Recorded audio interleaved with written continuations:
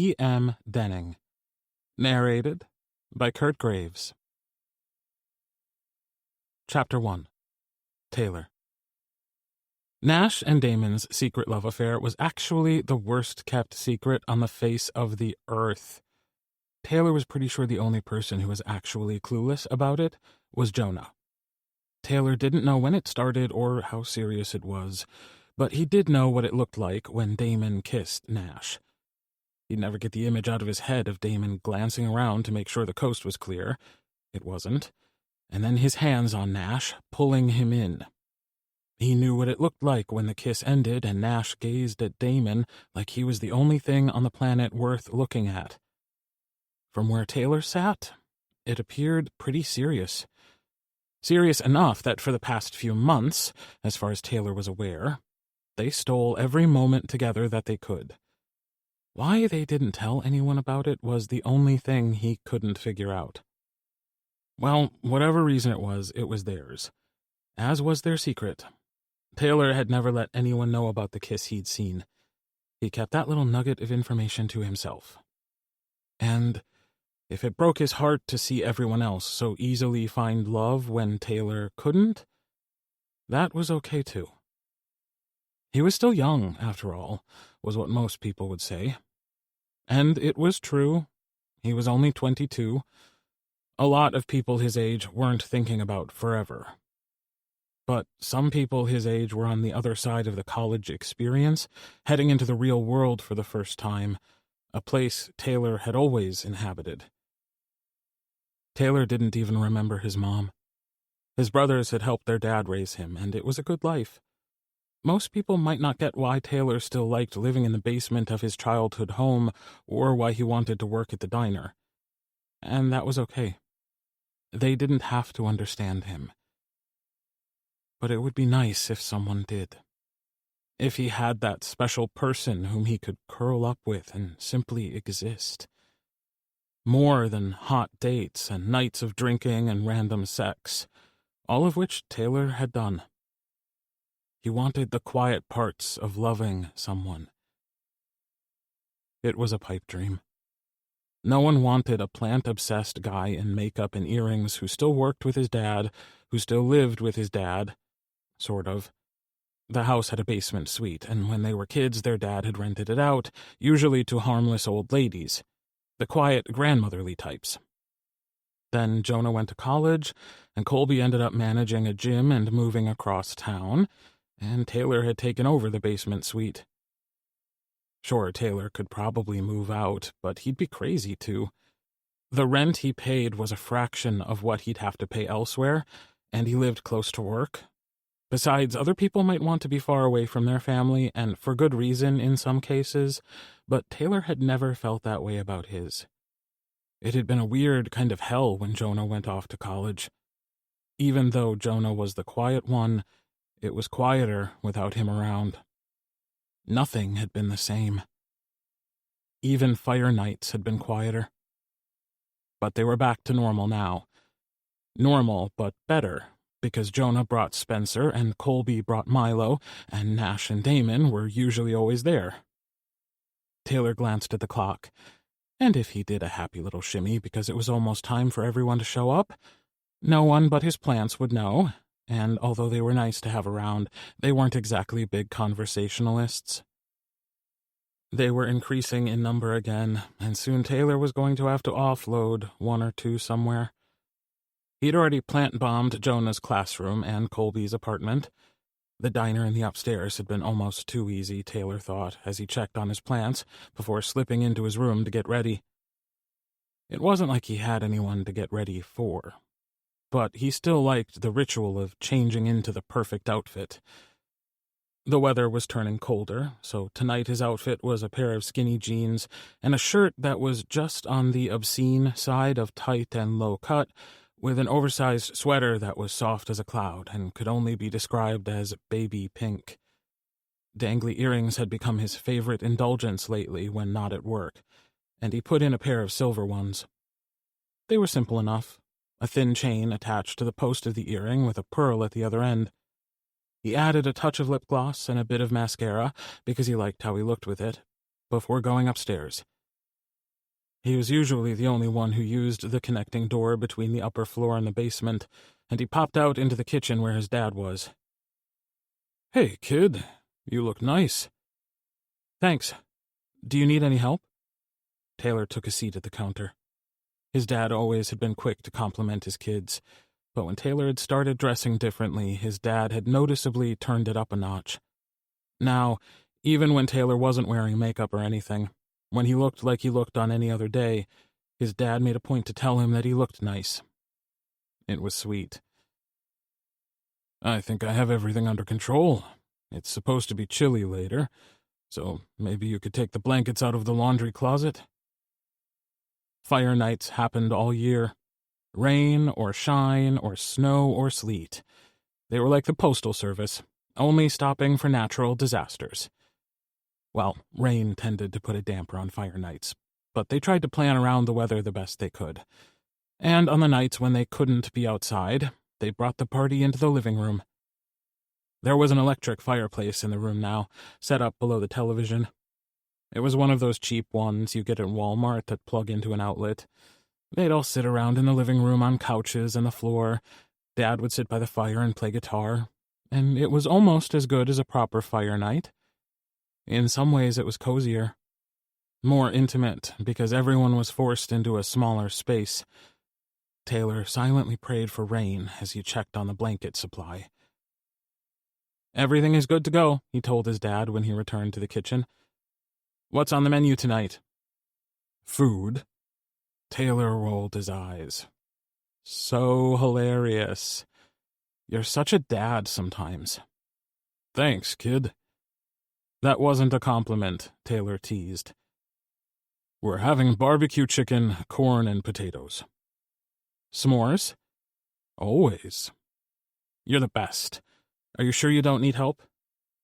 "You can get the fire going and preheat the barbecue. I've got the rest handled." "Got it." Taylor stuffed his feet into his chucks and went out the back door into the yard. Fall had arrived, and the grass had finally stopped growing so fast, but even so, it could use a mow, and the edges of the yard along the fence were unkempt. They weren't going to win any awards for their yard, that was for sure, but Taylor loved it all the same. It felt like home. The playhouse had long been abandoned, but it still sat at the back of the property like a relic of their childhood. There was a deck where the barbecue sat. A small propane fire pit sat in the middle of some patio furniture, but the real fun happened out at the circle of bricks. The ground around the pit was firmly packed dirt. The grass hadn't stood a chance of staying alive there. There were various chairs and benches, more than enough seating for everyone. Taylor retrieved wood from the shed, using a wheelbarrow to keep his sweater from getting ruined. By the time he had the fire going and the barbecue heating, the back door opened and Damon stepped out. He smiled at Taylor and made a beeline for him, dropping into a chair by the fire. He kept his jacket on, and Taylor already missed summer. Summer meant months of shirtless Damon, and that was a sight Taylor never tired of. "Hey, Damon. You're early." Taylor poked at the fire, coaxing the flames higher. Not that he needed to, but it gave him something to do besides stare at Jonah's best friend. He'd covet the few minutes they'd have together before someone more interesting came along to keep Damon's attention. "I'm not early. Everyone else is late," Damon joked. "Pink looks nice on you." Taylor hated that he could tell he blushed. "Thanks." He dared to glance up at Damon, but his attention had already shifted away back to the house, back to where Taylor could see Nash through the window talking to Taylor's dad in the kitchen. Those two never ran out of things to talk about. Nash and Damon were family in all the ways that mattered, and both Nash and his dad liked the same sports team. They were probably talking about the game that Taylor knew was on last night. Though Taylor would never admit it, he wished Damon or Nash, or someone like them, would look at him that way, all moony-eyed and secret wanting. He wouldn't even mind sneaking around if he had to. "How's things at the diner?" Damon asked. He leaned back in the chair and stretched his long, lean legs out toward the fire. He crossed his arms over his chest and gave Taylor his full attention, but now that Taylor had it, he didn't know what to say. He shrugged. "It's good. It's nice having someone else around who knows how to run the kitchen." Taylor opened his mouth to tell Damon about something funny that had happened in the diner, but the back door opened and Nash came strolling through with Taylor's dad. They were carrying the dishes of food over to the grill. Damon jumped up and went over to see if he could help, or to get away from Taylor. Though he had complimented Taylor's sweater and made small talk, Damon seemed to like everyone else more than he liked him. He was all smiles for Spencer and Jonah. The three of them were super close, even after Jonah and Spencer ended up in a relationship. Damon was happy to launch into a conversation with Taylor's dad and be friends with both his older brothers, but Taylor was all but invisible to him, like an afterthought, a person to chit-chat with until more interesting people showed up. Like Milo and Colby, who came through the side gate, not bothering to go into the house. Colby went straight to Nash, who was doing his best not to stand too close to Damon or to look at him too much. If Taylor hadn't seen them kiss, he'd still be none the wiser about the two of them. Milo came over to Taylor, barely sparing a glance or a word for anyone else. He slid an arm around Taylor and pulled him into a hug. "What's up, Sugar Plum? Why the long face?" Taylor liked Milo, and he knew that he'd keep Taylor's confidence if he was asked to. But Taylor didn't want to stand in his backyard and have a pity party because his crushes were hooking up, and one of them didn't even seem to like him as a friend. It was worse than being friend-zoned. It was like standing in line for dodgeball and not even being picked last. It was like not being picked at all. Chapter 2. Nash. Sometimes Nash doubted the wisdom of having a secret fling. He and Damon had almost come together by accident, and what was supposed to be a one-time thing with no strings attached had grown over time to this thing that neither of them could stop. Neither of them wanted to stop. So why didn't they come out and tell everyone they were together? Why did Nash live in secret agony, standing not too close to Damon to avoid making anyone suspicious, but not staying too far away from him either for the same reason? They'd known each other for a while before they started messing around, and once they did, it was clear to both of them that they wanted to be together. Damon confessed to him that he'd always liked the idea of a poly relationship, and it didn't take much to sell Nash on the idea of it. They just hadn't found that magical third person yet. It was Nash who struggled to meet people. In reality, Nash was a hermit who only crawled out of his cave to join Colby in the gym and to come here for fire nights. Those were his two big social events. Damon was more extroverted than he was, but tonight he was off. Nash had noticed it almost as soon as they got there. They'd started carpooling to fire night a long time ago, before they ever started hooking up, so arriving together had never been weird.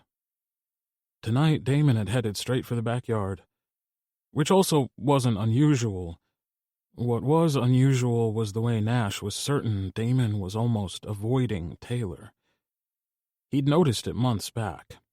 The way Damon was friendly with the youngest Bennett brother, but only to a point. It wasn't that he was unkind to him, because Nash would have to kick his ass up around his ears for that shit. To test his theory, he went and sat next to Taylor, noting he looked especially good that night. Nash grabbed an empty marshmallow skewer and held his hand out to Taylor, who had been making s'mores like they were going out of style. "Care to share?" "Don't eat too many, or Colby will make you do box jumps until your ass falls off," Taylor remarked as he passed the bag to Nash. "He's tried that before, but so far I've been able to hold on to my ass just fine." Nash jammed a marshmallow on the skewer and stuck it in the fire. "You can't shove it into the fire like that," Taylor protested. "You'll burn the outside." "I like them burned." Nash slowly turned his skewer, rotating it to make sure his marshmallow was equally blackened all the way around. When he pulled it out of the fire, Taylor had the graham crackers and the chocolate ready, and he assisted Nash in getting the marshmallows off the stick without anyone getting burned. Rather than take the treat for himself, he stuck another marshmallow back on the stick. "That one's for you." "I've already eaten, 10. "You had 6. If you have room for one more, I'd like you to try my burned s'more. It's superior. Tell me it's not." Taylor frowned at the treat, which was the opposite effect that he'd been going for. "But it's burned. It adds flavor." Taylor laughed. "That's not how things work." "Not at the diner, sure. No one wants burned eggs or burned toast. But a burned marshmallow is epic. Just try it." Nash nudged Taylor's foot with his own, and Taylor scowled. "Fine. But if it's gross, it's going in the fire." "That's fair." Nash turned his attention to his marshmallow and watched Taylor from the corner of his eye. Taylor took a careful bite, hid a smile behind the s'more, then took another. "I suppose it's not bad," Taylor admitted, as he helped Nash assemble his s'more. There was almost a sparkle of happiness in Taylor's expression for the first time that night. "Not going to make one for me?" Damon sat down next to Nash and made a grab for his s'more, but Nash was faster. Yanking his s'more away from Damon, he burned his finger on the hot marshmallow. "Ouch, shithead. Make your own." Nash eyed Damon with suspicion. He passed him the skewer and got to his feet. "Thanks for your help, Taylor." "Thanks for the s'more." "Is your dad going to bring out the guitar soon?" "Probably. You should ask him," Taylor suggested. He cut his gaze over to Damon. "Do you need help with that?" Damon had the end of the skewer squeezed between his knees while he fumbled with crackers and chocolate. "I've got it." Damon scowled at the treat like it had offended him. Or maybe it was Taylor that had. "Right. I'll see if it's guitar time." Taylor got to his feet and went around to the other side of the fire. He squished in next to Milo, who threw an arm around him and pulled him into his side. Nash took the seat Taylor had just vacated and did his best impression of a person who wasn't confused and pissed off about it, while he addressed Damon. "D, buddy, care to fill me in on exactly what your problem is? Because you stormed over here, slammed yourself down, and then immediately made Taylor feel unwelcome. In his own yard." Nash whispered so low he wasn't sure Damon heard him at first. "Not here." Nash leaned back and pretended to be at ease. "Fair enough." "Don't be mad," Damon said, before stuffing half a s'more in his mouth. The night was sort of normal after that.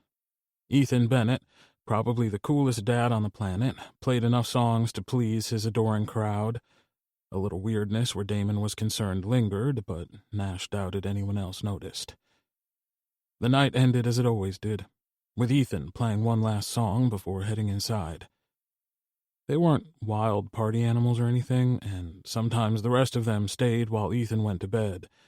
But now that everyone had coupled off, it seemed that the minute the guitar went away, so did everyone. Jonah and Spencer were the first to go, after Damon finally let them. He'd spent a good chunk of the night with them, talking and laughing. It's where he'd been when Nash had sought Taylor out. Colby and Milo were the next ones to go. "Are you going to be at the gym Monday?" Colby asked, even though he knew the answer was going to be a yes. "I wouldn't miss it." "That's right. You wouldn't, because I'd drag your ass there. Are you ready to go, Milo?" Colby called to his boyfriend, who was up by the house with Taylor.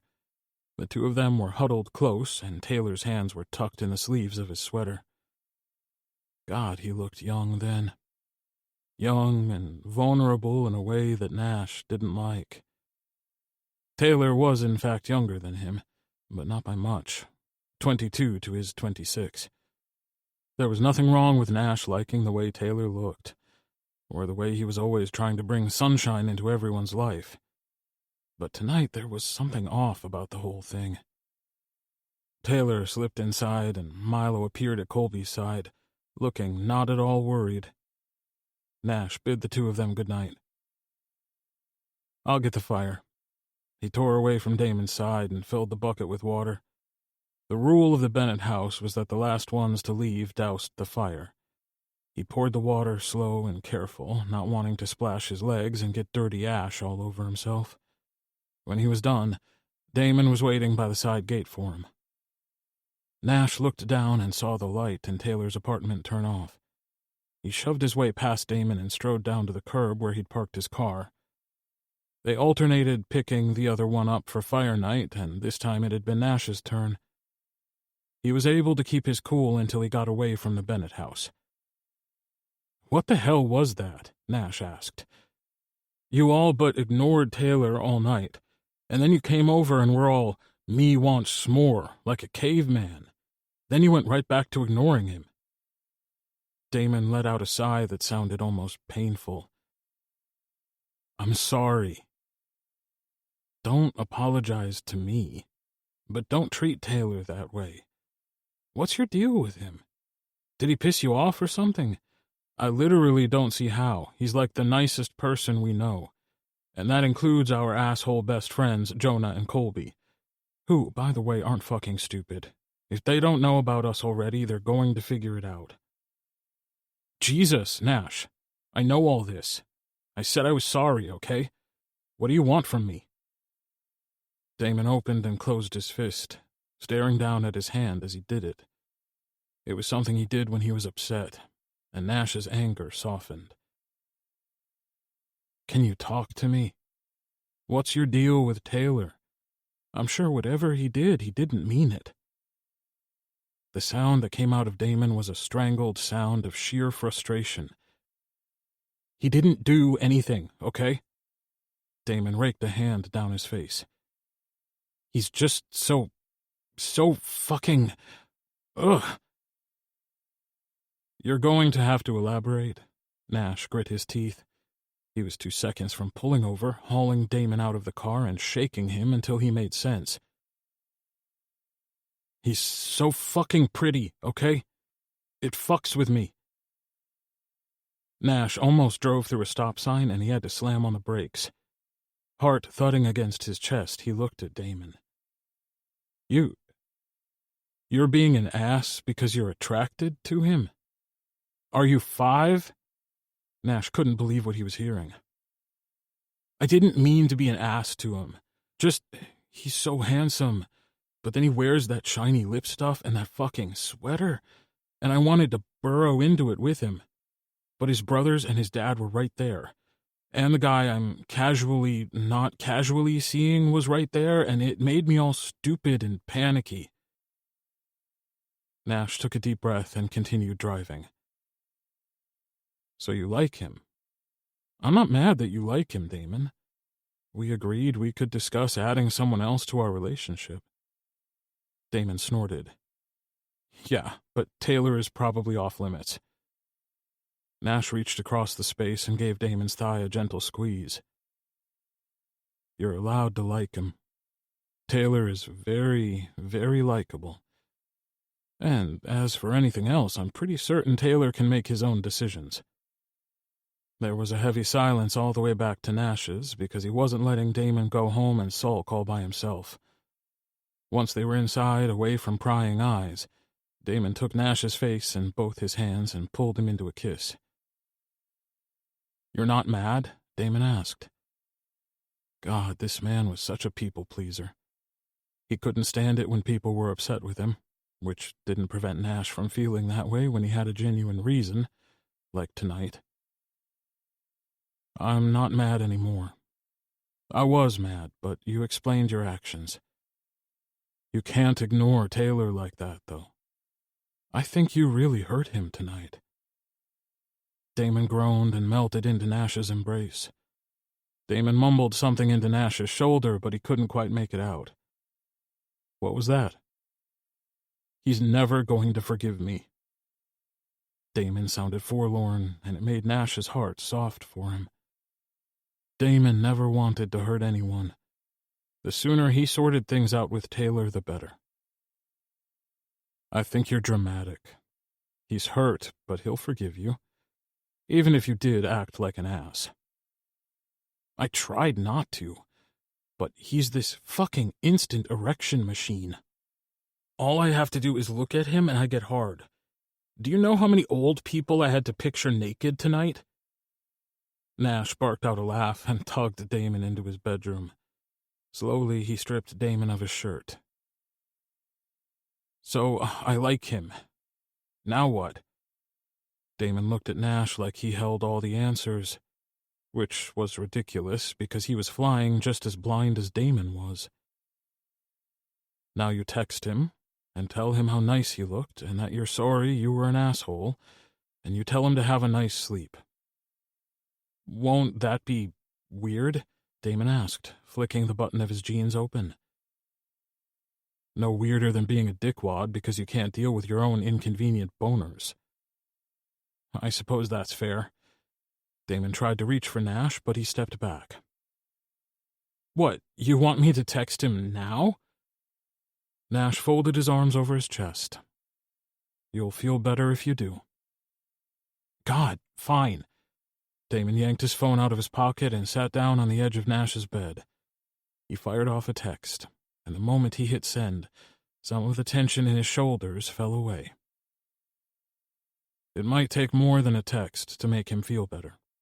He looked pretty hurt. Damon sighed and stared at his phone, waiting for a response. I know. Chapter 3. Damon. Nash plucked the phone from Damon's hands and set it out of reach on the dresser. He hadn't meant to make Taylor feel bad, and even when he realized that he'd hurt him, he didn't know what to say or how to say it to fix things. A lame apology text didn't seem like it was good enough. He'd have to do better. Damon hated that everything felt so complicated all of a sudden. Things with Nash had started out easy. Friends with benefits. No strings, no commitments. The only rule was honesty if they took someone else to bed, and safety was paramount. But when they'd entered into the agreement, there hadn't been anyone else Damon was interested in enough to bother looking twice at. He wasn't even sure how things had started with Nash. They were friends, and then they were more, and it was that easy for them. Get in bed, Damon, Nash said. Damon lifted his gaze and looked at Nash. He had the whole boy-next-door vibe going on, with his soft smiles and his naturally friendly personality. If Damon could bring a guy home to his parents, it would be this one. Damon peeled his clothes off and climbed into Nash's bed. He watched Nash undress, admiring the body he knew almost as well as his own. Because Nash worked out with Colby at least once a week, he had more muscle than he used to, but because he still ate whatever he wanted, it was covered in a layer of softness that Damon loved. When Nash got in next to him, Damon rolled over and went in for a kiss, and Nash indulged him. Damon needed to not be thinking right now. Or maybe ever. Thinking was overrated. Nash's mouth still tasted somehow of marshmallow and chocolate. They should have brushed their teeth before bed, because now Damon was thinking of Taylor again and wondering how his lips would taste. He pulled away with a groan and flopped onto his back. Nash, unfazed as always, propped himself up on his elbow. Lifting his hand, he dragged a fingertip down the slope of Damon's nose. Damon cut his gaze over to Nash. I'm not a cat. I know you're not a cat. You're a boy with a crush in one hand and regret in the other. Damon was glad for the dim light, or Nash might have seen the blush on his skin. As it was, his face was so warm he wondered how he wasn't glowing in the dark. Talk to me, Nash implored. He settled onto his back and stared at the ceiling. Taking one of Damon's hands in his, he laced their fingers together. I wish we could do this in a field somewhere. Can you imagine lying under the stars? No lights for miles? Just us and the darkness and stars? Damon could almost picture it. The stillness of the night. The crickets. Nash's quiet breath in his ear. You hate camping, Nash supplied helpfully. So we wouldn't camp. We'd lay under the stars. Sounds like camping to me. It would only be one night. Damon rolled onto his side and curled into Nash, still clinging to his hand like it was a lifeline. It doesn't bother you? What doesn't? That I like Taylor. Nash reached over with his free hand and brushed the hair off Damon's forehead. It would bother me more if you didn't. We've talked about this, Damon. We're together, but allowed to look. You're allowed to like. Damon felt impossibly young sometimes when it came to relationships. His upbringing was strict, and he had used it as an excuse to never date. He'd never been into girls, but the idea of bringing a boy home wasn't something he wanted to contemplate. Not dating at all had been preferable. And then Nash happened. There had been a healthy number of hookups before Nash, mostly in club bathrooms or with someone he met on an app. Quick handjobs, hurried blowjobs, things that only whet his appetite instead of satisfying it. It wasn't until Nash that Damon wanted more. He wanted a relationship, something meaningful. It's important to me that we're happy, Damon. Making things right with Taylor would make me happy. Him happy, and therefore you'd also be happy. If you should decide to take him on a date... Nash paused to kiss the top of Damon's head. I want all the details. I'd have to tell him about us. I'm aware. Without warning, Nash rolled Damon onto his back and straddled him. He pinned his wrists to the bed beside his head, lighting his whole body up like a firework. You're going to make things right with Taylor. And if you ask him out, you need to tell him about us so he can make an informed decision. And if he says no? Damon could scarcely breathe. Nash did that to him, stole his breath and his ability to think. Not that the latter was necessarily a bad thing. He won't. Nash seemed so sure of it that Damon let himself believe it too. Nash's body blanketed Damon's, and he brought their mouths together. Damon loved the way Nash kissed, the way it started off slow and lured Damon in. Nash coaxed his way into Damon's mouth, then deepened the kiss, getting his whole body involved now. His hips flexed, grinding his erection down against Damon's. The grip he had on Damon's wrists tightened. Damon could get away with a single word. He knew that, but he liked convincing himself he couldn't. It made him feel like Nash needed him so much that he wasn't willing to release him so easily. Sometimes Damon liked to struggle against Nash's iron grip, but tonight he willingly surrendered to Nash's whims. Basking in the attention, he let everything else fall away as Nash kissed him breathless. Damon savored the feeling of Nash's stubble rasping its way down his body. So good, Damon mumbled. Nash's hands had released his wrists, but Damon kept them where Nash had left them. He closed his eyes, because by now he could picture how Nash looked from memory as he kissed his way around Damon's body, teasing him with almost touches and caresses in the places he didn't need them the most. Nash nudged Damon's legs apart and slotted his body in between them. Bend your knees. Nash's breath on Damon's dick was unnervingly arousing. If he wasn't as hard as steel already, he might have fainted from how fast the blood rushed to his cock. Damon complied, bending his knees and spreading his legs as wide as he comfortably could, giving Nash all the access he needed to drive Damon mad. Every time Damon was with him, he thought it couldn't get any better, and then it did. It seemed almost impossible for sex to feel this good, like it shouldn't be allowed, or should at the very least come with a warning label. Nash kissed the inside of Damon's thighs, then nuzzled in close to Damon's sack. It was a unique kind of heaven and hell all rolled up together, the way Nash teased him, dragging his tongue over Damon's balls, up the underside of his cock, following the thick vein all the way to the tip, then going back to the places Damon hadn't even known were erogenous zones until Nash had discovered them. The crease of his leg. Nash paid special attention to the skin around Damon's belly button, tormenting him until he squirmed and writhed, doing his best to get any kind of meaningful friction on his dick. Nash laughed, as he did sometimes when Damon got impatient with his exquisite torture. "Need something?" Nash asked, already sliding himself lower again. "Asshole." A finger dipped down below Damon's balls and pressed against his taint. "Is that a request?" Damon whimpered. He didn't know what he wanted, and that was the crux of the matter. He wanted too much. He wanted Nash and Taylor in different but equal measures. Nash was the known, the comfortable and the compelling. Being with Nash was as easy as breathing.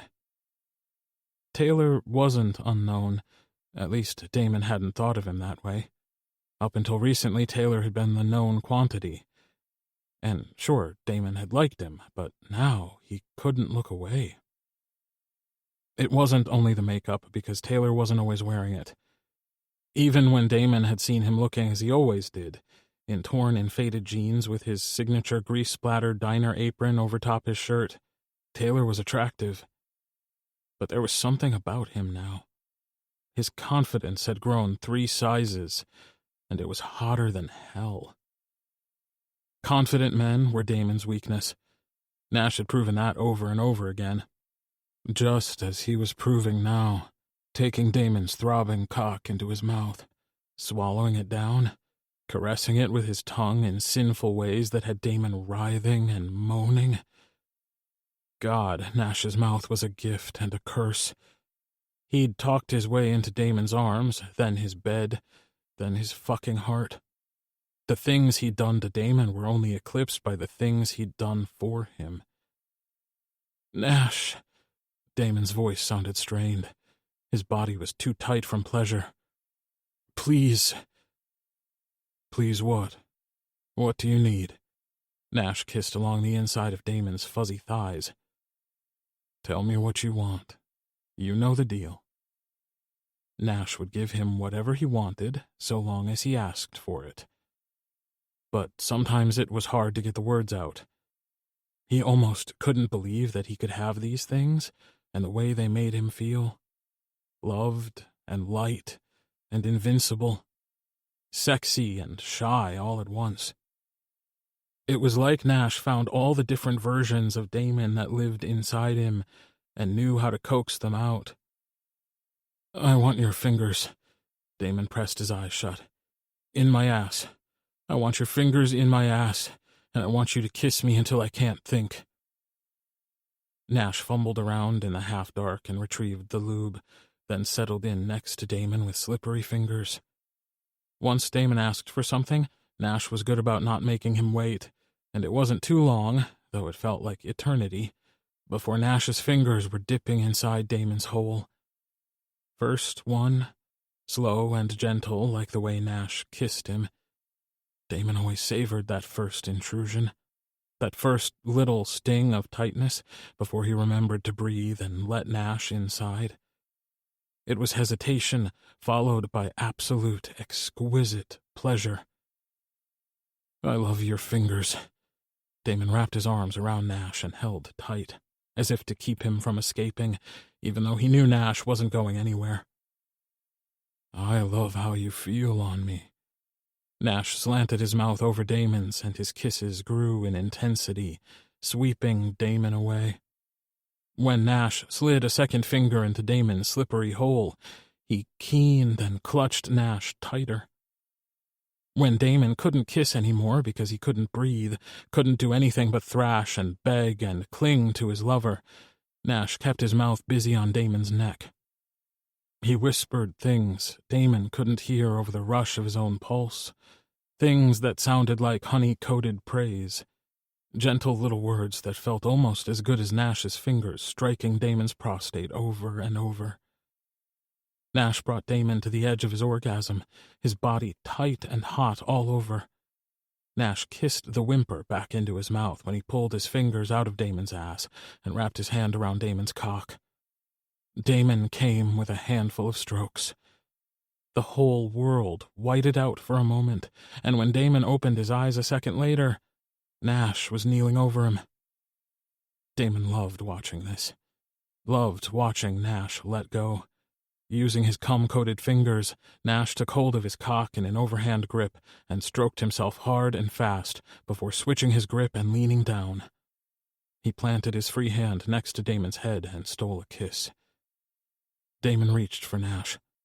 Unable to not touch him, he dragged his hands over Nash's chest, his arms, his back, wherever he could reach. Nash slammed his mouth down against Damon's and muffled his cries as he coated Damon's stomach with cum. After, Nash flopped down next to Damon and pulled him close. He tilted his chin with the tip of his finger and kissed Damon so softly he could cry. "Aren't you going to clean me up?" Damon frowned. "Soon, but first." Nash kissed him again. Sometime later, after a shower and more kissing, Nash and Damon curled together in the darkness. "What if he doesn't forgive me?" Damon asked. "He will." Nash kissed the back of Damon's neck. "Don't worry." Chapter 4. Taylor. Taylor hated himself for even caring in the first place. So Damon, who liked everyone, didn't like him. It wasn't the end of the world. So what if Damon was quick to compliment everyone else, but seldom saw fit to toss one Taylor's direction? Even if Damon did like him, it was obvious, to Taylor at least, that something was going on between Nash and Damon. Everyone else might be obtuse, but Taylor wasn't. Nash watched Damon. Damon watched Nash. Even when they weren't close, they circled each other like sharks. And when Nash had given Taylor even the smallest bit of attention, Damon had gone in for the kill. It was fine. Taylor didn't need to keep crushing on unobtainable men. There were plenty of guys out there who would be lucky to have him. Guys who would say nice things to him. Taylor chastised himself for having such a low bar. Damon's text burned a hole in the back of Taylor's brain all that night and the next day at work. So he was sorry. So what? He was also taken, and Taylor was a jealous little idiot. He'd accept the apology and leave it at that. Maybe he'd take himself out dancing. All of Taylor's high school friends had moved on. They'd gone to college and university and otherwise left him in the dust. Some of them kept in touch now and then on social media, but for the most part, Taylor's social life was sad and pathetic. His dad was his best friend, and Milo was pulling up a close second, but it wasn't like he could take either of them out to go meet someone. Milo would bring Colby, because where Milo went, Colby followed, and no one wanted their dad to be their wingman. The grill sizzled as Taylor tossed more bacon on for the next order. He could remember being a kid and watching one of the old chefs at work. No matter how crazy the diner got, the guy never lost his cool. He was remarkable to watch, too, all speed and efficiency, both skills hard-won over years of practice. Taylor realized some years later that his sexual awakening had been watching a guy crack eggs with one hand and flip bacon with the other. He had been classically good-looking, too. Chiseled jaw, short hair, bushy eyebrows. He wore a bandana every day, a red one. Taylor wondered about him sometimes. The breakfast rush was coming to an end, and Taylor plated up the last of the orders, popping them onto the counter for service. When his dad appeared, Taylor motioned to the back door. "I'm getting some air." "I'll get you if I need you," his dad replied, taking the plates. Taylor went out the door and wedged it open with a doorstop. He dropped into the chair he kept out back. Actually, it hadn't even been him who started keeping it out there. One of their old employees had smoked. An old coffee can, half filled with wet sand, sat nearby, though the butts had long since been emptied. Taylor didn't smoke, but he pulled out a pack of gum and popped a piece in his mouth. He closed his eyes and enjoyed the slight chill in the air after standing next to a hot grill all morning. It would be Halloween soon, and before long, Christmas. It would look different this year now that Spencer and Milo were around. Taylor wanted to be excited about the holiday, but he couldn't muster up anything except a low-simmering jealousy. "I thought I'd find you here." Taylor kept his eyes closed. Maybe if he didn't open them, Damon wouldn't be here. It would all be a figment of his imagination. "Did you get my text?" Damon asked, surely knowing the answer. Of course Taylor had gotten the text. He'd read it about 50 times, looking for meaning where there was none. Damon was an ass. He was still fucking Nash. He was sorry. There was nothing for him to be sorry for, really. So Taylor said that. "You didn't need to apologize." Taylor made himself open his eyes just so he wouldn't look like an idiot. "I was an asshole." Taylor shrugged. He didn't know how to act around Damon right now. He'd felt weird all day. Since last night when Damon had come trudging over and all but pissed on Nash's leg. Ever since then, Taylor felt wrong-footed, like he'd been walking around with his pants on backward. "It's fine. You apologized. It's no big deal." Taylor would never hold a grudge. Damon was Jonah's best friend, and he was fucking Colby's best friend. There was no reason to stay upset about it. "It's not fine," Damon argued. "Taylor, Part of him wanted to hustle back into the kitchen and shut the door in Damon's face. But the part of him that wanted to hear Damon out was louder. "I was a jerk to you, and when I tell you why, you're going to hate me." Taylor crossed his arms over his chest. He really would have to go inside soon because the wind had a cold bite that day. "I won't hate you. I know you're sorry. It's fine. You don't owe me any explanations." "I like you," Damon blurted. Taylor furrowed his brow. Thank you? I like you too." "No, Taylor." Damon raked his hand through his hair. "I like you. I can't think straight around you. You make me stupid. You're so... And you make me... And I just... Taylor couldn't wrap his head around what Damon was trying to say. "I'm not sure I follow. You're going to have to finish one of those sentences." Damon's face was 8 shades of red, and only 2 or 3 were because of the cold. "You're so fucking pretty, Taylor. I can't think around you. I feel like an asshole, like one of those idiot kids who pulls girls' pigtails to get their attention because they were taught that being mean is a way of showing affection." "Wait," Taylor shook his head. Wait. You like me? Like me? Don't sound so incredulous, Taylor. What's not to like? You're smart and gorgeous, and you're nice to everyone, and you have this uncanny ability to make anything grow. You're like magic or something." Taylor gaped at Damon. "I think that's the most nice things you've ever said to me." "I know, because I'm an idiot. I don't know how to act around you. I wanted to tell you so many times how nice you looked, or how brave I thought you were, but I didn't want anyone to see through me, you know?" Damon hugged himself against the cold wind. Taylor did know. He might not understand Damon's exact reasons, but he knew a thing or two about hiding things from people. Just because you had a truth didn't mean you were ready to speak it. It had taken Colby's assistance to get Taylor to take that first step into being who he wanted to be. And he was still a work in progress. So he understood that sometimes you knew things and felt things and weren't necessarily ready to talk about it. "I forgive you." There's more. Damon met Taylor's gaze. I'm with Nash. Taylor rolled his eyes.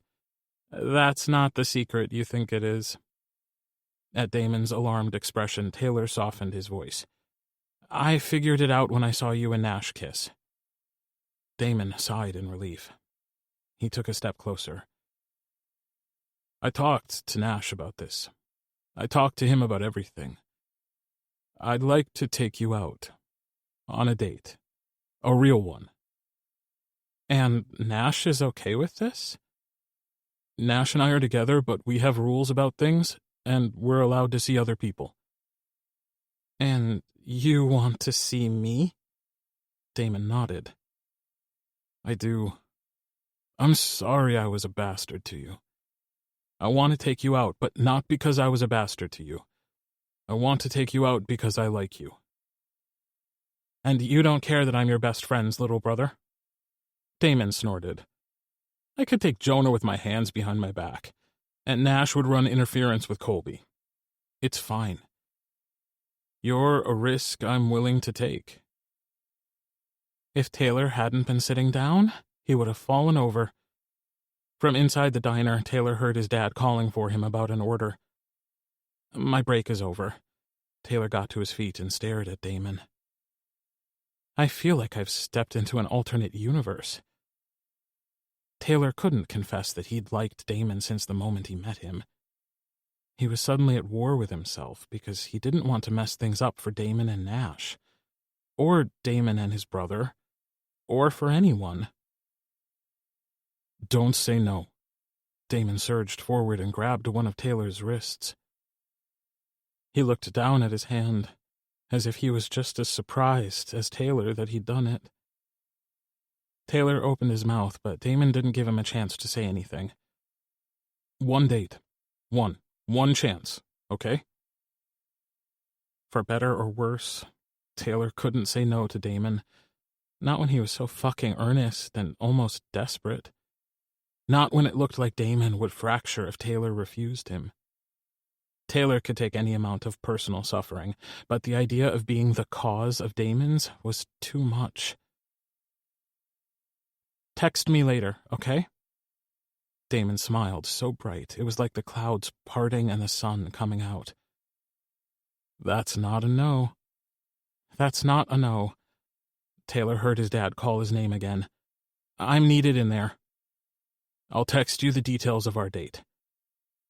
Taylor kicked the doorstop out of the way and stepped inside. That wasn't a yes either. He tried to stop his own smile from forming, but was unsuccessful. It wasn't a no. Damon spun away, promising to text him later, and Taylor went back to work. It felt like a dream. A weird dream, where Nash and Damon were together, but not. Or at least together in a way where Nash was okay with Damon taking Taylor on a date. How much else would Nash be okay with, though? Taylor tried not to think about it because the details were unknown, and the unknown was having a severe impact on his little shred of joy. Damon wanted to take him out. On a date. He was willing to risk the wrath of Taylor's brothers, not that there would be any, and willing to talk to his boyfriend for permission, apparently. Willing to come to the diner where Taylor worked and make an ass of himself, stumbling on his words in an almost shy way. Holy shit. Damon liked him. Taylor pinched himself to see if maybe he was dreaming after all. Chapter 5. Nash. Damon had called him, practically giddy after Taylor had agreed to go on a date. It made Nash wonder if he'd ever had this effect on Damon. Not that he was jealous or anything. It was mostly curiosity and a bit of wonder and appreciation. Part of Damon's draw had always been his gentle nature. On the surface, he was a nice guy, and when you peeled back those layers, underneath he was still a nice guy. Damon was equal parts joy and guarded hope. It made Nash wonder what a date with the two of them would look like. In Nash's mind, Taylor and Damon were both a couple of golden retriever puppies, all energy and delight. It would be sweet to watch them together. Deciding he wasn't going to get any more work done, Nash closed his laptop. He knew he was lucky that he was able to do the thing he loved doing and earned a living at it. Well, he mostly earned a living at it. A small inheritance had made a down payment on his condo possible. A debut novel that had hit at the right time and made Nash a decent amount of money had enabled him to pay his condo off. His family thought he should have done other things with it. Fun things. Trips and vacations and fast cars. Nash didn't know what kind of money they thought he made, but he knew they were hardly the people he'd go to for financial advice. Nash's phone vibrated on the desk, and Damon's name flashed across the screen. "Hey, you," Nash answered. "Did I get you at a bad time? I know you're usually working for a bit longer, and I didn't want to bother you, but I had no one else to ask." "Nah, I just finished. What's up?" Nash got up from his desk and wandered over to the patio doors that led to the third-floor balcony. It wasn't the most inspirational of views, but there was a park nearby, and there were lots of trees with changing leaves to look at. "I want to get Taylor something, but flowers seem, I don't know. He grows avocados and shit from seeds. Is he really going to want cut flowers? They're sort of dead. And then I thought, perfect, I'll get him a live flower. But then I remembered that Jonah said his apartment is a fucking jungle, and he literally has no space for another plant." "Damon, breathe." Nash smiled, even though Damon couldn't see him. "You're overthinking this." He found Damon's affection for Taylor endearing. "I know I am, but I want it to be perfect. Do you remember our first date?" Damon asked, as if Nash could forget it. They might not have let any of the Bennett clan know they were involved, but that didn't stop them from sneaking off for the odd date together. And the longer they went on seeing each other, the sillier it seemed to keep it from everyone. But they'd both worried about how their found family would act if things went bad between them. They didn't want anyone to feel like they had to take sides. Fuck. Was it smart of them to get involved with the youngest Bennett brother? Nash reminded himself that they weren't involved with Taylor. Damon was. Well, he would be if he could ever get over his jitters. "We went to that little diner, the one with the pie and the old guy who seems cranky but is actually kind of nice." "Clyde." "Yeah, that one.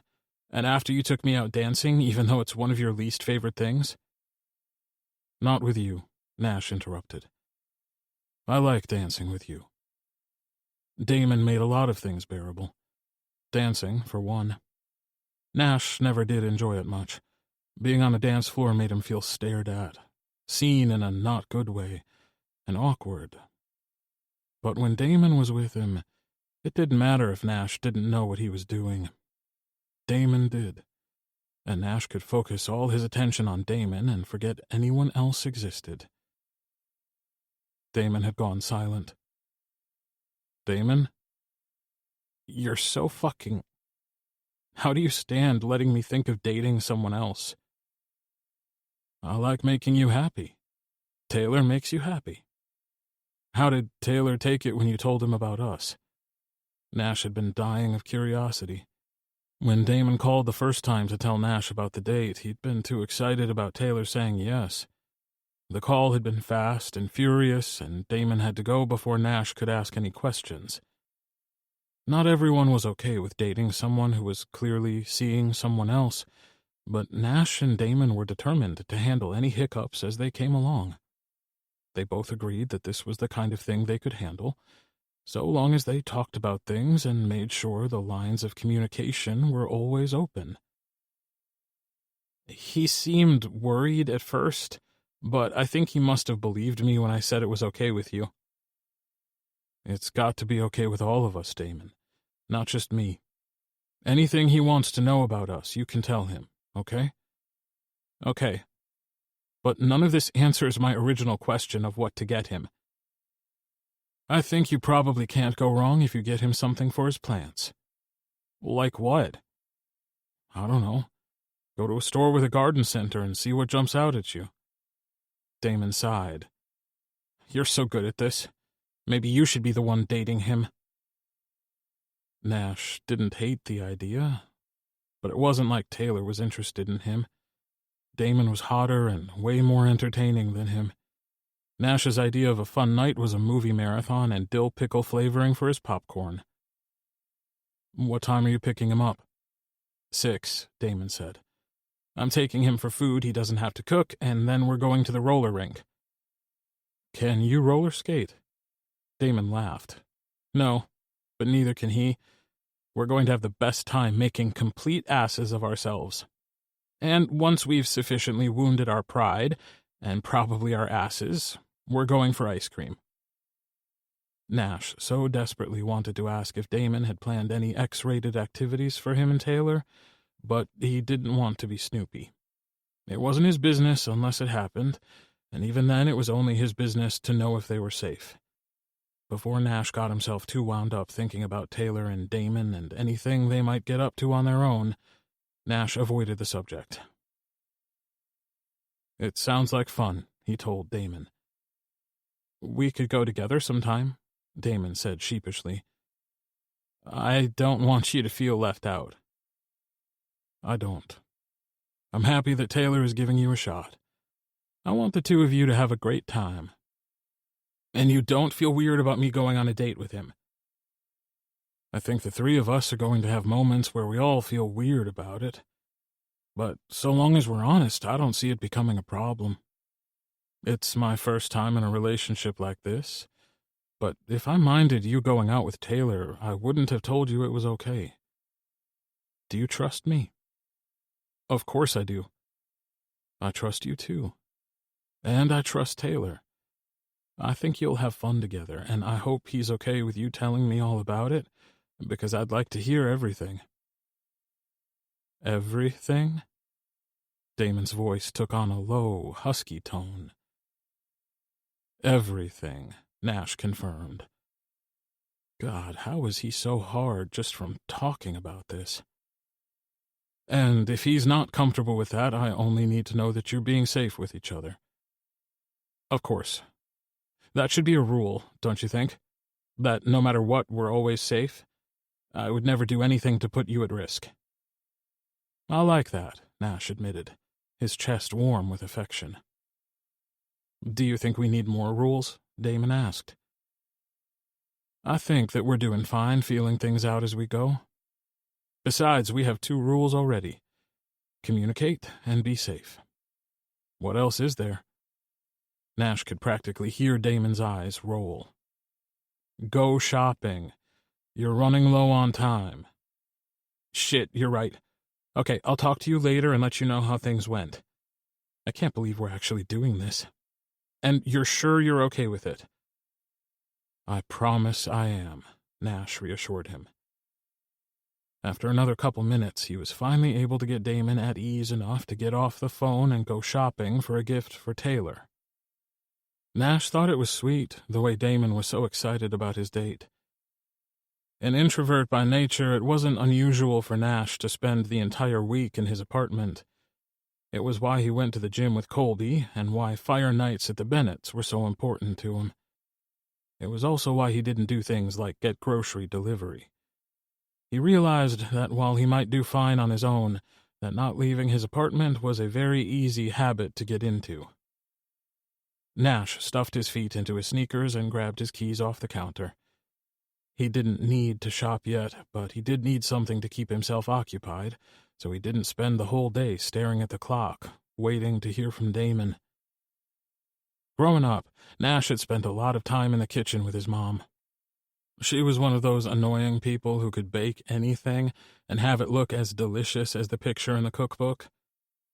Nash didn't inherit her talent, but he wasn't half bad. He also hadn't baked anything in years. He hadn't stopped for any particular reason. There was no traumatic story to tell about why he quit. It was just a casualty of life and time and priorities. But Nash suddenly wanted something to give his attention to. Something, unlike his writing, that came with actual instructions. Something more instantly gratifying than penning a 100,000-word novel. Nash was in the baking aisle of the grocery store when his phone started to blow up. He pulled it out of his pocket, expecting to see Damon's name, but instead it was Taylor's. Judging from the frantic 1- and 2-word sentences, Taylor was mid-crisis about going out on a date with Damon. Nash hit the call button and waited for Taylor to pick up. "Oh my God, who still calls people?" Taylor answered. "That's what texting is for." "Taylor, I want to tell you the same thing I told Damon earlier today. Are you listening?" He heard Taylor take a deep breath. "Okay, I'm listening. Even though this conversation could have been a text." "I'm fine with you and Damon going out.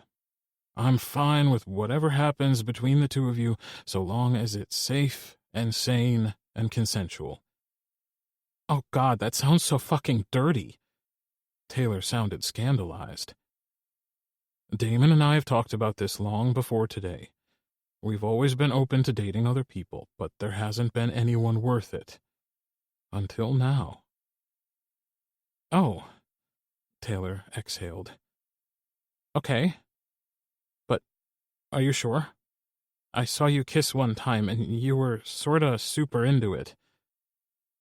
"Taylor, it's fine. I'm fine.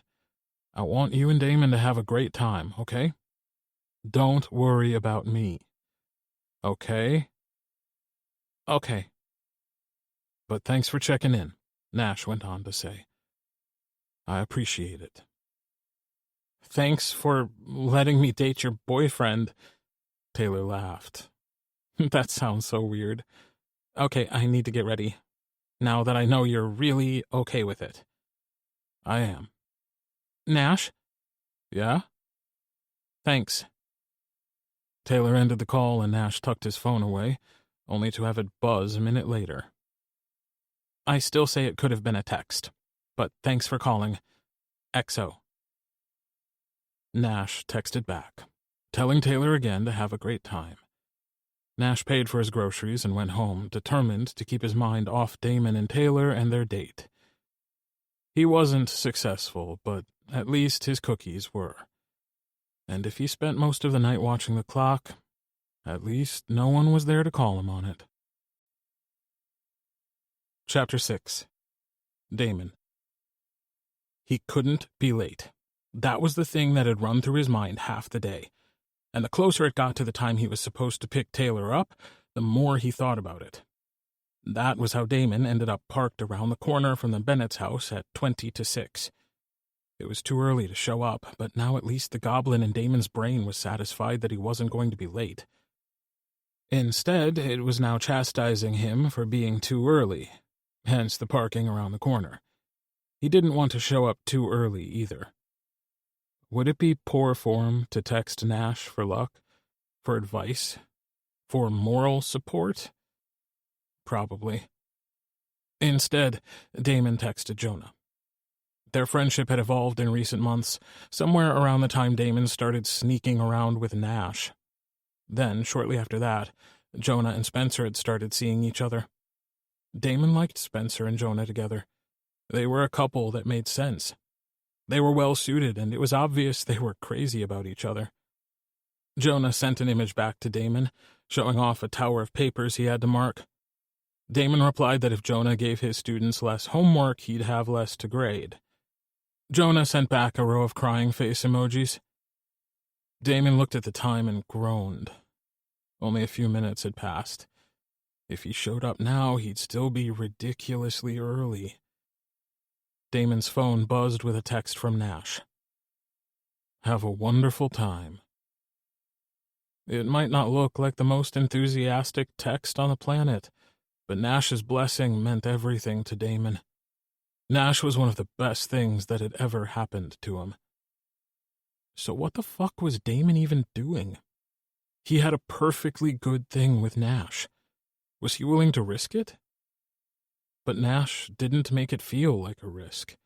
He'd been great about the whole thing, supportive and understanding. He made Damon feel like it was normal to be involved with one person while pursuing his interest in another. Had it not been for Nash, he might never have asked Taylor on a date. And he couldn't back out now anyway. Not that he wanted to. Taylor would be upset, and Damon would hate himself for disappointing him. Besides, it was now 5 minutes until 6, and he could cease his endless loop of anxiety and go pick up Taylor. He pulled up in front of the house, but used the gate to take him to the basement door at the back of the house. The little gift he'd picked up for Taylor was in his coat pocket. He figured gift wrapping it might be a bit much, but he regretted not doing it now. Damon had barely knocked when the door swung open.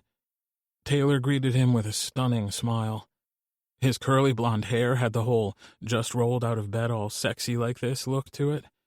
He wore a pair of dark red skinny jeans with an oversized cream-colored sweater with a wide neck opening that slid to one side, showing off the strap of a tank top underneath. "You look incredible," Damon said, suddenly breathless. He wasn't sure how to greet Taylor now that he was here to pick him up for a date. Did he hug him? Handshake? Kissing was probably too forward. He reached into his pocket and pulled out the gift he got before he lost his nerve. "Here." Damon thrust it at Taylor. "This is for you." He bit his tongue to keep himself from blathering on about how he didn't think Taylor would want cut flowers, and he clearly had enough plants. "It's a tree frog." Taylor took the ornament from him and smiled at it, then at Damon. "It's for your plants," Damon stated the obvious, unable to keep his nerves at bay. "He's perfect. Thank you." Taylor reached over and set the frog gently into the soil of some sort of potted plant that was near the door. He grabbed a jacket off the hook and stuffed his keys into his pocket. "I almost don't want to leave him behind." "I'm sure he won't mind," Damon said, earning him a smile from Taylor. "You're right. He looks pretty cozy there." "Thank you." Taylor stepped outside and pulled the door shut. Damon wanted to take his hand, but he was never good at this sort of thing. He always second-guessed himself. He did better when someone took the initiative. Maybe one day he'd be able to tell Taylor stuff like that. Damon opened the passenger door for Taylor, who blushed prettily and thanked him before sliding into the car. Damon jogged around to the other side and got in. Glancing up at the house, his thoughts must have been written on his face. "Dad won't say anything." "I wasn't really worried about it," Damon said. "Even though I have 2 older brothers?" Damon shrugged and backed out of the driveway. "They don't scare me." Famous last words. Taylor laughed, and Damon had to wonder how he was so relaxed when Damon was ready to jitter out of his skin. Damon had chosen a laid-back sort of place for their first date. There was a little hole-in-the-wall bar not far from the roller rink that had great food. Though Damon didn't drink, he wanted to take Taylor somewhere that proved he saw him as an adult, because the roller skating was a little juvenile, perhaps. "I talked to Nash," Taylor blurted into the silence. Damon glanced at him. "You did?" "It's not that I'm inexperienced, but I'll admit that going out with a guy who I know has a boyfriend is different. And I know it's okay with him, but I needed to hear it from him." Damon let out a heavy breath. Taylor's confession took some of the weight off Damon's chest. That he was also concerned about Nash and how everything between the 3 of them was supposed to work. Nash seemed totally unaffected by the thought of Damon dating Taylor. It was nice that Taylor was unsure. It made Damon feel less alone. If he had $1 for every time I asked him if it was really okay, he could retire by now, Damon admitted. Their mutual confessions acted like a pressure release valve. The atmosphere in the car was suddenly lighter, and Damon found it easier to breathe. They'd probably need to have a lot of conversations about how they felt sharing him. It would be undoubtedly easier if Taylor dated both him and Nash. Now there was an idea he could sink his... Okay, not going there. He shoved all thoughts of illicit threesomes out of his head. Tonight wasn't about that. It was about Taylor and showing him a good time, and making up for being somewhat of a jackass to him in the past. The bar Damon chose didn't look like much on the outside. but he knew appearances in this case were most definitely deceiving. It was a cozy place, Damon thought. Or maybe he had shit taste. But either way, he liked the low-hanging lights that hovered over the tables and the sturdy wood booths with thick padding covered in some kind of vinyl. Taylor eyed the wall of liquor behind the bar. That's quite a selection. Come here often?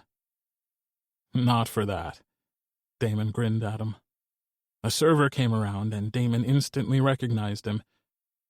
Hey, Randy. Hey, Damon. Oh, and friend. Randy raked his gaze over Taylor a little too appreciatively, but then he went right back to being professional. What can I get you to? I'll have a blackberry virgin mojito. Me too, Taylor said. And can we get a Jack burger with fries and a baked macaroni and cheese with garlic toast and salad? Randy took their order. Anything else? Taylor leaned back, looking slightly amused. Once their server left, promising to return with drinks soon, Damon explained. I don't generally order for my dates, but trust me. We're going to split the burger and the mac and cheese, and you're going to have the best meal of your life. Taylor's amusement softened. I trust you. His voice was low and buttery, but there was a note of uncertainty to it, too. I don't think I told you how stunning you look tonight. I think you did, but I could get used to you complimenting me. Taylor glanced away as though he were suddenly shy, but Damon reached across the table and took one of his hands before he could snatch it back.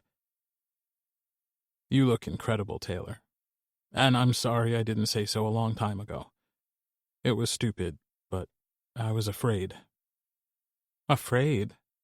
Taylor's eyebrows scrunched together in a way that could only be described as adorable. He was genuinely perplexed. What on earth did you have to be afraid of? Damon laughed, at himself mostly. I'm afraid of a lot of things, Taylor. But I was afraid that if I said anything overly nice to you, everyone would see right through me and know how attracted to you I am, how much I like you. Taylor let out a rush of air. Oh. His cheeks turned slightly pinkish, and Damon wanted to trace the blush with his fingertips. Or his lips. If he was lucky, he might get a chance later.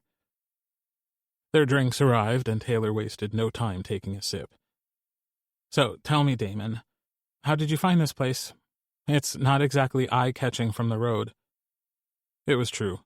The bar was tucked in the middle of a row of other businesses, clothing boutiques and shoe shops and other miscellaneous stores. Down the next block was the roller rink, and Damon had witnessed many people come limping in, laughing and leaning on each other as they slid into booths. I wish I had a good story to tell you, but I found it one time when I accidentally joined a pub crawl. Taylor laughed and took a sip of his drink. How do you accidentally join a pub crawl? I wasn't always a non-drinker, and back before I quit, I stopped for one after work one day. Me and this guy started chatting, and it's obvious he's into me, and he tells me that he and his friends are going to check out this other place nearby, and I should come. Next thing I know, this is stop 4 or 5. As soon as I'd finish a drink at one place, the guy I was with would haul me onto my feet, and I'd end up following him to another place for another drink. It sounds more like you were kidnapped. By the time I got here, I was pretty done for. I all but melted into a booth. Thankfully, the guy I was with took pity on me and ordered me something to eat. Turns out he and his friends did that all the time. Pub crawls? It was some weird tradition of theirs. The guy felt bad for how drunk I got, though. He thought from the looks of me, his words, that I could hold my booze better. Taylor wrinkled his nose, clearly unimpressed with the antics of someone who'd played a walk-on role in Damon's life. Anyway, I needed food to soak up the alcohol, and I ordered the baked macaroni and cheese. And it was the best thing I'd ever eaten. What happened with the guy? His friends kept crawling to a different pub, but he stuck with me until he was sure I was sober enough to get myself home. Taylor's scowl deepened. After all that, he didn't even put out? Damon tipped his head back and laughed at how indignant Taylor was on his behalf. We still text from time to time. He's not a bad guy, but getting laid had never been on his agenda that night. I suppose that's probably for the best, considering how wasted you got. I had such a hangover the next day, too. But I'd at least had enough wits about me that I knew how to find this place. I don't usually bring dates here. I know it's not mine, but I like to think of it that way, like it's my special place. I haven't drank since either. And you brought me here? Damon shrugged, like it wasn't a big deal. You're special, too. It seemed appropriate. Taylor looked happy beyond words, and Damon felt like a fool for all the times he didn't pay Taylor the compliment he'd wanted to. Luckily, he had Nash, and Nash had made him stop being a moron. Damon gave his head a shake. He was here on a date with Taylor. He had to stop thinking about Nash. Chapter 7. Taylor. What's that look for? Taylor asked, still floating on that last compliment Damon gave him. That he was special. It was easier to believe something like that when it came from people who weren't related to him. But then Damon got a weird look on his face. Did he regret saying it? I'm sorry, Damon took a drink. I'm trying not to think of Nash, because I'm out with you, and you deserve my undivided attention. But I was thinking how lucky I am to have him. He let me have it the other night after I acted like a jerk. Taylor dragged a fingertip down the outside of his glass, playing connect the dots with the drops of condensation. It's okay to think about him, you know. I know you two are a thing. It's not like your brain comes with a switch and you can turn your thoughts off. He's important to you, so of course you think about him. And you're with him, so we'll probably end up talking about him sometimes. And maybe if this thing between them went further than an apology date, or whatever this was, they'd have to sit down as a unit and discuss rules and boundaries. Damon agreed that it was okay to think about his boyfriend, at least a little, when he was on a date. And before Taylor could think too much about the way that was odd, but also not, the food arrived. This looks sinful. Taylor picked up his fork and immediately speared into the macaroni and cheese. The dish was piping hot, and there was a layer of cheese on top with some crunchy breadcrumbs. The cheese was gooey and stringy and perfect, and Taylor blew on the bite before sliding the fork into his mouth. Holy fuck, Taylor said around a mouthful of food. That's heavenly. He'd eaten a ton of macaroni and cheese in his lifetime. It was one of his favorite foods. Had Damon known that? The sauce was creamy and rich without being too heavy, and the crunchy breadcrumb topping put it over the top. Taylor could marry this food. While he was obsessing about the macaroni and cheese, Damon had cut his burger in half. Try the burger next. Taylor put his fork down and took half the burger. He had to admit, as far as first dates went, this was a good one. Usually Taylor felt awkward, between not knowing what to say or how to act. He'd had better luck with hookups than dates. Hookups were simple, far more straightforward than a date. Hell, you didn't even have to like your hookup. They only had to be suitably hot and passably tolerable until the deed was done. Taylor tried not to think too much about how easy it was to be with Damon, just the two of them, or the way he watched Taylor with twinkle-eyed interest and his wide, contagious smile. The moan that slipped from Taylor's mouth was embarrassing as hell, but worth it to see the expression on Damon's face.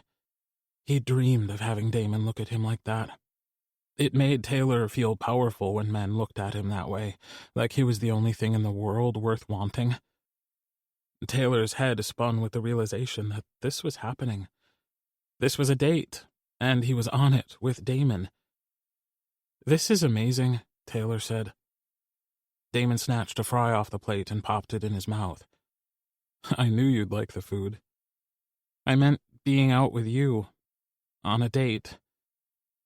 Taylor knew he was blushing, but he didn't care. "Is it weird that it's not weird?" he asked, before he took another bite of the burger. He'd definitely be going back for more of that macaroni and cheese, but the burger was addictive. "I don't think so. I mean, we know each other already. I hang out with your family all the time. I think that it could be weird, but I'm glad it's not." Taylor took a drink of his virgin mojito.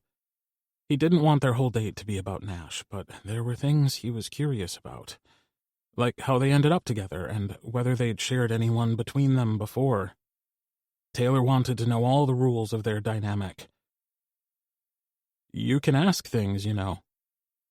Taylor pretended to scowl. "Don't do that. It's creepy." "Then don't wear your thoughts on your face like that." Damon stole the macaroni away from Taylor and took a bite. "How is Nash seriously okay with his boyfriend being on a date with some other guy?" Taylor asked. Damon arched an eyebrow at Taylor. "Probably the same way that you're okay with being on a date with a guy who has a boyfriend. You were told ahead of time and given the opportunity to make an informed decision." Taylor gaped at Damon before conceding, "That makes sense. And for the sake of transparency, I hope it's okay if I tell Nash about our date." "Of course. I don't want there to be secrets between us.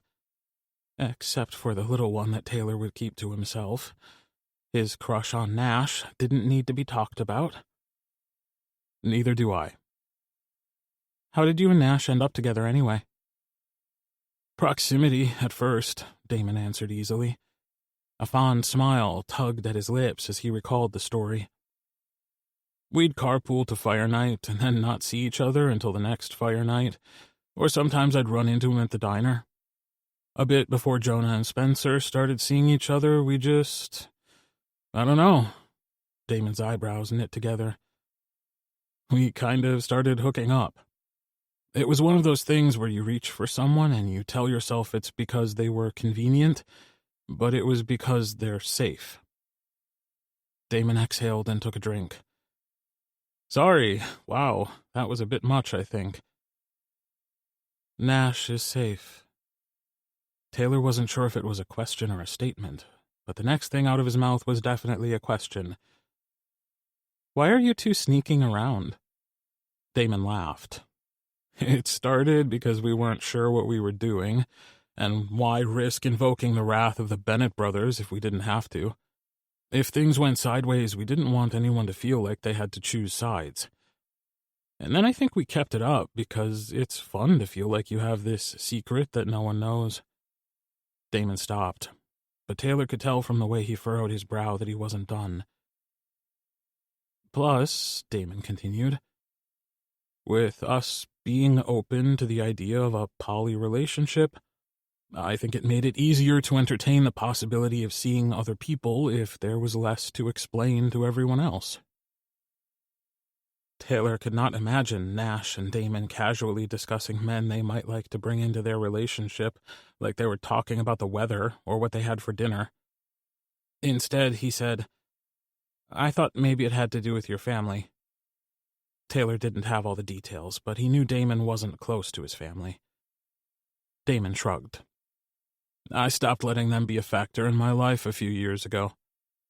"What happened?" Taylor asked, greedy to know more about Damon. "Grandpa was this old-school Hollywood heartthrob.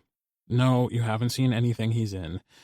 He did a few movies before he met my gran, and she convinced him Hollywood was full of sinners. They did the long-distance thing for a while, but then Gran got pregnant. Grandpa married her and left his movie career behind. Grandpa died not long after my dad was born. So then it was just my gran and my dad. Gran married a pastor of a little church. Dad worships the ground his mom walks on, but she and I don't see eye to eye." "Because you're bisexual?" Damon snorted. "Bisexual she can take, as long as I only date women. And the fact that I'm an atheist is just one more thing for her to natter at Dad about. And you know the saying, shit trickles downhill. I made a decision a few years ago to have less to do with my family. We're basically no contact. They are who they are, and I am who I am. They're not willing to change, and neither am I. Good, because I happen to like you exactly as you are. Damon ducked his head. Thanks. Eat your macaroni. He shoved the dish back to Taylor. It felt intimate in a fun kind of way to share food the way they were. It wasn't anything Taylor had done before, and it helped make the night feel even more special. So, are you going to join Milo on stage sometime? Damon asked, as Taylor was taking a drink, and he almost choked. No, tempting, but I'll pass. The limelight is not for me. I will forever be in his debt for all he's shown me, and I will gladly cheer from the sidelines, but I don't see myself getting on a stage anytime soon. Or ever. Your new look suits you. I'm sorry if I didn't say so sooner. I was trying to not let everyone see how hot I thought you were, and I think I was a bit of a bastard, actually. Taylor waved his comment off. I get it. Trust me. If there's anything I understand, it's not wanting people to take one look at you and guess your secrets. Taylor leaned over the table. In case you're wondering, that means you're forgiven. Damon's smile was dazzling. Taylor had always thought so, but rarely had he been the sole focus of it. It made his head spin with giddy joy. Taylor let the conversation drift to more fun things. Lighter topics, like Fire Night playlists and where Taylor's plant obsession had come from. Damon insisted on paying the bill, and they walked to the roller rink. Taylor was close beside Damon, and he thought of how it might feel if Damon took his hand. But the walk was short, and Damon wasn't a mind reader, apparently. The roller rink wasn't as loud as Taylor expected it to be, but it was definitely a time warp back to the 90s. The carpet had a weird confetti pattern to it, and everything was fake wood and chrome. Even the music was retro. That part Taylor didn't mind so much. As Taylor was growing up, his dad had an eclectic taste in music that he passed on to all of his kids. Everything from current hits to classic rock, and even some golden oldies tossed in for extra flavor. Damon rented them each a pair of roller skates, and they sat side by side while they stuffed their feet in the skates and tied them up. This place is kind of great, Taylor told him. It's all fun and games until someone breaks a wrist. Taylor put his hand to his chest and pretended to be worried. Don't jinx us, Damon. I, for one, plan to be the very best amateur roller skater there ever was. Taylor got to his feet and wobbled unsteadily when one of his feet rolled forward without permission. Thankfully, he didn't fall over, but the night was young. I have a bad feeling about this, Taylor laughed as he wobbled again. Now Damon was on his feet, and this time Taylor didn't have to hope Damon would take his hand or wonder what it would be like. Damon reached out and laced his fingers together with Taylor's. His hand was wide and strong and a little sweaty, but so was Taylor's. Damon led him out to the wooden oval where other people were making slow, lazy laps going counterclockwise. There were a few people who were showing off their moves, but mostly everyone seemed to be relaxed. Taylor stopped at the edge of the wood oval. And you've never done this before? Damon shook his head. Nope. But you're not half as wobbly as I am. Taylor still felt unsteady on his feet, but Damon looked completely comfortable.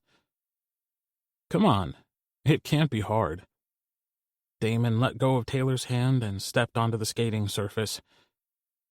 See, he said, sounding all proud of himself. But when he turned to face Taylor, he went down on his ass like a sack of potatoes. Taylor stood and laughed as Damon collected himself up off the floor. I suppose I asked karma for that one. He straightened up and held his hand out to Taylor. Do you trust me? With this? Not even a little. But what the hell? Taylor took Damon's hand and tentatively stepped onto the surface. Roller skating was a lesson in humility, Taylor found out. There were little kids who were better than he and Damon were, but he doubted anyone there had more fun than the two of them as they laughed and picked each other up off the floor. Eventually they got the hang of it, and even though they weren't moving fast by any stretch of the imagination, they at least were able to stay on their feet. And Damon held Taylor's hand the whole time. It shouldn't mean as much as it did. It was probably the most chaste thing you could experience on a date. But Taylor had been on a few dates that approached what he would call successful, and no one had wanted to hold his hand. Hookups were more interested in getting their hands on other parts of his anatomy. Would he ever admit that Damon was the first person who'd wanted to hold his hand in public? No, probably not. Not only did it make him feel pathetic, like some dumb kid who still put too much importance on silly things like romance, but it was also something he'd secretly wanted. Someone willing to be in public with him and hold his hand. And it was special, even if it made him feel foolish. Even if Damon didn't stay interested in him, he'd always have the memory of what it felt like to be wanted. In public, where people could see. They stayed for another hour, making slow circles and managing not to fall too often anymore, before Damon suggested they leave. As they exited, Damon took Taylor's hand again, and they walked to Damon's car. "I hope you're not too cold for ice cream," Damon said, turning up the heat in his car. "I'm never too cold for ice cream." Taylor bit his lip to keep himself from saying the cheesy line about how Damon could warm him up. So far, their date had been sweet, and although there was definitely an undercurrent of sexual tension, Taylor didn't want to rush Damon into anything. Damon took them through a drive-thru for ice cream and then parked in the lot under one of the lights. The whole evening had been perfect, so why was he slightly disappointed? Damon had held his hand and shared his food, and it had all been so romantic that Taylor should have been pleased down to his bones about how things were going. Damon had been a perfect gentleman. And that was the problem. Taylor liked that Damon was sweet and funny and kind, but he'd never been able to get that kiss out of his head. The passion that existed between him and Nash came through in the way they'd embraced each other, like there wasn't such a thing as close enough. Damon had kissed Nash like he was going to die without it, and he'd held Taylor's hand. Damon walked Taylor to his door because apparently Taylor was getting the full Damon the gentleman treatment. Taylor dug his keys out of his pocket and unlocked the door. He turned to bid Damon a good night and tell him he had a good time. He'd drop a line about how they should do it again.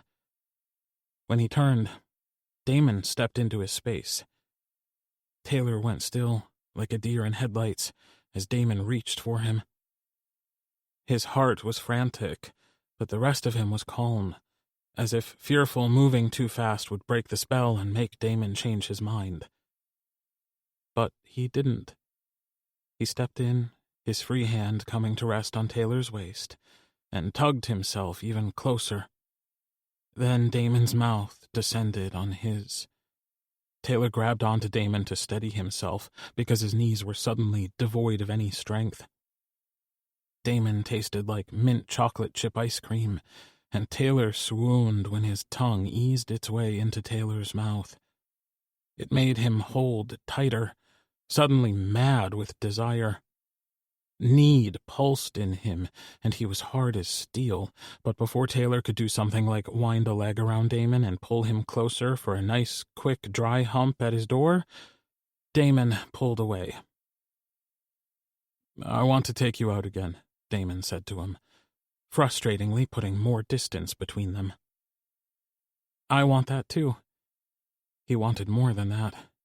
He wanted to invite Damon inside, for starters, but he had a feeling that he'd only be met with a soft sort of not yet type rejection. Taylor could live with waiting. For a while. Chapter 8. Nash. It might have been crass of Nash to all but demand to see Damon right after his date with Taylor, but he'd been on the edge of his seat all night. It wasn't that he was jealous. Was he? That's something he'd thought about for hours. But he wasn't angry or upset they were together. He'd genuinely wanted them to have a good time. So it couldn't be jealousy that he was feeling. But it might have been, at least a little, because the minute he opened his door for Damon, he'd yanked him inside and pressed him against the wall.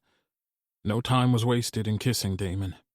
He tasted the way he always had, and Nash found that he was in fact disappointed that he couldn't taste Taylor on Damon's mouth. But he could smell him on his clothes. A light, spicy scent clung to Damon. He wasn't jealous that Taylor was out with Damon. He was... God. He wanted Taylor to want him too, and it stung to know that he didn't. Not enough to worry over, though. He'd still be happy for Damon and Taylor. "Miss me?" Damon laughed against Nash's mouth. "How'd it go?" Nash asked. "It was..." Damon sighed. "It was fucking great, actually. We talked about you a lot." Nash's eyebrows hit his hairline, and Damon laughed at him again, seemingly content to stay where Nash had plastered him against the wall. "Don't look so shocked, Nash. Of course we were going to talk about you.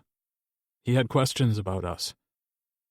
Nash kissed Damon again to hide the flicker of disappointment.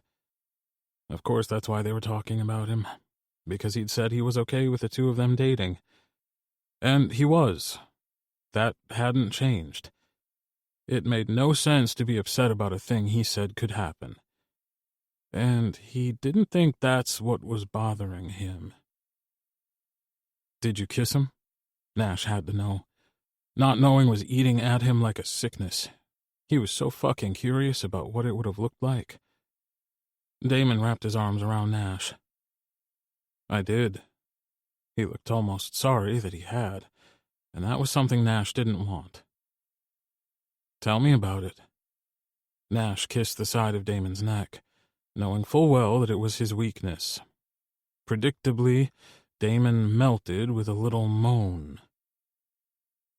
He tasted like ice cream, chocolate, because he says he likes the basic flavors the best. His mouth is soft. It's the softest thing I've ever kissed. Damon groaned when Nash scraped his teeth across his earlobe. "What else?" Nash asked. He tried to picture what Damon and Taylor would look like together.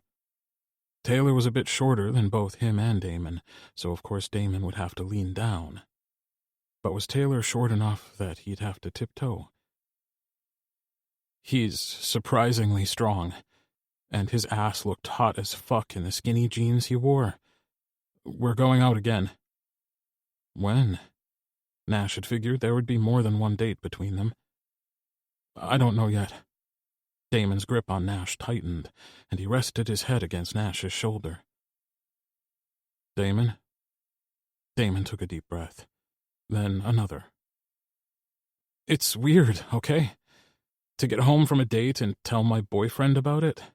A boyfriend no one knows I have?" "Did you want to tell people about us?" Nash pulled Damon into his arms and held him tight.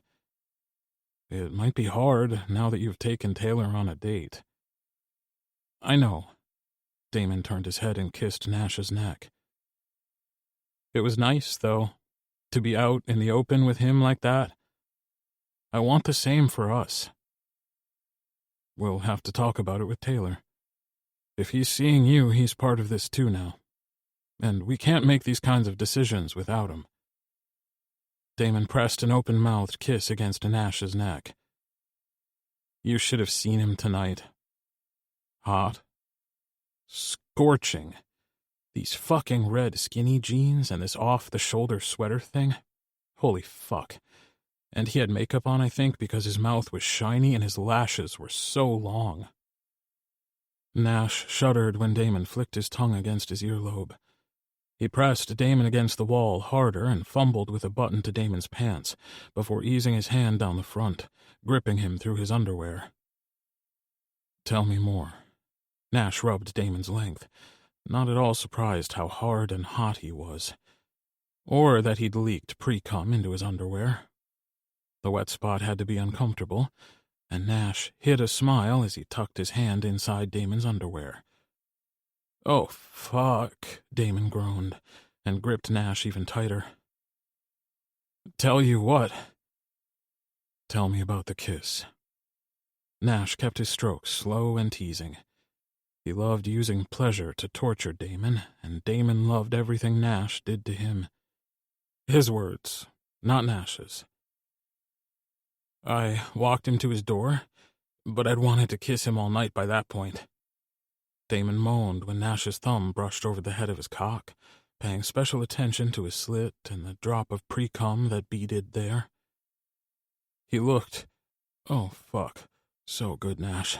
He looked so good. Damon clung to Nash and took a deep breath to collect himself, because Nash wasn't going easy on him. "Did you kiss him, or did he kiss you?" Nash asked. He closed his eyes and tried to conjure up the image of the two of them together. "I kissed him. Then he kissed me. Then we were kissing. It was, fuck, Nash, soft and sweet. Like ice cream, but also sweet because it was him and I could tell he wanted that kiss, you know? Like maybe he'd die if he didn't." "Were you hard?"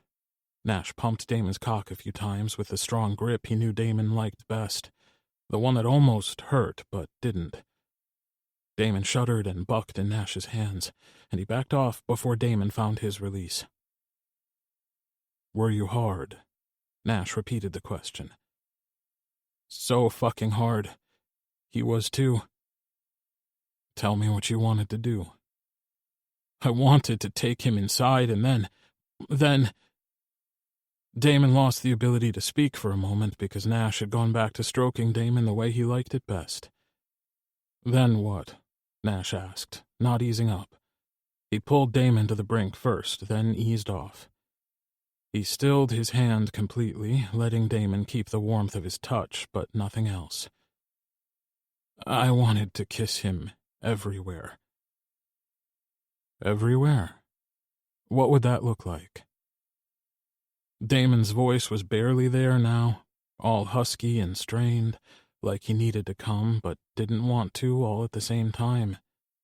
Nash slowly stroked him, marveling at the way Damon went to putty in his hands. It had always been a rush, being with Damon like this. "I don't know," Damon admitted with a laugh. "I'll tell you what I think." Nash leaned in close and ghosted a kiss against Damon's mouth. "I think you'd strip him bare and kiss every inch of newly uncovered skin. I think you'd tell him all the things you've stopped yourself from saying.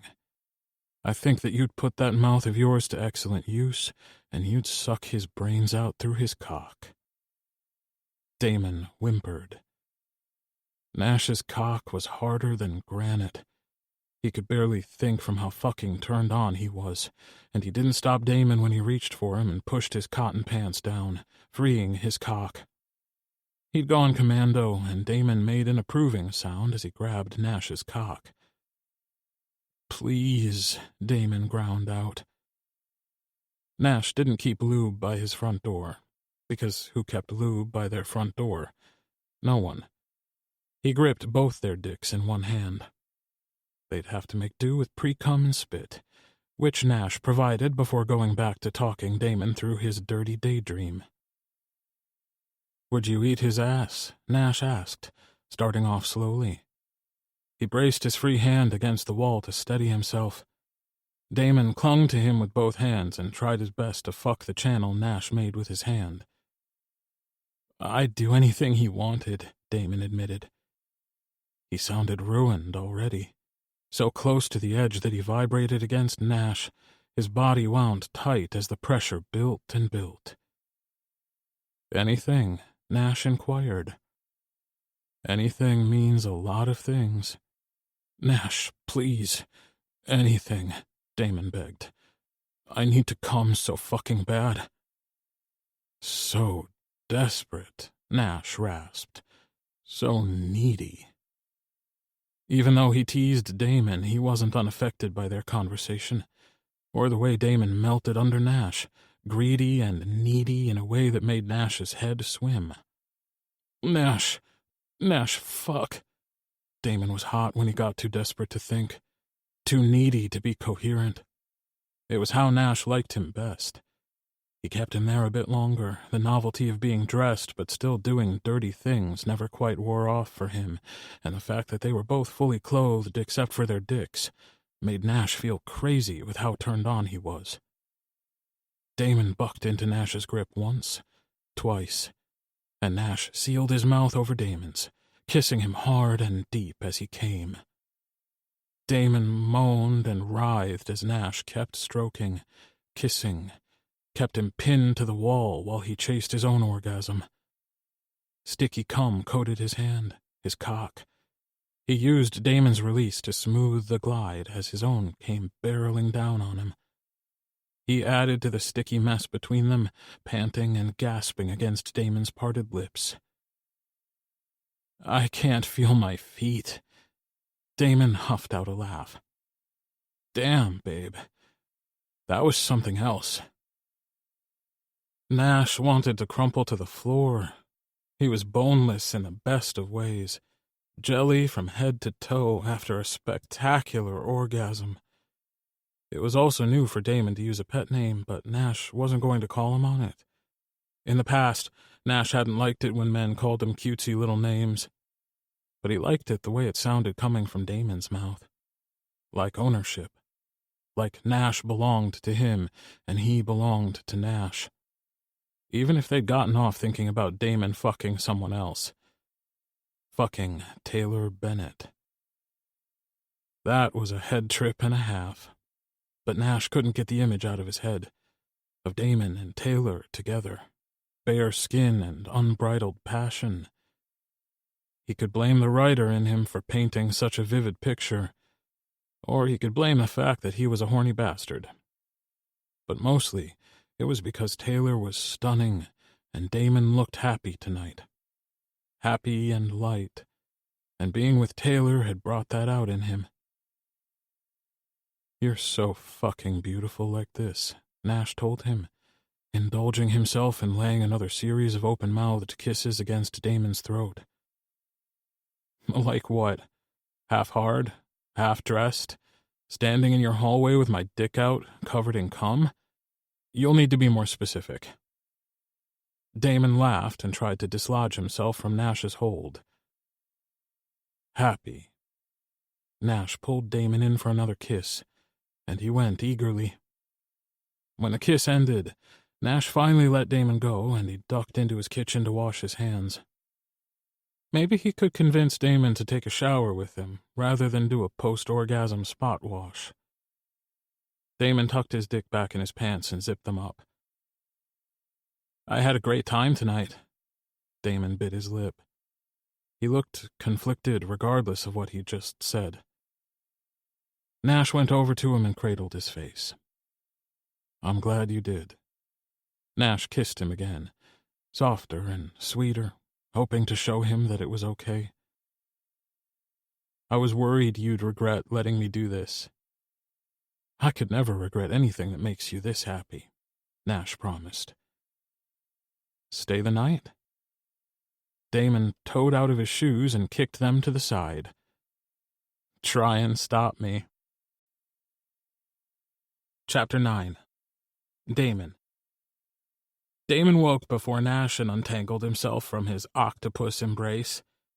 Nash was a serious sleep cuddler, and even when Damon fell asleep not tangled up in Nash, he always woke up that way.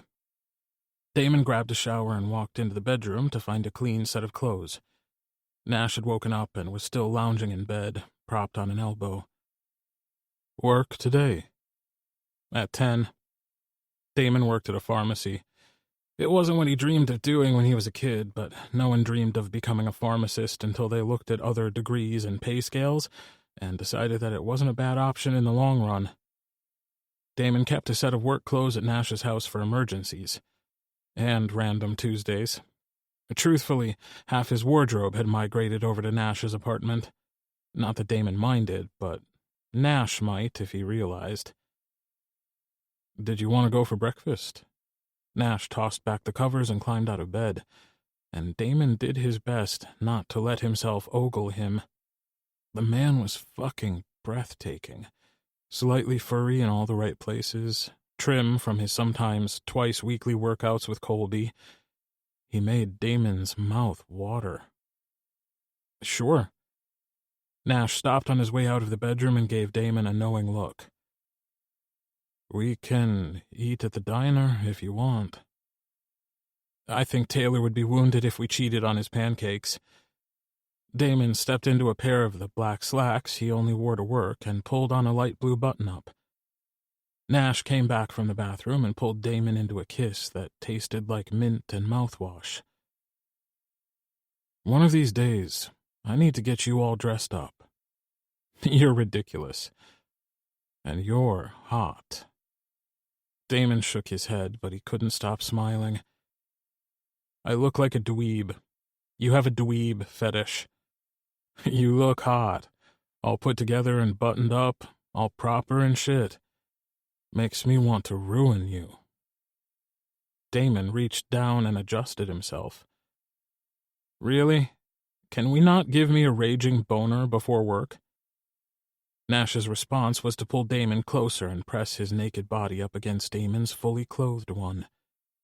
Damon had to stop himself from shivering. It shouldn't be so hot, and he shouldn't feel so vulnerable. Nash was the naked one. But Nash had that effect on him. He had a way of seeing right through Damon's happy-go-lucky exterior to the person underneath. "Do you have any idea how exquisite you are?" Nash kissed the side of Damon's neck above his shirt collar and below his ear. All the blood rushed to Damon's dick, making him ache for more of Nash's touch. But Nash was already pulling away and grabbing clothes from his closet. Damon gaped at him as he dressed, all nonchalant, as if he hadn't just given Damon a huge boner. "Really, Nash?" Damon scowled and adjusted himself again. "You love it." Nash patted Damon on the ass on his way out of the room. "Come on." Damon grumbled and followed Nash outside. He hesitated at the parking lot until Nash turned and jingled his keys. "We'll be done in plenty of time for you to get your car before work. If not, I'll take you." "Careful, Nash. If you keep doing shit like that, people are going to figure us out." Nash shrugged. "Maybe it's time they did. But we can talk about that later. Right now, I want pancakes. Or waffles. Or French toast." Damon filed away Nash's statement for later. Everything was turned upside down and different now, and Damon had to wonder how much of Nash's statement was because he genuinely wanted people to know about them, and how much was jealousy because Damon had been on a date with Taylor. Had it all been a big mistake? He'd let Nash talk him into it, and Nash had promised that he was okay with it. But was he really? Back when they first started seeing each other, it wasn't serious, and they hadn't wanted the overprotective Bennett brother, Colby, to go all bodyguard mode on them. And they hadn't expected to keep hooking up. It was supposed to be a one-and-done sort of deal. But then they didn't stop. And one more time turned into one more time turned into two people who never stopped hooking up. Damon's clothes migrated over to Nash's house. He had a toothbrush there. He used Nash's electric razor when he needed it. They did boyfriend things together and even recently had adopted that title, but had still told no one. Until Damon took Taylor out. "You're quiet," Nash said as they took a seat in the diner. The Bennett family had a table that was reserved for family for when Colby and Jonah stopped in. Damon and Nash were also included in that short list of family. "It's been an interesting week. That's all," Damon hedged. He didn't want Nash to push, especially not here of all places. Here, where Taylor was in the kitchen. He hoped to hell that Taylor was okay with making breakfast for the guy who'd kissed him goodnight, and his boyfriend. Damon took a deep breath and reminded himself that Taylor knew all about it. He'd made an informed decision. It helped calm him, but only a little. He was aware of Nash's questioning gaze on him. But then Ethan Bennett, their surrogate father, appeared. "Good morning, you two. What'll it be?" Nash ordered a stack of pancakes, but Damon went for the classic bacon, eggs, and toast. Ethan poured them each a cup of coffee and promised to be back with their food soon. Ethan sometimes sat with them when they came in, but the diner looked busy that morning, and Damon hadn't seen anyone else working the front. So it was likely that Ethan was manning it alone and wouldn't be around much to chat. There went Damon's buffer. Nash nudged Damon's foot under the table. "Everything okay?" "Yeah, it's just... I don't want this to be weird for you or Taylor. I mean, it's not every day I go out for breakfast with my boyfriend at the place my date from the night before works." Nash arched an eyebrow. "I mean, it's new, okay?" Damon raked a hand down his face. "Why don't you go say hello to him?" Nash measured 2 spoons of sugar into his coffee. He looked calm and collected and totally okay with the idea. Damon wiped his sweaty palms on his thighs. "You sure?" "I wouldn't have suggested it if I minded. If anyone asks what you're doing back there, tell them you wanted to ask Taylor to make you extra bacon." "I don't want extra bacon, though." "I do. Now go order me some bacon." Nash motioned to the door that led to the kitchen. "You're running out of time." Damon looked over his shoulder, noting Ethan's location at the other end of the diner. He was talking to a group of guys who looked to be like they were from the fire department. Before he lost his chance, or his nerve, he got to his feet and ducked into the kitchen. Taylor was at the grill, of course. Damon watched him work for half a minute. He was insanely talented, making eggs and bacon at the same time as toast and pancakes and half a dozen other things. "Hey," Damon said, for lack of anything else to say. Now that he was back here, he didn't know what he wanted to say to Taylor. Taylor turned and smiled, so big and bright he damn near glowed. "Hey, yourself. Couldn't stay away, huh?" Damon cleared his throat. I'm here with Nash for breakfast. I wanted to say good morning, and that I had a good time." Taylor's smile softened. "I had a great time, too." Taylor went back to flipping bacon and scrambling eggs. "Which one is your order?" Damon rattled off what they'd ordered. "But I'm supposed to ask for extra bacon on my order? Nash wants to steal it, I think." Taylor laughed. "Tell him that I'll make him his own bacon." Taylor turned again, this time abandoning his grill to glide across the room to where Damon stood. "Are you free next weekend?" "Yeah." "Then I'd like to go out with you again, if that's something you want." Damon did. He wanted that more than almost anything. "Yeah, I want." Taylor stepped in and brushed a quick kiss against the corner of Damon's mouth. "Good. Now go sit with your boyfriend and tell him he's getting his own bacon." Taylor went back to his grill, humming and dancing, and Damon had to use every bit of his willpower to pull himself away and go back to Nash. Damon dropped into his seat. "Taylor said you get your own bacon," he said as Ethan walked past them. When he was out of earshot, Damon leaned closer. "And he asked me to go out with him next weekend." Nash smiled at Damon, looking pleased as punch about it. Damon tilted his head. "You're enjoying this, aren't you?" "What's not to enjoy? You're happy, Taylor's happy, I'm happy." The diner might not be the best location to hash this out, but Damon was going insane with all his tangled thoughts and feelings about the sudden shift in his love life. "We are. And it's not weird bad, but still weird that you're so okay with this." "Are you not okay with it?" Nash asked him, nudging his foot against Damon's under the table. Damon closed his mouth when Ethan appeared with their orders. Thanks, Dad. It looks delicious, as always, Damon told him. He wondered how much of their conversation Ethan had heard, which was why it was stupid to talk about this at the diner. Ethan, if he had heard anything, gave no indication of it.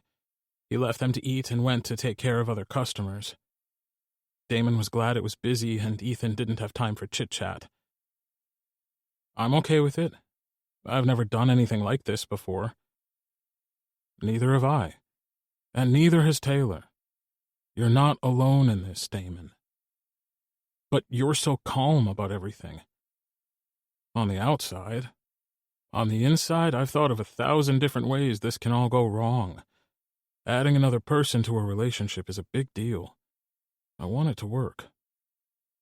Nash's statement kicked the legs out from under Damon's stomach, and it dropped. But then Nash gave him a soft smile and leaned in closer. Because I've also thought of 1,000,000 different ways that it can go right. Oh. Damon exhaled. Yeah. Oh. Nash pointed at Damon's plate. Eat up, or you're going to be late for work. Damon did as he was told, shoveling a bite of perfectly scrambled eggs into his mouth. If Nash believed that this could work, then maybe it could. Damon would have to trust that Nash and Taylor knew what they were doing, because he didn't have a single fucking clue. Chapter 10. Taylor. For their second date, Taylor convinced Damon that an afternoon picnic would be a good idea. Taylor had secretly been hoping for a little making out, or maybe a lot. A lot of kissing would be better. That's all he'd been able to think about ever since Damon kissed him goodnight. The weather wasn't overly cooperative, though. A cold front had blown in, and a bitter wind threatened to ruin their good time. Damon, however, didn't seem worried about it. He drove them out of town to a nearby lake that was deserted in the current weather conditions. Taylor looked at his weather app and frowned. It wasn't supposed to be this cold. We're going to freeze our asses off. Don't worry. Damon unbuckled his seatbelt and got out of the car as Taylor watched him from his warm spot in the passenger seat. Damon went around to the trunk and popped it open, then came around the passenger side. His arms were full of not just blankets, but camping chairs, too. Damon set the chairs up, side by side, facing the water. He looked over his shoulder at Taylor and waved him over. Taylor got out of the car, carefully carrying the picnic basket he'd packed, and joined Damon at the shore. This is amazing. I figured the weather might suck. Here, let me take this and you can get comfy. Damon took the basket from Taylor and let him get tucked into his chair. The blanket Damon had brought was a thick, homemade quilt. It was made of denim and had to weigh half as much as Taylor did. Embroidered daisies decorated it, giving the heavy material a delicate look. Oh my God, this blanket is magnificent.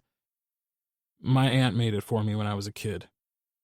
Taylor ran his hands over the top, looking at the stitching in the fabric. It's still in great shape. Most of the time, it's too warm and weighty. It's perfect. Taylor wanted to live under that blanket forever. The weight of it made it feel like a hug, like one of those full-body, can't move, can't breathe kind of hugs. Damon got situated under a blanket of his own and popped the basket open. What did you make? He pulled out a container. What's this? Macaroni and cheese wrapped in phyllo dough and baked in the oven. Crispy on the outside, gooey in the middle. That sounds fabulous. Damon wasted no time getting into the container. He passed one of the macaroni and cheese pastries to Taylor and took one for himself. Taylor watched as Damon took a huge bite, consuming almost half of his pastry at once. Holy crap, this is the best thing I've eaten all week. Maybe ever. How was work this week? Taylor asked. He knew Damon worked in a pharmacy, but that was it. Insane, actually. Sometimes certain medications are in short supply, so we didn't get our shipment. Sometimes we can make do with generic brands, but not always. Most people are understanding. But there's always that one customer, right? Taylor could empathize with that. Most of the time, the people who came into the diner were awesome, but every so often they got someone who was determined to have a bad time. Taylor shivered when a gust of wind slammed into them. "I hope you plan on warming me up." "Of course." Damon smiled, but only sort of. It was the kind of smile someone gave you when they were trying to appease you. Surely Damon wasn't still nervous, was he? Taylor decided to let it go and enjoy their date. It wasn't every day that he found someone who wanted to do nice things for him, like bring thick, warm, clearly sentimental blankets to the lake to keep him warm because he was an idiot and had wanted a picnic date. "Thanks for this, by the way," Taylor said. "I know we could have eaten in the car, or anywhere warm, but this is nice." He didn't want to tell Damon that this was on his romance bucket list. Most people had bucket lists of things they wanted to do, and they were filled with grand adventures. Travel and adrenaline junkie activities. Skydiving would never appeal to Taylor. "I've never gone on a date like this before." Damon's admission surprised Taylor at first. But then he remembered that this was Damon, life of the party, everyone's best friend. Usually people want to go drinking and dancing, parties and clubs and concerts. It's hard to connect to people who don't want to spend their time the way you want to spend yours, who have different values and shit, you know? I know exactly how you feel. Everyone I knew in high school went off to college and university, and they were all on my ass about going with them. How can you survive without college parties, right? Taylor rolled his eyes. He dug into the basket and pulled out more food. They thought I was, deprived or something because I didn't want to go to university and spend my weekends getting bombed with them. But I've never been deprived of anything. And that's what they don't see. They don't see how good I have it here and how much I like my life. "You do have a pretty kick-ass family," Damon said softly. Taylor looked out at the lake. It wasn't a calm day, and the wind was making the water choppy. But there was something breathtaking about watching the subtle power of nature. How easily it could move water with nothing but a bit of wind. The changes it could make, cycling through the seasons again and again, undeterred by the passage of time. I don't remember her, you know. Taylor almost never talked about his mom. When he was a kid, it had been hard for him. It was like missing a tooth and poking the space where it should have been. And then sometimes he was okay and didn't notice. And then he'd feel awful when he did notice. "You look like her a bit," Damon said. Taylor whipped his head up, tearing his gaze away from the water to look at Damon. "Jonah has shown me pictures." "There's not many." Taylor looked back out at the lake. Warmth curled through him when Damon reached out and took his hand, and Taylor gave it a squeeze, like a silent thank you. "It's not exactly good date conversation. Sorry." "It's not awful either. Did I ever tell you that my grandfather had a short career in Hollywood?" "You did, but you never told me what he was in or what he did after. Is he in anything we can watch?" Damon laughed softly. "He was a hit for a few years, but then he left. Just stepped out of the spotlight one day and never looked back." "Did he ever say why? To his family, I mean?" "I think he would have liked you for standing up for what you wanted, despite your peers telling you that you were missing out." For the first time in his life, Taylor felt like someone understood him. The distance between them made it awkward to go in for the kiss, but Taylor did anyway. To keep himself from falling all over the picnic, he had to keep his eyes open, and that's why he was able to see the shock and panic in Damon's face, a moment before Taylor received the most wooden kiss ever. He sat back in his chair and stared at Damon, who at least had the decency to look ashamed of himself. "Are you into me at all, Damon?" Or is this some sort of elaborate prank? No, I am. I really, really am. Damon squeezed Taylor's hand, and despite the fumbled kiss, Taylor squeezed his back. Then what's the deal? You kissed me goodnight on our last date. And I'm not a virgin or anything, so you don't need to protect my virtue. I can assure you that ship sailed a long, long time ago. It's just weird, okay?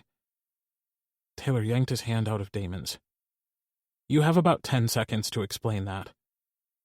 Damon's eyes went round like saucers, and he flinched like he had to physically stop himself from flinging his body at Taylor's feet. I've never been in a polyamorous relationship before. I always dated one person at a time. But now I'm seeing Nash and you. And I'm okay with it, but it's like this ball of anxiety about it comes out of nowhere sometimes, because I want this to work so badly. Taylor narrowed his gaze. Are you like this with Nash? Or just me? Damon looked at his feet. I'm like this with him, too. Taylor stood up and carefully folded the blanket. Damon looked upset, almost to the point of tears, as he packed up their picnic. I'll take you home. I'm sorry, Taylor. Like hell you will, Taylor said. Damon's head snapped up, and he looked at Taylor with concern and hope and sadness and a bunch of other things Taylor couldn't name. Clearly, Damon had tangled himself up in knots about this, and he was trying to untangle it all by himself. You're going to call Nash and ask where he is, and then the three of us are going to talk about this like adults. Damon gave Taylor a tentative smile. Thanks. Well, call Nash. I don't have to. He has a pretty set schedule. He'll be at home working. Once they were in the car and on the road, Taylor pulled out his phone and sent Nash a text, warning him of their impending arrival. He didn't say anything else to him, in spite of his subsequent flurry of questions. He might have if he had answers for them, but the only thing he knew was that Damon needed to get over this if he was serious about giving Taylor a real shot. And if not, Taylor would call a cab, go home, and lick his wounds. And for the sake of Damon's friendship with Jonah, he'd pretend that nothing had ever happened between them. It wasn't far off the truth, anyway. They arrived at Nash's as silent as strangers. Instead of buzzing in, Damon used a set of keys, and Taylor's eyebrows shot up so fast they hit his hairline. Damon had keys to Nash's building, which meant things between them were obviously more than a casual hookup that never stopped. Nash's door swung open before they could knock, and Taylor tried to see what he was thinking or feeling, but his expression was carefully neutral. Damon sat down heavily in a recliner and buried his face in his hands. Nash leaned against the counter as Taylor stood in the middle of the floor, looking around at Nash's apartment for the first time. It was tidy and stylish. A blanket like one of those Damon had brought on the picnic was unfolded on the couch. Clearly it got a lot of use. It was also obviously Damon's. Aren't you two supposed to be on a date? Nash finally asked. We were, but Damon got all this is weird, and it's only weird in his head. I asked if he was like this with you, and here we are. Taylor dropped down on the sofa and tugged the blanket into his lap. Nash sat down on the other end of the couch. Damon, look at me. Damon did as he was told, and to be honest, if Nash used that tone of voice with Taylor, he'd probably jump to obey, too. Taylor and I deserve actual relationships with you. We deserve to spend time with you and not have our relationship be about reassuring you that we're both okay with the arrangement. It's not like we have secrets from each other, Damon, Taylor added softly, wanting to soothe some of the sting Damon surely felt from Nash's no-nonsense approach. Hell, we got off together talking about Taylor and that kiss you shared. If that didn't prove that I was on board with this, then I don't know what to say. Taylor stared at Nash, jaw dropping. You what? Back up, rewind. Say again? His heart might have been beating still, but he couldn't tell because all his blood supply had rushed south and gathered in his dick. He was suddenly glad for the blanket he'd pulled over his lap. Nash looked at Taylor, equal parts amused and embarrassed. "He didn't tell you?" "Tell me." Taylor wanted to be suaver, smoother, and honestly hotter and more collected. But he was an idiot who'd lost all ability to speak. "Wait, you two talked about me while you had sex?" Taylor and Nash locked eyes for a moment. A long moment. It grew into almost awkward proportions, like they both had so much to say but didn't want to say it, or maybe didn't know where to start. It was Damon who broke the silence. "Holy shit. You're into each other." Taylor's heart ran rabbit-scared fast, and his head swam from the sudden flood of happiness because what if Damon was right? What if Nash was into him as much as he was into Nash? It had been both men who were the subject of Taylor's most secret dreams, the kind that he didn't dare tell to anyone, the kind that made him feel like an interloper all of a sudden. And what if he was wrong, and Taylor was simply something to spice up Nash's sex life with Damon? A little bit of extra to keep things interesting between them. "Admit it," Damon challenged Nash. They both glanced at Damon, his words snapping them out of their stupor. Damon didn't appear unhappy. It was quite the opposite, in fact. A surreal sort of joy radiated out from him. He looked like the cat that ate the canary. Taylor dragged his gaze over to Nash. He felt like he was in a car crash in slow motion, flipping over and over, and he'd either come to a safe stop and be unharmed, or he'd die. Just when Taylor thought Nash was going to deny Damon's accusation, he nodded. "Holy shit," Taylor exhaled, his nerves equal parts soothed and rumpled from so many things happening at once. He understood now how Damon felt in a way he hadn't before, like nothing this good could be real. "Someone pinch me." Chapter 11. Nash. "I thought you'd told him." Nash looked at Damon. He wasn't guilty or ashamed, just surprised that Damon hadn't shared with Taylor what happened between them after their first date. Damon rolled his eyes and leaned back in the chair, suddenly looking far more confident than he had when he'd first shown up. "You said I could, not that I had to. And how exactly do you bring that up? Nice to see you again, you look gorgeous. By the way, Nash and I had mind-blowing sex while we talked about you."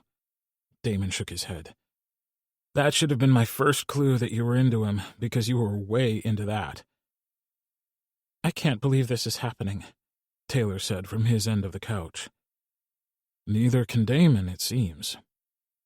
Damon had the decency to stop looking so smug. He rubbed the back of his neck and stared at his lap, then looked back and forth between Nash and Taylor. "I probably owe you both an apology.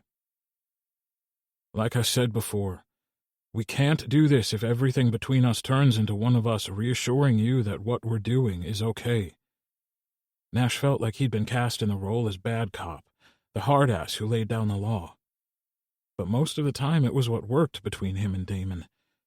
It would be silly to change how he did things now. Nash turned his gaze over to Taylor, because he could still feel Taylor's eyes on him, searching for something. Validation? Maybe. The truth? Probably. The truth was the age gap didn't matter to Nash.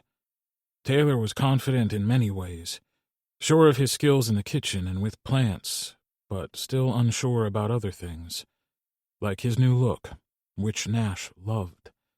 Even when Taylor added softness to his features with makeup, he still looked very much like Taylor.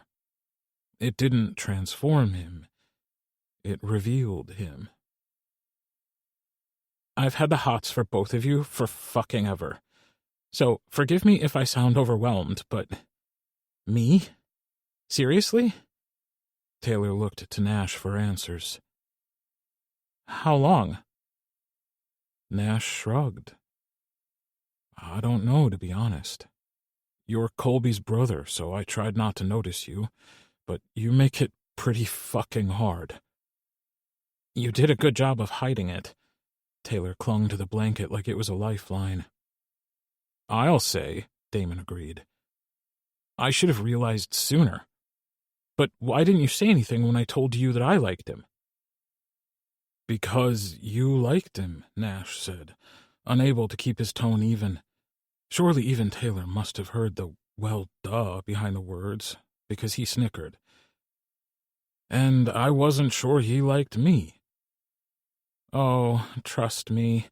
Taylor's voice had a dreamy, husky quality that had Nash's dick taking notice. I saw you guys kiss one time, and it's all I've been able to think about ever since. Do it, Damon said, and Nash turned to look at him. Kiss him. Damon appeared almost beside himself with happiness and probably arousal if he was feeling anything close to what Nash was. This burning need in his blood, a spike of adrenaline and that feeling of awe he got whenever there was a big storm brewing on the horizon, like this thing was a force of nature and Nash was powerless to stop it. Aware of movement, he turned just in time to see Taylor shove the blanket away and slide across the gap between them. His cheeks were rosy, either from makeup or maybe the wind still. His eyes were impossibly bright and deep, like glimmering lakes Nash could get lost in. You can say no, Taylor's lips said, but his eyes dared Nash to refuse, dared him to say no while they begged him to give in. Nash didn't have to be asked twice. They leaned in at the same time, drawing together like magnets. Taylor's skin was soft. That was the first thing Nash noticed when he skated his hand over Taylor's cheek, caging the back of his neck and pulling him closer, tilting his head up so Nash could meet his mouth at the perfect angle. Taylor made a little sound of surprise, then reached for Nash, gripping handfuls of his shirt. He scooted closer, winding his arms around Nash's neck. Impossibly soft lips parted, and Nash took the act as permission to slip his tongue into Taylor's mouth. Nash couldn't breathe, couldn't think. There wasn't enough oxygen in the room or blood in his body to supply his brain with the proper function it needed to fathom what was going on. He'd been at home alone 1 minute, then the next Taylor and Damon were here and everything was different. The kiss, the confession. They'd changed everything. Taylor was the first to pull away, and he gazed up at Nash, lips parted and shiny, breathless, doe-eyed and so fucking pretty Nash wanted to pin him down and kiss him everywhere. Holy fuck, Taylor said. His breath hadn't returned, and the words were barely a whisper. I'll say. Damon, however, had no trouble speaking. He'd moved closer and was sitting on the edge of the recliner, watching with obvious interest as Nash and Taylor stayed tangled up together. Taylor pulled away, a frown appearing on his face. I don't want to come between you. Damon snorted. That's funny, because I do want you to come between us, over and over and over. Heat seared through Nash, frying all the synapses in his brain like scorched earth. Taylor was dumbstruck. That's not what I meant. I know exactly what you meant. But seriously, Taylor, this is sort of perfect, don't you think? Damon moved out of the recliner and sat on Nash's coffee table like the heathen he was sometimes. Nash didn't have it in him to care, though, because it put Damon within touching distance for both him and Taylor. I like Nash, and you. And Nash likes me. Mostly, Nash teased, earning him a scowl from Damon. If we all like each other, we can all see each other, either as two couples or one big, happy love triangle. Taylor frowned again. Isn't that where one person has to choose between two people? That's a V, Nash said. Like a triangle without a bottom. In a real love triangle, everyone is connected. Well, we don't have to worry about a bottomless triangle in this situation, Taylor supplied with a straight face. His eyes darted back and forth between the two of them. I don't mean to be forward or whatever, but I'm so fucking turned on right now, it feels like my dick might explode. Nash and Damon shared a look, the kind that held an entire conversation without speaking a single word. Should we? Can we? Let's do this. I want this. Me too. Okay. All conveyed between them in a single heartbeat. Damon moved first, grabbing Taylor's hand but leaning into Nash, seeking his mouth. Nash went willingly. Kissing Damon was like coming home. It was familiar and comfortable and warm, inviting, scorching. Nash's already hard dick throbbed in his pants, angry at being trapped. As Damon was pulling away, Taylor was moving in, and then he and Nash were kissing again. The angle changed, and Damon was in there too. It was awkward at first, kissing two people at once. It was more tongue than lips, and more breath than tongue, but God, if it didn't do something for Nash to have them both there, so close, kissing and touching. He could tell the difference between them, because Damon was more comfortable. Insistent touches to Taylor's hesitant ones. Nash kissed his way down Taylor's neck, then wrapped his arms around him and pulled Taylor into his lap. Damon tugged at Taylor's shirt. "Do you want this?" Damon asked. Probably of both of them, but it was Taylor who answered. "Fuck, yes." Taylor tilted his head, allowing Nash better access to his neck. Damon tugged Taylor's shirt off, and Nash all but dove in, kissing down from his neck to his chest. He trailed his tongue over Taylor's collarbone, then kissed lower, attacking one of Taylor's nipples with his tongue. Above him, Damon and Taylor were locked together in a passionate kiss. Taylor was straddling Nash, but leaning back into Damon as he turned his head to kiss him. He was open and exquisite, and it was almost unreal how hot this was. Nash couldn't imagine anything that could come close to measuring up to this new reality. They'd gone from 0 to 60 in about 10 seconds, though, and Nash didn't want to stop. But more conversation about what they were doing was probably a good idea. Then Taylor pulled away from Damon and locked eyes with Nash. God, how could Nash even have considered slowing down? Talking was overrated, especially when Taylor was cradled in Damon's arms. One of Taylor's arms was raised, and he clung to Damon, but he reached for Nash with his free hand, beckoning him closer. Nash was enthralled, bewitched, fucking destroyed for this man who looked like royalty, all sprawled out between him and Damon like a princess. "Don't think," Taylor pleaded with Nash, still reaching for him, waiting for his answer. Nash grabbed Taylor's outstretched hand and kissed the palm. "Motherfucking swoon," Taylor sighed. "That had no business being that hot." "You haven't seen anything yet, Princess." Taylor's cheeks flushed at the nickname, but he didn't protest it. Damon buried his face in a curve of Taylor's neck and growled appreciatively. "Princess, I like that." Damon's hands swept over Taylor's torso, and all Nash could do was look on. His brain had vacated the building. God, they looked beautiful together. Better than Nash had imagined. And he'd imagined it several times, especially in the past week. Taylor tugged Nash closer and pulled him into a kiss. "Don't think," he said again, this time speaking the words right against Nash's mouth. It was a plea, a prayer, the softest of demands, and Nash was powerless. "If you need to stop," Nash started to say, but Taylor laughed. "I'm not a virgin, Nash. If I need to stop, I'll say it, but I won't need to." Nash pulled Taylor into a crushing kiss, wrapping his arms around him, all but yanking him out of Damon's grasp. Then he was standing, shifting them so Taylor was on the couch and Nash sank down to his knees on the floor. Damon joined him, wasting no time in reaching for Nash, pulling his shirt off. "He's fucking hot. Right, princess?" "I have died and gone to heaven."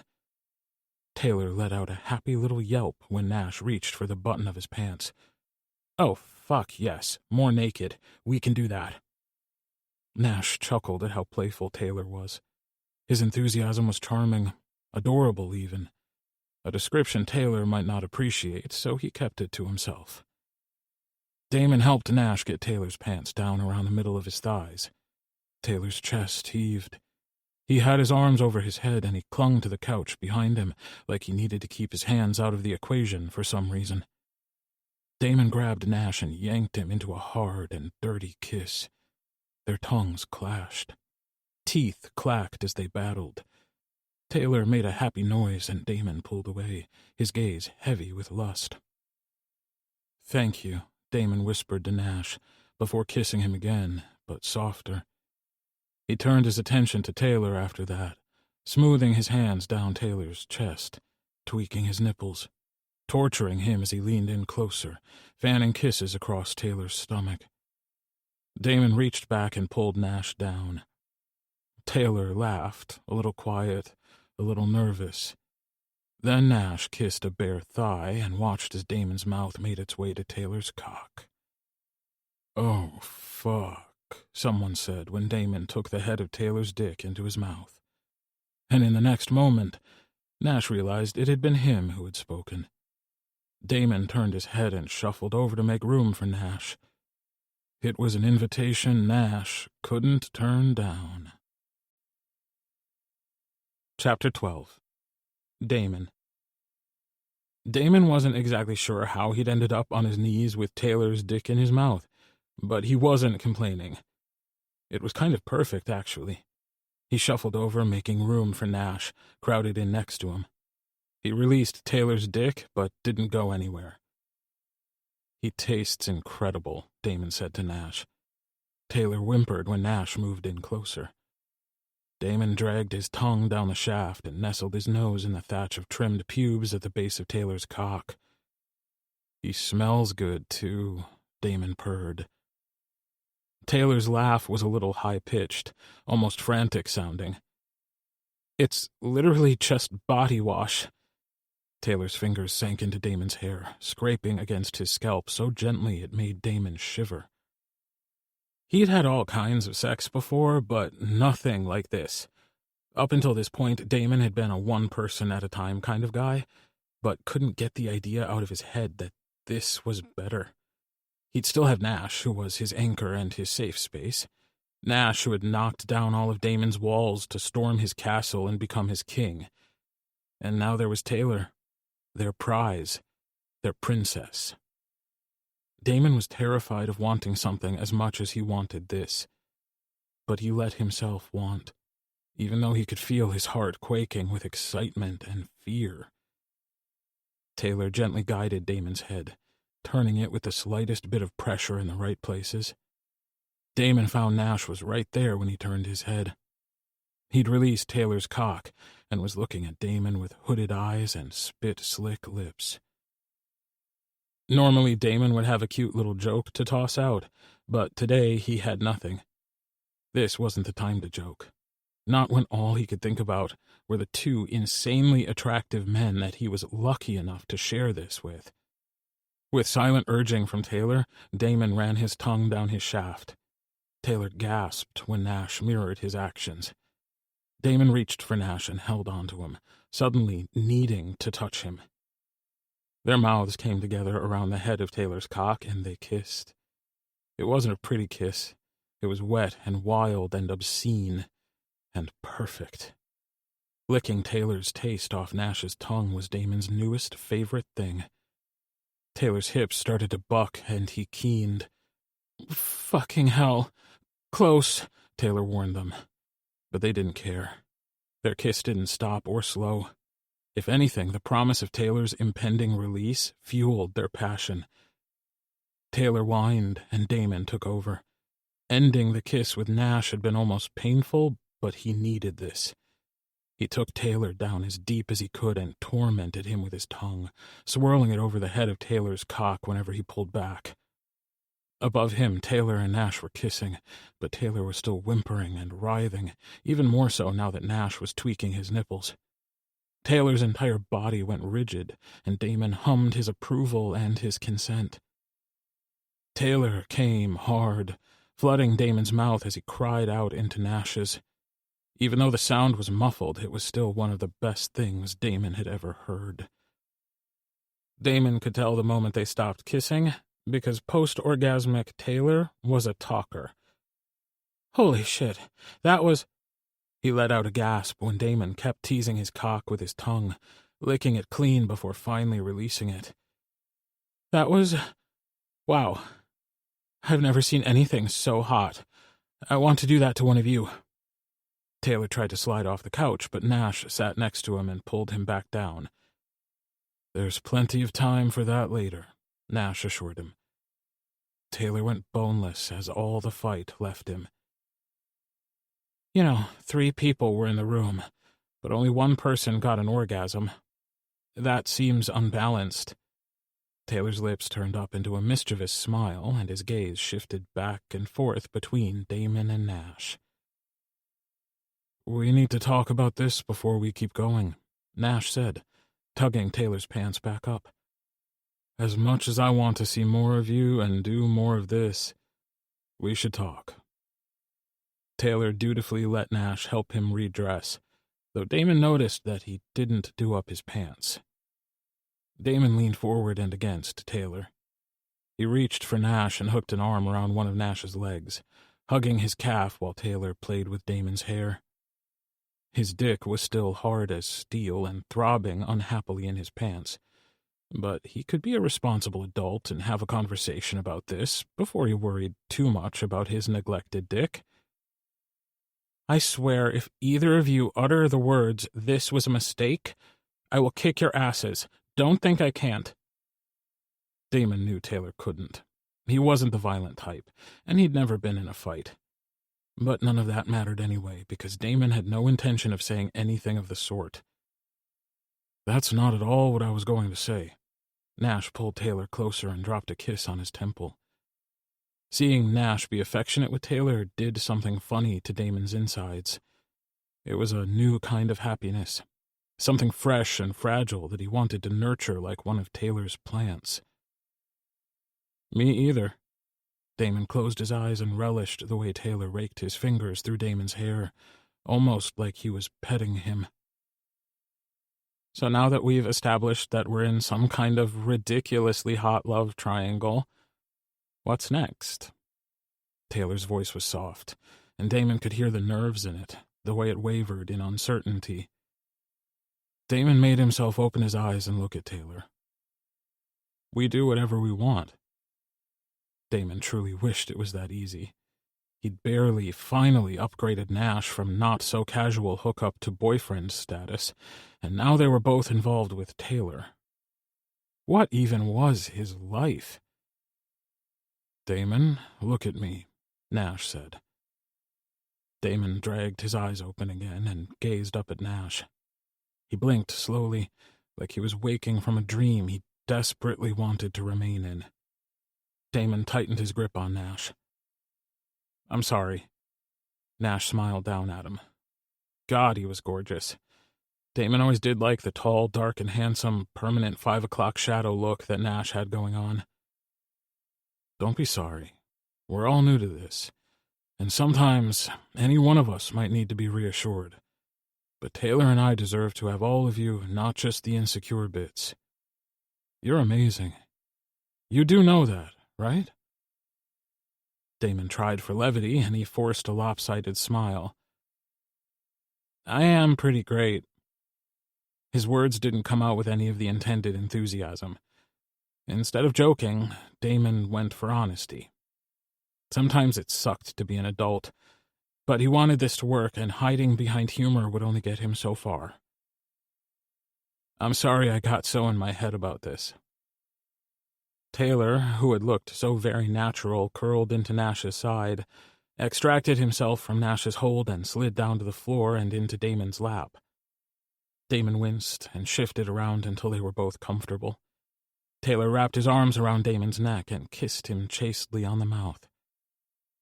"If it makes you feel better, I haven't dated two people at the same time before either." He turned his head, looking up at Nash. "What about you?" "Nope. I've always wanted something like this, but I'd never met the right people." Damon liked to believe the "until now" was there at the end of Nash's sentence, just silent. The three of them felt like an inevitability. Taylor grinned and looked back at Damon. "See? We're all new to this, and we're probably all insecure about things sometimes. The two of you were together first. That makes me feel like an intruder." "You're not," Damon said at the same time as Nash, earning him a smile. "And I'll have to trust that the both of you mean that until I get more comfortable. And you'll have to trust that we're okay with whatever is going on between the three of us." "What about everyone else? What are we going to tell them?" Damon asked. He'd been secretly worried about the reaction of the Bennett brothers and their dad, who was like a parent to Damon. Taylor scoffed. "For now, we tell them nothing. I've never made a habit of talking about my love life with Jonah, who was never interested, and Colby, who still pretends that I need to be protected from everything. I'm not about to start now. We'll tell them when we tell them. They won't die from lack of knowledge." Taylor and Nash were both so confident about this decision that Damon had no problem going along with it. It wasn't like they were getting married or anything. Not that three people could get married anyway, or that Damon had thought about marriage much. He wondered if two of them did get married, which two would it be? Taylor, for sure, because he'd look phenomenal in anything he decided to wear. Taylor laughed and pressed a kiss against Damon's cheek. "Did we blow your mind? Where did you go?" he asked, still smiling. "You have the prettiest smile," Damon told him. It felt like he'd burst if he didn't tell Taylor what he was thinking, because he'd held back for so long. But now that the cat was out of the bag, Damon could lavish him with compliments. "We're not going to get anything figured out if the two of you don't behave," Nash said, not at all in a serious tone of voice. "We don't have to figure everything out this minute, do we?" Taylor looked over his shoulder and gazed up at Nash. The affection in Taylor's eyes made Damon's breath catch. "The two of you make it hard to want to be a responsible adult." Nash attempted a scowl, but he couldn't hide how happy he was. Damon's heart was so full it was hard to breathe. Okay, and Taylor sitting on his lap had a lot to do with tightness elsewhere. Damon's cock was still very much in need of some attention, but he could ignore it a little longer. "I don't know how to do this." Admitting it was hard for him, and he was disgruntled when Taylor shrugged. "Neither do I. I think we can sort of wing it, right? I know you guys had an open thing going, but I want you to know that I'm not into dating anyone who isn't one of you." Damon rolled Taylor's admission around in his head. Until Taylor, Damon hadn't been interested in anyone who wasn't Nash. "I feel the same way," he said, looking at Nash, waiting for his contribution to the conversation. "I don't either." Taylor bit his lip. "So it's just the three of us?" He smiled softly. "I can live with that. Does that mean you're both my boyfriends now?" Damon felt like a dragon who wanted to protect his hoard. "Hell yes, we're both your boyfriends now. How does that make you feel?" Damon wanted to know everything about Taylor. "I never thought I'd get one boyfriend, let alone two." Taylor's face flushed crimson. "I mean, I thought of how nice it would be, in an abstract sort of way, if I had a boyfriend. Or two boyfriends. But it was mostly a pipe dream. I almost can't believe it's real." Damon couldn't resist pressing a kiss against Taylor's cheek. Taylor wiggled in Damon's lap and angled for another kiss. "We could be doing a lot more, but someone," he paused and looked up at Nash, "insisted we talk first." If Nash was affected by Taylor's words, he hid it well. Yes, heaven forbid I make us use our brains before we use our dicks. Well, I don't know about you two, but my brain has had enough time in the spotlight. Taylor leaned into Damon and pressed their lips together. You two were so fucking hot. I thought I was going to come too early and embarrass myself. I'd have considered it high praise. Damon slid his hand up the back of Taylor's shirt and splayed his fingers across skin that was impossibly soft. Are you soft everywhere? Taylor ground himself into Damon, pressing their erections together. Almost everywhere. Chapter 13. Taylor. Someday in the distant future, Colby and Jonah were going to kill him. And probably Damon and Nash, too. But that was a problem for future Taylor. Present Taylor was too busy trying to convince Damon and Nash to take things a lot further than a blowjob. Okay, it was definitely the hottest thing Taylor had ever seen, and part of him thought he might be dreaming. But Damon was real and solid and right fucking there, and Taylor wanted more. And Nash. God, that man could fucking kiss. Taylor was still weak in the knees just thinking about it. We don't need to rush, Taylor heard Nash say. Damon, much to Taylor's dismay, pulled back. He's right, you know. We have time. Taylor sighed and dropped his head onto Damon's shoulder. So mean. This is like epic fantasy material and I get to live it, and you're telling me I have to wait? Taylor knew he was pouting, but he also didn't want to push them into anything they weren't ready for. Good things come to those who wait. Nash reached for Taylor and gently tugged him up onto the couch. Damon needs to let the blood flow back to his feet. All my blood is in my dick right now, Damon lamented, shooting Nash a pretend glare. Okay, so we've established that we're in some sort of love triangle, and that despite how fucking horny we all are... Damon paused to look at the obvious bulge in Nash's pants, dragging Taylor's attention there. We are apparently taking things a tad slower than we were going to 10 minutes ago. So my question is, what now? We cut our picnic short, Taylor said, biting his lip. There's still a ton of food. We could hang out here for a while. It would be a shame to let all that work go to waste. Damon jumped up and brushed a quick kiss against Taylor's mouth. I'll get the basket from the car and be right back. Damon left the apartment like his ass was on fire, and Taylor sort of loved how eager he was to spend time with him. Damon told me you were going to the lake. It's a bit cold for that, isn't it? Taylor shrugged and curled into Nash's side. I mean, yeah, it was colder than fuck out there. But I'd always wanted to do that, you know. I know it's not very macho or whatever to want to go on a picnic, but it was something I always liked the sound of. Macho is overrated. I hope you know that. Nash got up and shoved the coffee table out of the way. Taylor wondered what he was doing at first. Then Nash grabbed the blanket that was on the sofa and spread it out on the floor. It's not as rustic as the lake, but it's warmer. Nash turned on the television but changed it to the fire log channel. Taylor couldn't stop the bubble of laughter that escaped. That's so cheesy. I love it. He slid to the floor and sat crisscross on the blanket. He leaned against the couch and got comfortable, almost hating to admit that this was better than the lake had been, partly because the wind had chilled Taylor right through, and partly because he got to be in the company of two attractive and attentive men. Taylor took the quiet moment as an opportunity to check out more of Nash's apartment.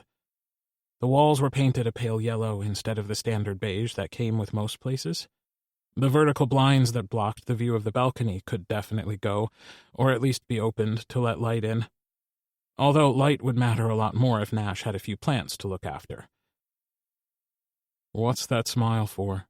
Nash asked him. "No reason. Just happy to be here." The door opened and Damon appeared a second later with the basket in tow. He didn't miss a beat and dropped down on the floor across from Taylor, setting the basket between them. "I see he's pulling out the big guns." Damon motioned to the television. "It's not like my apartment has a real fireplace." "Yeah, but you could get one of those electric ones that plug into the wall like Ethan has." Damon flipped the basket open and rummaged around, laying all the containers out on the floor between them. Nash looked suitably impressed by the spread. "You made all of this?" "You sound surprised. I do work in a diner. I know that doesn't make me the next Gordon Ramsay or anything, but I know how to cook things." "I didn't mean it like that. It's just a lot of food. It looks delicious." Nash grabbed a container and popped the top off, discovering the macaroni and cheese in the phyllo dough. "Well, to be fair, Damon knows how to eat." Taylor laughed as Damon shoved a giant forkful of pasta salad in his mouth. "And it gave me an excuse to try a bunch of different things I saw on the internet." Nash bit into the macaroni and cheese, and Taylor grinned when his eyes went wide and he made a pleased sound. "Good, right? And they're even better when they're hot from the oven." "You're definitely having us over for dinner," Damon said. His suggestion made Taylor frown. If they were over at his place, it wouldn't be long before everyone knew what they were doing. "Maybe I could cook for you two here, or at your place, Damon." Nash snorted. "You'd have to cook here. Damon has one pot and a microwave. I don't think he even has a frying pan." Taylor's eyes went wide and he gaped at Damon. "How do you manage to survive?" "Pre-made shit. Salads, chicken strips, microwave meals. And there's also this cute little diner that I like to go to. The food is great, and the cook is fucking hot." Taylor's cheeks turned to fire. "Okay, so cooking at Damon's house is out. I'd love to cook for the three of us." Taylor had simple dreams. Picnics by the lake, dinner dates, and home-cooked meals by candlelight. He didn't care who suggested it or who did what, so long as he got to share it with someone special. Now that he suddenly had two people to share things with, it was like a dream come true. Not that he dreamed of ending up in a polyamorous love triangle with two amazing men, but he wasn't about to argue with fate, or destiny, or kismet, or whatever was responsible for this wonderful turn of events. He'd always been a romantic. He loved the idea of dressing up and looking nice for someone. Growing up, he watched as many romantic comedies as Jonah and Colby would allow. Jonah was more into action movies, and Colby liked dramas, or those depressing stories that were based on real events. But Taylor had liked the love stories. The cheesier, the better. The grand gestures of undying love did him in every time. In his head, he was already planning the menu for their dinner date here, and how he'd dress up the table, what he would wear. He didn't even care what Nash or Damon wore. They could show up in basketball shorts. Taylor's cock twitched. Okay, he was definitely fine with that idea. Maybe he could use the opportunity to sneak a few plants in here, too. "He's so cute," Damon said to Nash. "You can practically see the wheels turning. What is going on in that beautiful brain of yours, princess?" "Just planning the menu for our dinner date." He shoved a bit of food into his mouth to keep it from spilling all his secret plans. And because they'd started calling him princess, and he fucking loved hearing it. If he could, he'd record it and play it on loop in his ears. The fact that they'd given him a term of endearment already made him swoon. It wasn't a normal, everyday one like honey or baby or something like that. It felt special. Like they'd never used it on anyone else before, and it was just his. Damon snacked on the peanut butter stuffed pretzel bites that Taylor admittedly didn't make, but packed because he knew Damon liked them. There was definitely something to be said for dating someone he already knew pretty well. It made certain things easier, like food choices. Other things it complicated, like the fact that until they were ready to tell people, Taylor couldn't exactly have them over to his place. Maybe it was time to move out. His dad could rent the basement out to someone else and make more money. Taylor paid rent, but he knew it was a lot less than his dad could get from someone else. And if he didn't have a basement unit, he could give his plants more natural light. "So how does this work?" Damon asked. "Do we always hang out in a group like this, or what?" Taylor looked to Nash for answers, just as Damon was doing. It seemed that they'd nominated him as the voice of reason. They acted like Nash was the head of the household, but he was the most grounded, so it made sense. Taylor hoped that he didn't mind the role they'd given him. "It works like any other relationship, with communication. I don't think we always need to be together. Damon and I had a relationship prior to this, and that's still important to me. But it's also important to me that he has time with you." Nash looked at Taylor, and for a second he couldn't breathe. "And that I have time with you." Oxygen flooded his veins, and he fought the urge to scramble across the blanket and plop himself down in Nash's lap. "It's something we'll have to work out amongst ourselves. And yes, we should make a point to spend time as a group like this." Nash winked at him. Fucking winked. The cruel man, because winking meant he was thinking thoughts that were probably X-rated, and now so was Taylor. And they'd already agreed to slow things down, because if Taylor had his way, he'd be the entree at their little picnic. Taylor desperately needed a change of subject. All this relationship talk was starting to make his head spin. He needed time to digest everything, and goddamn Nash for being right about slowing down. "Speaking of work, what are you writing now?" Taylor asked Nash. Over the years, he'd learned about Nash's career, but not a lot. Nash kept most things close to his chest, or at least he did with Taylor. "Just a little passion project at the moment. I have time before I have to get back to my murder mystery series." Murder mysteries definitely weren't up Taylor's alley. "Tell me about the passion project." "It's a sci-fi thing. It's basically like, what if the climate crisis drove humans to the brink of extinction, and our planet was invaded by aliens who said our only hope to survive was going with them?" "Hell yes," Taylor grinned. "That sounds fantastic." "You think?" Nash looked surprised at Taylor's reaction. "Absolutely. The whole man versus alien conflict and man versus the environment? Then you'd probably have some humans who are okay with the whole thing and others who wouldn't be. So then there's man versus man to deal with. Sign me up. When does it come out?" "He's been tinkering with that book for ages." Damon stretched out on his side, putting his head close to Taylor, who slid over and dragged Damon's head into his lap. "It sounds incredible." "When it's done, I'll let you read it," Nash promised. He looked at Damon, who had closed his eyes when Taylor started combing his fingers through his hair, massaging his scalp. "He's like a cat. All he needs to be happy is a warm lap and some affection." "Damn straight," Damon replied, leaning into Taylor's touch. "I have to admit that the lake was nice, but fucking cold." Damon yawned. "If you keep that up, I'm going to fall asleep." Taylor didn't let Damon's words stop him.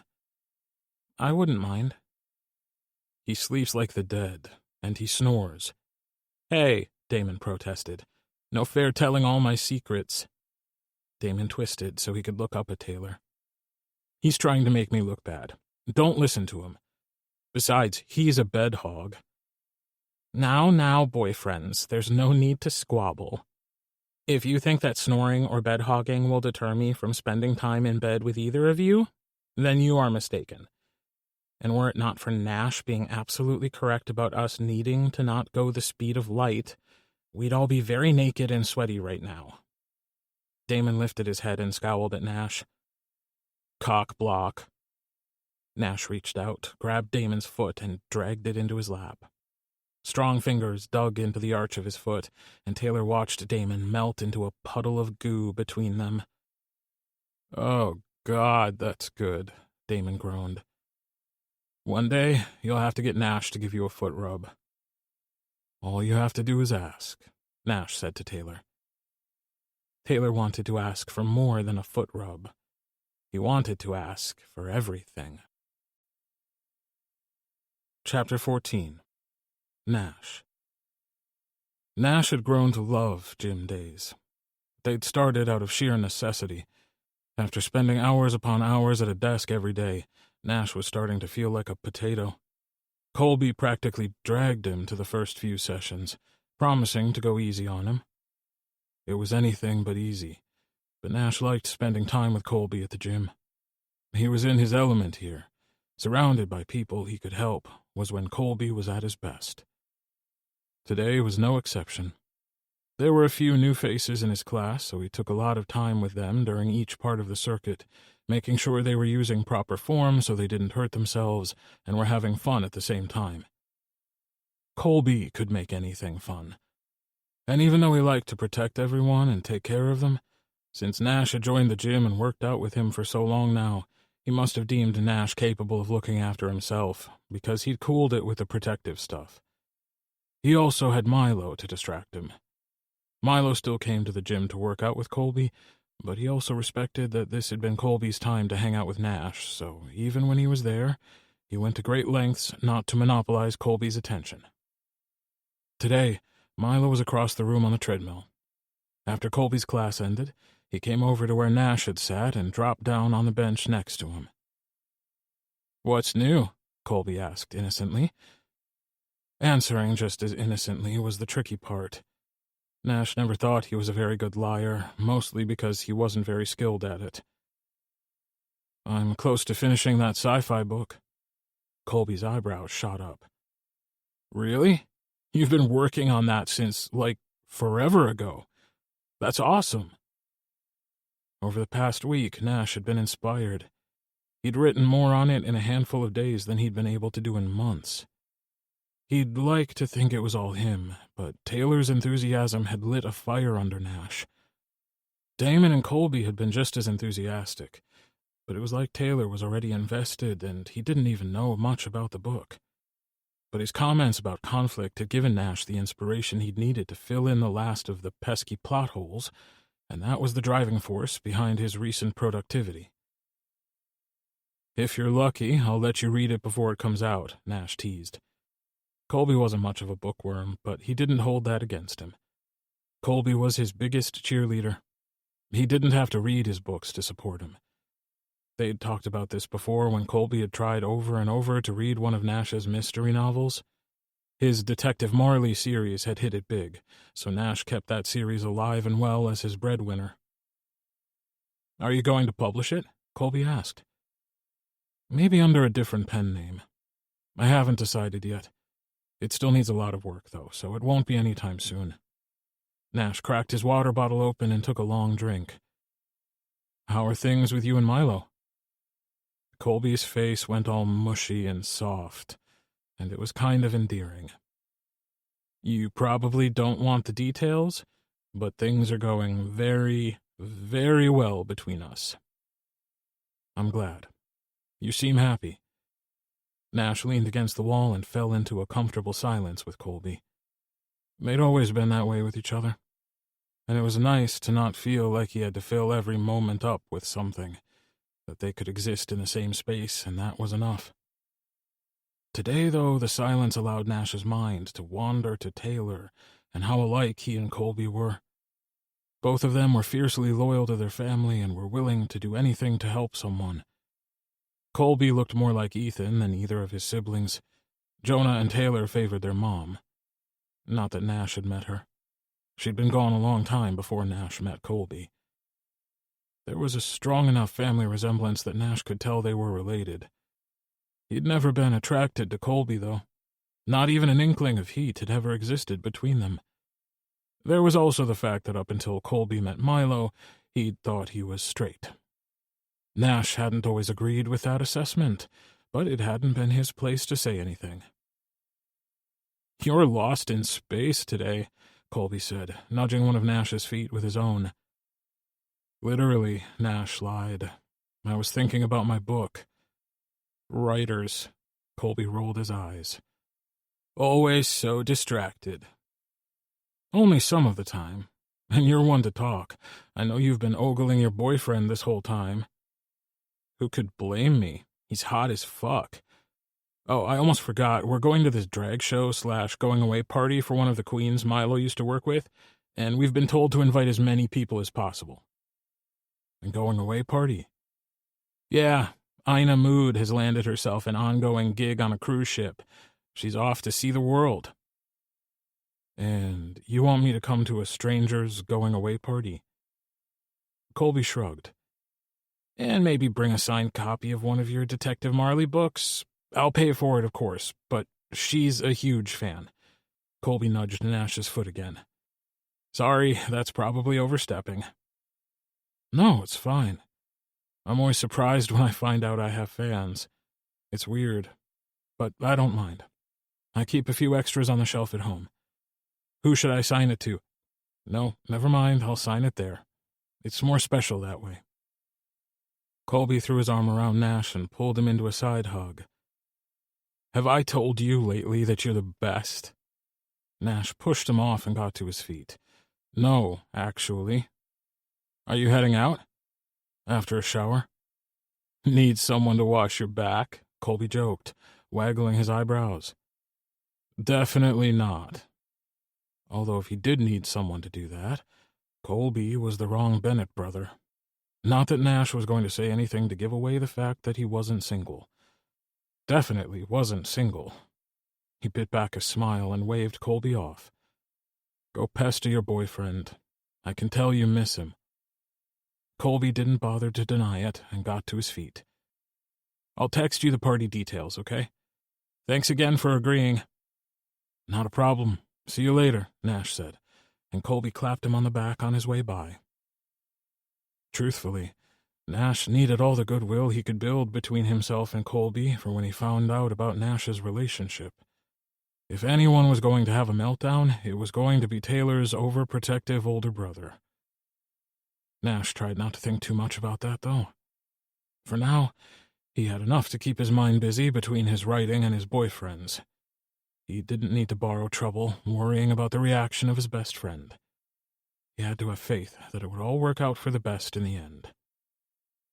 Gym showers weren't Nash's favorite place to be, and it was less of a shower and more of a lukewarm, super-fast rinse to get the worst of the sweat off so he wouldn't repel people at the coffee shop.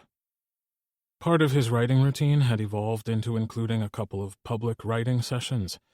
It got him out of the house and around people, which helped him feel like he was still part of society, and not this guy destined to become a bearded hermit, ordering groceries and never leaving his apartment. Nash waved at Colby and Milo on the way out and headed to the nearby cafe he'd been a regular at for a couple of years. In the nicer weather, it wasn't a bad walk, but today the autumn wind was cold and biting, and Nash decided to drive the distance. Except when he arrived, the lights were off and the open sign wasn't lit. After parking, he got out and went to the door to read the sign taped there. Closed for a family emergency. Nash frowned and got in his car. Any other day he might have turned around and gone home, but today he found himself driving over to the Bennett's diner. He didn't know why he hadn't set up shop there before. Ethan wouldn't mind. Other customers had been known to sit and drink coffee and work for hours on their laptops. But other customers didn't also show up on random Sundays for brunch, or at Ethan's house for fire nights. Nash had been worried about wearing out his welcome, he supposed. At this time of day, the diner was surprisingly quiet. Nash walked in and took a seat at the family table. He was pulling his laptop out of the bag when Ethan appeared with a coffee pot. It's good to see you, Nash. Looks like you brought your office with you. I hope that's okay, he said, knowing it was. The cafe I usually work at is closed for an emergency. You are more than welcome to work here whenever you want. Ethan filled a cup for Nash. Did you want anything to eat? I'd love a BLT, no mayo. You got it, Ethan said, going back behind the counter, then disappearing into the kitchen. Sometimes Nash wished the diner's kitchen wasn't closed off from the rest of the restaurant, but it was an old building and it had been that way for as long as the Bennetts had owned the business. But maybe it was a good thing he couldn't see Taylor from where he sat. Nash had the feeling he might spend too much time making eyes at him like Colby had been doing to Milo at the gym. Nash opened his laptop and got to work. Ethan appeared with a sandwich a few minutes later, and Nash thanked him politely before diving in, eating with one hand and typing, slowly, with the other. He'd feared the diner might be too distracting, but it was almost like working at home. Sure, it was noisier, but Nash didn't mind. He finished his meal, and Ethan refilled his coffee, and it wasn't until Taylor came out sometime later that Nash finally looked up from his work. Taylor dropped into the seat across from him with a plate of fries. "You can have some if you want. You've been here for hours." Nash looked at the time and realized that he had indeed been there for almost 4 hours, barely moving in the whole time. He made sure his work was saved before shutting his laptop. "I didn't mean that you had to stop working." "I know, but I didn't expect to get as much done as I did." Nash grabbed a fry off Taylor's plate and crunched it. It was salty and hot and perfect, and Nash was suddenly starving. But for more than just the food. Taylor looked hot as hell, even sweaty from work. His cheeks were rosy from the heat of the kitchen, or maybe he was wearing makeup. Nash could never tell. He clocked Ethan's location and grabbed another fry. "You look incredible." "Oh my God, shut up," Taylor whispered, his blush deepening. "I'm disgusting from frying food all day." "Still hot," Nash shrugged. "You're impossible." "I am. What are you doing later?" "I have a few plants to water, but that doesn't take long." "Only a few?" "I used to do them all at once, but do you know how much time that takes?" Taylor laughed. "How many plants do you have now?" Nash was almost afraid to ask. "I don't keep track anymore." "Anyway, if you're free, we could do something later. Maybe a movie at my place. I'll buy us dinner." "I don't mind cooking." "I know you don't, but maybe I want to do something nice for you." Taylor shoved a couple of fries in his mouth and nodded. "Fine," he said eventually. "I'll be there at 7. He got up from his seat and nudged the rest of the fries toward Nash. "I have to get back to the kitchen. Finish my fries for me? See you later." Taylor walked away, and Nash wanted to follow him, pin him to the wall, and kiss the fry salt off his lips. Why had he said they had to go slow? Nash wanted to pound his head on the table, but that would draw too much attention, so he settled for finishing Taylor's fries. But if he was seriously considering spending an evening alone with Taylor, he might need to have a conversation with his boyfriends first about what speed they were going to take things going forward. Nash wasn't sure how much longer he could keep putting the brakes on. Chapter 15. Damon. Every few weeks, Damon met up with Jonah and Spencer. It was a long-standing tradition, but damned if he wanted to be there that night. Ever since Jonah and Spencer had become a couple, it felt weird for Damon to go out for drinks with them. Oftentimes he felt like a third wheel, even though he knew that nothing had changed between the three of them. It wasn't even that they drank and he didn't. It didn't bother him to be around people who still drank. Damon had to admit that maybe he didn't want to go out with them because he'd rather stay in with Nash and Taylor.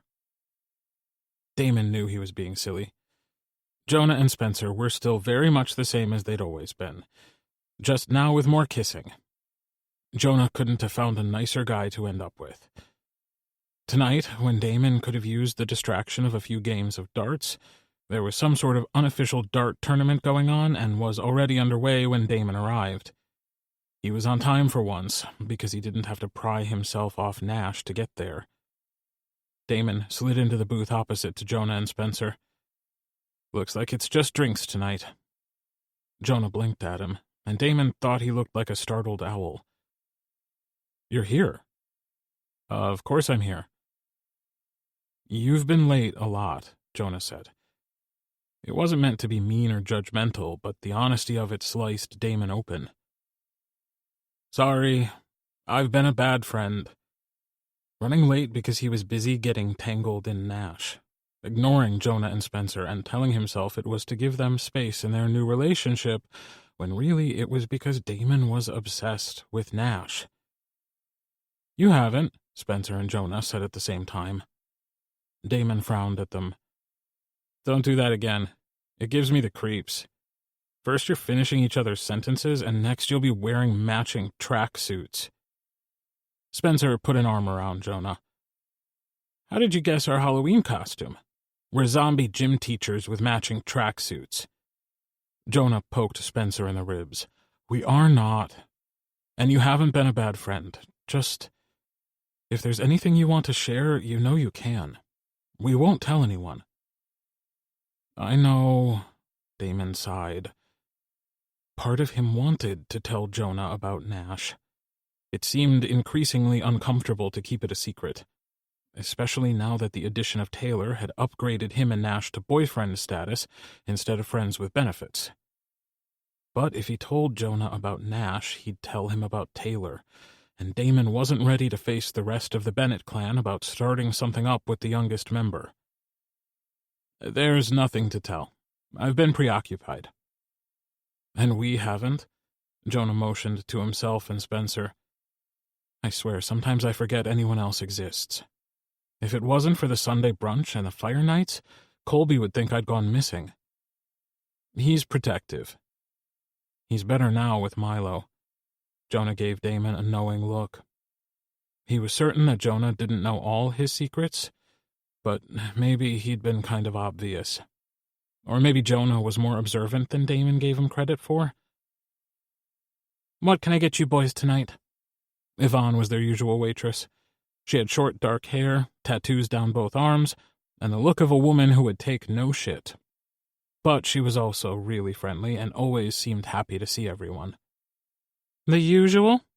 The three of them agreed, and Yvonne took Damon's card. But it's my turn, Spencer argued, and Yvonne shook her head. Sorry, nope, it's Damon's turn. Don't argue with me, I have it all up here. She tapped her temple with her index finger. I'll be back in a minute. Spencer tucked his card away. I could have sworn it was my turn. Jonah bought last time, and you did the time before that. Damon shifted his gaze over to the dart tournament and let himself look interested in what was going on over there instead of what was going on at Nash's house between him and Taylor. He poked around his emotions, looking for any sign of jealousy, but thankfully he found none. He wasn't sure how he'd manage it when he did arrive at that particular bend in the road, because it was sure to happen. But for now, he was happy that Nash and Taylor were into each other. Nash had been right to call him out on his need to be constantly reassured that it was okay for him to date them both. He'd let himself fall down some sort of doubt spiral, and he hadn't been able to climb back out. Now, though, those feelings of unease were gone. Almost gone. He still had the odd moment of, what the fuck am I doing? But it was increasingly rare now. Damon dragged his attention back to Jonah and Spencer when the drinks arrived, and they spent the next hour talking and laughing like they used to before any of them started falling in love. Damon could practically hear his brain lay on the brakes. In love? With Nash? He wiped his suddenly sweaty palms on his jeans. When the fuck had that happened? He looked for the same feeling for Taylor, but found intense attraction and tons of affection and other soft emotions that Damon knew he could nurture into love. It wouldn't even be hard. Something about his realization must have shown on his expression, because Jonah leaned closer. Are you okay? I'm fine. Damon waved him off. He was actually fine about his epiphany. He'd probably been in love with Nash for some time now, and that's why he'd been so terrified about dating Taylor at first. It was one thing to lose a friend over something, but another thing entirely if you were in love with that friend. Damon took a sip of his drink and locked gazes with a still concerned Jonah. I promise, I'm fine. Jonah nodded. You know, Damon, secrets don't stay secret forever, Spencer said, making Damon wonder whether he knew, and how much he knew. But Spencer wasn't the type to be vague or cryptic. If he knew something, he'd wait until Jonah wasn't around to ask him about it. Damon didn't deny having secrets. He smiled at Spencer and clinked their glasses together. Cheers, he said. He was allowed to have his secrets, even from his best friends. Maybe one day it would all be out in the open and Damon could bring Nash or Taylor to drinks and darts, or maybe both of them. Or maybe he'd bring neither one and let them use that time to be alone together. One day, though, he'd sit down for drinks, and they'd ask him about his men, and Damon would gladly tell them that things were wonderful, and he'd have a moment of gratitude that he could share his happiness with his friends. By the time Damon left the bar, he felt better about a lot of things, and maybe he had been slightly jealous that Nash and Taylor were alone in the dark watching movies, but now it made him horny as fuck to think about them together. God, to be a fly on the wall. If he was a shittier person, he'd go over to Nash's, but he knew it was important for them to have their own dynamic. If they were going to be comfortable functioning as a unit, each relationship needed to grow. His group chat with Nash and Taylor still burned in his memory. Nash wanted permission to kick things up a notch, to let nature and lust and whatever guide them. Damon was all for it. Just the idea of Nash and Taylor together had made it hard to concentrate all night. He'd gleefully given them the go-ahead. Damon gave himself a silent pat on the back for being so mature about this. He wasn't above stripping naked and climbing into bed. He kicked the covers down to his feet and grabbed the lube off the nightstand. After another moment of consideration, he also grabbed one of his dildos out of the drawer. It had been ages since Damon had pleasured himself like this. Mainly because, with Nash around, he didn't have to. But there was something to be said for being in charge of his own orgasm, of taking some time in the dark to explore his body, to tease and torment, and be the one to get himself off. Damon lay back on the bed and raked a hand down his chest. Sometimes he went right to the good part. Usually that was when he felt pressed for time. But Damon wanted to take his time tonight. It had been ages since he'd done this, and it felt like a way he could reconnect with himself. Closing his eyes, he let his hands wander, sliding them down his torso. He squeezed his pecs and toyed with his nipples until he started to squirm. He bit his lip and dragged his hands lower, caressing his inner thighs and spreading his legs at the same time. He did it again and again, running his hands over his inner thighs, his fingers barely brushing the crease of his ass, the sides of his balls. His cock was rock hard and lying flat against his stomach. Without lube, his first touch was rough. Skin stuck to skin, and Damon winced. But it wasn't all bad. Mostly it was overwhelming. After adding a generous amount of lube, he gripped his cock and stroked it, long and slow, a moan escaping him. He might be alone in the room, but he wasn't alone in his head. In his head, Nash was there, and Taylor, and he was watching them. Fuck, they were incredible together. Damon's strokes sped up, and he forced himself to slow down, or things would be over far too soon. With slick fingers, he explored between his legs, bypassing his aching balls to press a finger into his entrance. Damon was used to bottoming, although he and Nash never had a problem switching things up between them. Damon pressed his finger in deeper, thinking about the difference between his fingers and Nash's. Nash's were more delicate, but strong and skilled, and Damon pulled his finger out of his ass and grabbed the dildo. After adding more lube, he held the silicone tip against his entrance, then slid it all the way in. It wasn't the seamless, easy glide that Damon had been expecting. It had been a while since he'd taken a toy in his ass, and he had to stop to get his breath once it was all the way in. The toy was thicker than Nash, and longer, and it was almost too much for Damon. But the overstuffed feeling made his head swim in the best way. "Fucking hell," Damon said to no one, as he pulled the dildo out and slid it back in, angling it just right to bump and glide against his prostate. Letting his legs fall wider and wider apart, he took his cock in hand as he slid the dildo in and out. He went slower than his body demanded, purposefully torturing himself. Biting his lip, he tilted his head back and jacked himself faster, sliding the palm of his hand over the head of his cock as he changed grip. The noise in his head went pleasantly quiet. His ragged breaths and his moans were the only sounds in his universe. There was nothing but him and the pleasure he was lost in. Damon eased the cock in as deep as it would go and pressed down, grinding it inside him against all the places that made him light up. His nerves sang as his release built. It came on him like a storm rolling in off the horizon. One moment it was far away, and the next it had barreled over him, shaking the world around him. He trembled under its power as he let loose, jerking hard and fast, streaking his chest with cum. Damon tugged on the dildo, pulling it almost all the way out before sliding it back in. His ass was sensitive and his cock twitched in an unsexy way when he continued to stroke it, but it just made him hotter, needier. After another few torturous strokes, Damon pulled his hand off his dick and let it fall against the side of his thigh, half hard still, but not for long. He eased the dildo out of his ass and dropped it onto the mattress next to him. He flung his arms out to the side and let his legs slide back down, straightening them so that he looked like a fucked-out starfish. Some people meditated to find their center. Damon masturbated. There was something about the act of connecting with himself on a physical level that always helped him feel steadier.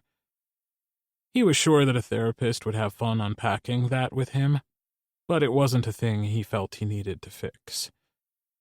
As soon as he could move, maybe he'd text Nash and Taylor and see how their evening was going, or maybe he'd wait until they reached out to him first. There was so much to figure out with this poly relationship thing. Sometimes it felt daunting, but at this moment, Damon was too sated to care about much of anything besides cleaning the cum off his chest before it dried. Dry cum itched like a motherfucker. Chapter 16. Taylor. The best thing about this job was that even on the busiest days, Taylor knew what he was doing. Grilling and frying he could do with almost no thought. It was all muscle memory at this point, which left plenty of time for his mind to wander. Nash showing up had been a surprise, but a good one. It felt illicit to make a date with Nash, and a thrill shot through Taylor when he thought of that. He'd been on a date with Damon, and now he'd be heading over to Nash's later for dinner and a movie. And who knew what else? Taylor found himself humming, shimmying his hips side to side as he worked. It earned him the side-eye from his dad once or twice, but he never asked Taylor why the good mood, which he was thankful for. It wasn't that he didn't want to tell anyone. It was that he didn't want to tell anyone yet. Right now, it still felt like there was nothing to tell. Maybe Taylor was getting ahead of himself. There might never be anything to tell. He hadn't even had his first official date with Nash. It all might go up in smoke, or go nowhere at all. But Taylor didn't get that feeling. His gut instinct told him that this was a good thing, that they wanted him as much as he wanted them. Taylor spied the clock. Josie would start their shift in half an hour, and then Taylor could be out of there. He'd need to shower and check on his plants before heading over to Nash's. But first he'd need to tidy the kitchen. Taylor hated leaving a mess for the next person. Years ago, a guy named Big Joe worked the kitchen, and he made great food, but he was a disaster to work after. In his mind, his job was to cook, not to clean. He'd never wash up any of the dishes or take the trash out. He just breezed in and out like a one-man wrecking crew. Taylor's shift ended during the lull between lunch and dinner. He made polite small talk with Josie while he did a load or two of dishes. He gave the floor a quick sweep before taking his apron off and tossing it in the laundry. "I'll see you tomorrow," he said as he grabbed the bag of trash and headed out the back door. All he could think about was getting home and ready for his date. And that's probably why he almost missed the movement near the dumpster. It was located behind the diner along the back of the building. Taylor was used to seeing the odd cat or dog rummaging around looking for an easy meal, but the movement was larger than a dog. Someone had been in the dumpster, Taylor realized, when he saw the set of legs stop dangling in midair and hit the ground. Sneakers scraped on the pavement as they tried to bolt. "Wait," Taylor called out. "It's okay. Wait, please, are you hungry?" With their back to him, they stopped. Their shoulders were high and tight, and they looked like a spooked animal, all wound up and ready to flee. They didn't move as Taylor slowly made his way forward.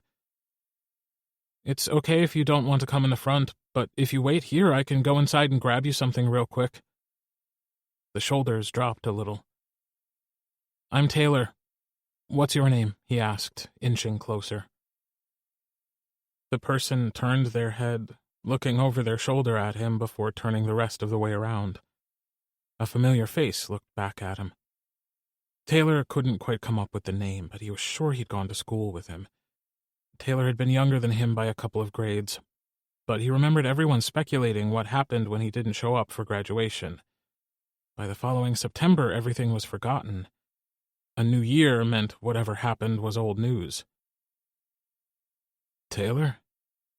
"Yeah." Taylor shuffled closer, then lifted the bag of trash and eased it into the dumpster. "Taylor Bennett. My dad owns this place." "I remember." "Got a name?" "Mickey." Mickey Sharp, that was right. Track athlete. Golden boy. Smart as a whip, too. Just missed valedictorian. What had happened to him? And why was he eating out of their dumpster? "You hungry? I can get you something." Mickey shook his head. Taylor put his hands in his pockets. "Look, I know you're hungry. It won't take long to get you something." Mickey shuffled his foot like he was moving something he didn't want Taylor to see. A sleeping bag. Was Mickey sleeping out here? "You got a place to stay the night? It's supposed to get cold." "I should go. I didn't—" "Wait, okay? I don't live far from here. How about you come up to my place and I'll feed you where no one is going to see you, okay? I'll shower while you do that, and then I have a date and I'll be gone a long time. With any luck, maybe all night. So if you wanted to just stay in somewhere warm tonight, I wouldn't mind." Mickey furrowed his brow. His hair was long and dark and stringy from his rough existence. His face had a layer of stubble on it at least a few days thick. "Come on," Taylor coaxed him. "I'm just over there. The little piece of shit Honda." "You sure are trusting. What if I come over and rob you?" Taylor laughed. "If you come with me, you'll see why I'm not worried about that." Mickey looked torn, like he wanted to, but couldn't make himself. "You'd be doing me a favor. Now that I've seen you out here, if you don't come and at least get warm and fed, I'll spend all night thinking about it instead of thinking about my smoking hot boyfriends." "Boyfriends?" Mickey looked surprised and confused. "Plural, but shh, it's a secret. Can you keep a secret?" Mickey nodded. "Perfect. Then pick up your stuff and get in my car." Mickey finally obeyed and followed Taylor to the little silver car he'd purchased used a few years ago. Mickey sat in the passenger seat, smelling as unhappy as he looked. Taylor didn't want to crack the window and offend him, but he was definitely spray-bombing his car with fabric refresher later. Mickey was quiet on the short drive, and so was Taylor. He was shocked at his own bold decision to bring Mickey home with him. Had it been anyone else, he probably would have settled for making them come inside the diner to warm up and giving them a meal on the house. But Taylor had known Mickey in school. Yeah, he was a couple of years older, but Taylor remembered him being one of those happy kids that everyone liked. Mickey was on the track team, but he also hung around the theater kids and the other jocks, and one of his friends ran the chess club. Everyone loved Mickey, and he seemed to love everyone right back. And then one day he was gone, and no one knew what happened. "This is me," Taylor said as he slid his key in the lock. "Come on in." Taylor kicked his shoes off at the door, and deciding that his own shower could wait, he went down the hallway and grabbed a stack of clean clothes off the dryer. There was a t-shirt Taylor had stolen from Colby a few years ago, and a pair of men's lounge pants. On a whim, he grabbed a pair of thick, fuzzy socks. He found Mickey still lingering in the doorway, clutching his bag like it was his entire life. "Hey, how about a shower first while I make us something to eat?" Taylor asked with no real intention of eating much. He'd eat later with Nash, but he was doing his best to navigate this weird situation without upsetting Mickey. who looked spooked with his wide eyes. Mickey towed his shoes off and looked around at Taylor's jungle of an apartment. "Now you see why I'm not concerned with you stealing my shit?" Mickey's laugh turned into a cough. Taylor winced at how painful it sounded. "The steam from a hot shower will help with that, and you can throw your clothes in the washer after. My dad lives upstairs, but he has his own washer and dryer. This used to be a whole separate unit, but I took over after the last tenant moved out." Taylor rambled at Mickey as he ushered him down the hall and into the bathroom. "Help yourself to anything in here. There are new toothbrushes in the drawer, and I don't care if you use my deodorant or whatever. I have 2 older brothers," Taylor said, as if that was enough to explain that he was incapable of being grossed out by the idea. Taylor turned around, and once the bathroom door closed, he paused to mouth, "What the fuck?" before going to his kitchen to rummage around and pick out something to make for Mickey. It needed to be filling but easy on the stomach because he wasn't sure when the last time Mickey had a real meal was. He settled on making a quick pot of homemade chicken soup with some leftover rotisserie chicken he had and some vegetables. By the time the shower ended and Mickey shuffled out with an armful of dirty clothes, the soup was simmering on the stove. Taylor took Mickey to the closet that housed his stacked washer and dryer. "You know how to run one of these?" Taylor asked, earning him a scowl from Mickey. "Duh." "Sorry, I'm nervous. Not like you're going to steal all my plants or anything." Mickey's scowl softened. "Sorry. It's been a long life, I guess." Mickey carefully loaded the washer, and Taylor showed him where the soap was. He almost offered to let Mickey sleep in his bed, but he had a feeling that would be a bridge too far. Instead, he dug out the extra bedding he kept shoved in the linen closet and stacked it on the end of the couch.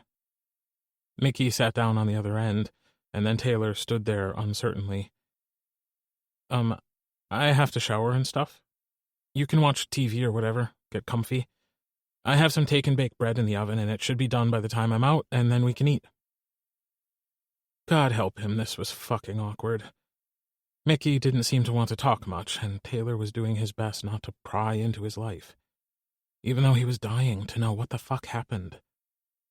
Before he did or said something stupid, he went to his room and quickly chose his outfit for the night. If he had more time, he might have chosen better, but he didn't want to leave Mickey alone for too long, at least until he'd had something to eat. Taylor's shower was the fastest he'd had in ages. After, he dressed in a standard pair of black skinny jeans, but he'd bought this insanely cute and warm pink sweater that was extra long, going down past his ass. It had a big cowl-style neck that had a nice opening that would show off his bare shoulders. He swiped a quick layer of sparkly pink glitter over his eyelids and frowned at his uncooperative hair before deciding it didn't matter much because, with any luck, Nash was going to mess it up later.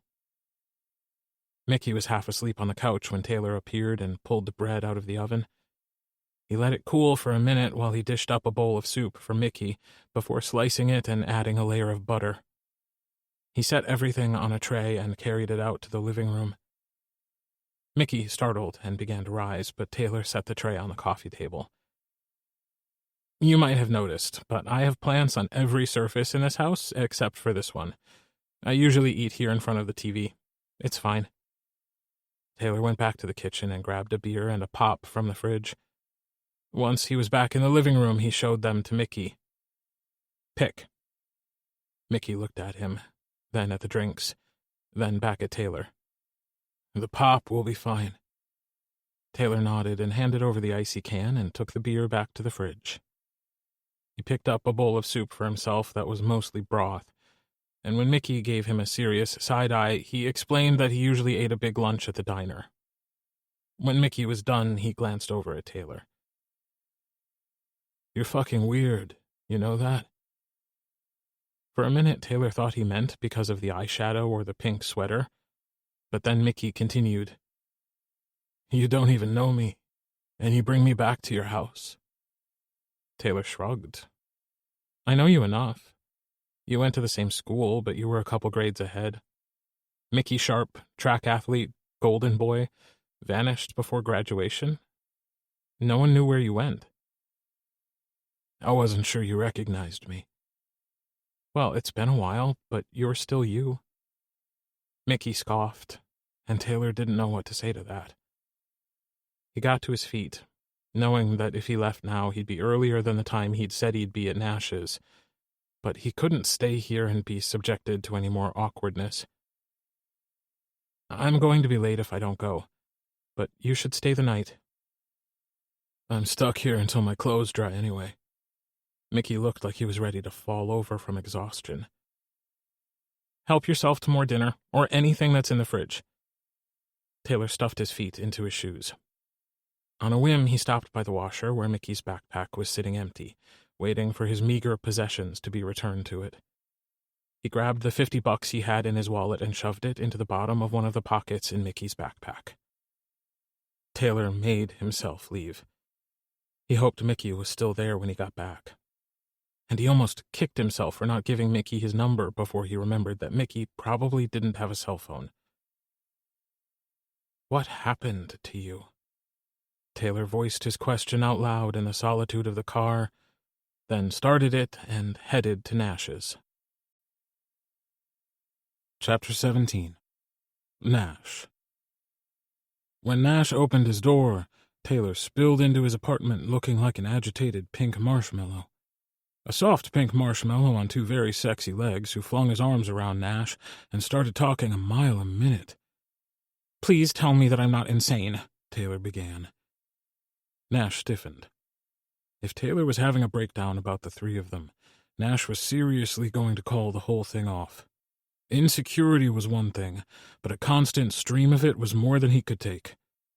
But then Taylor continued. I left him in my house. I don't even know him.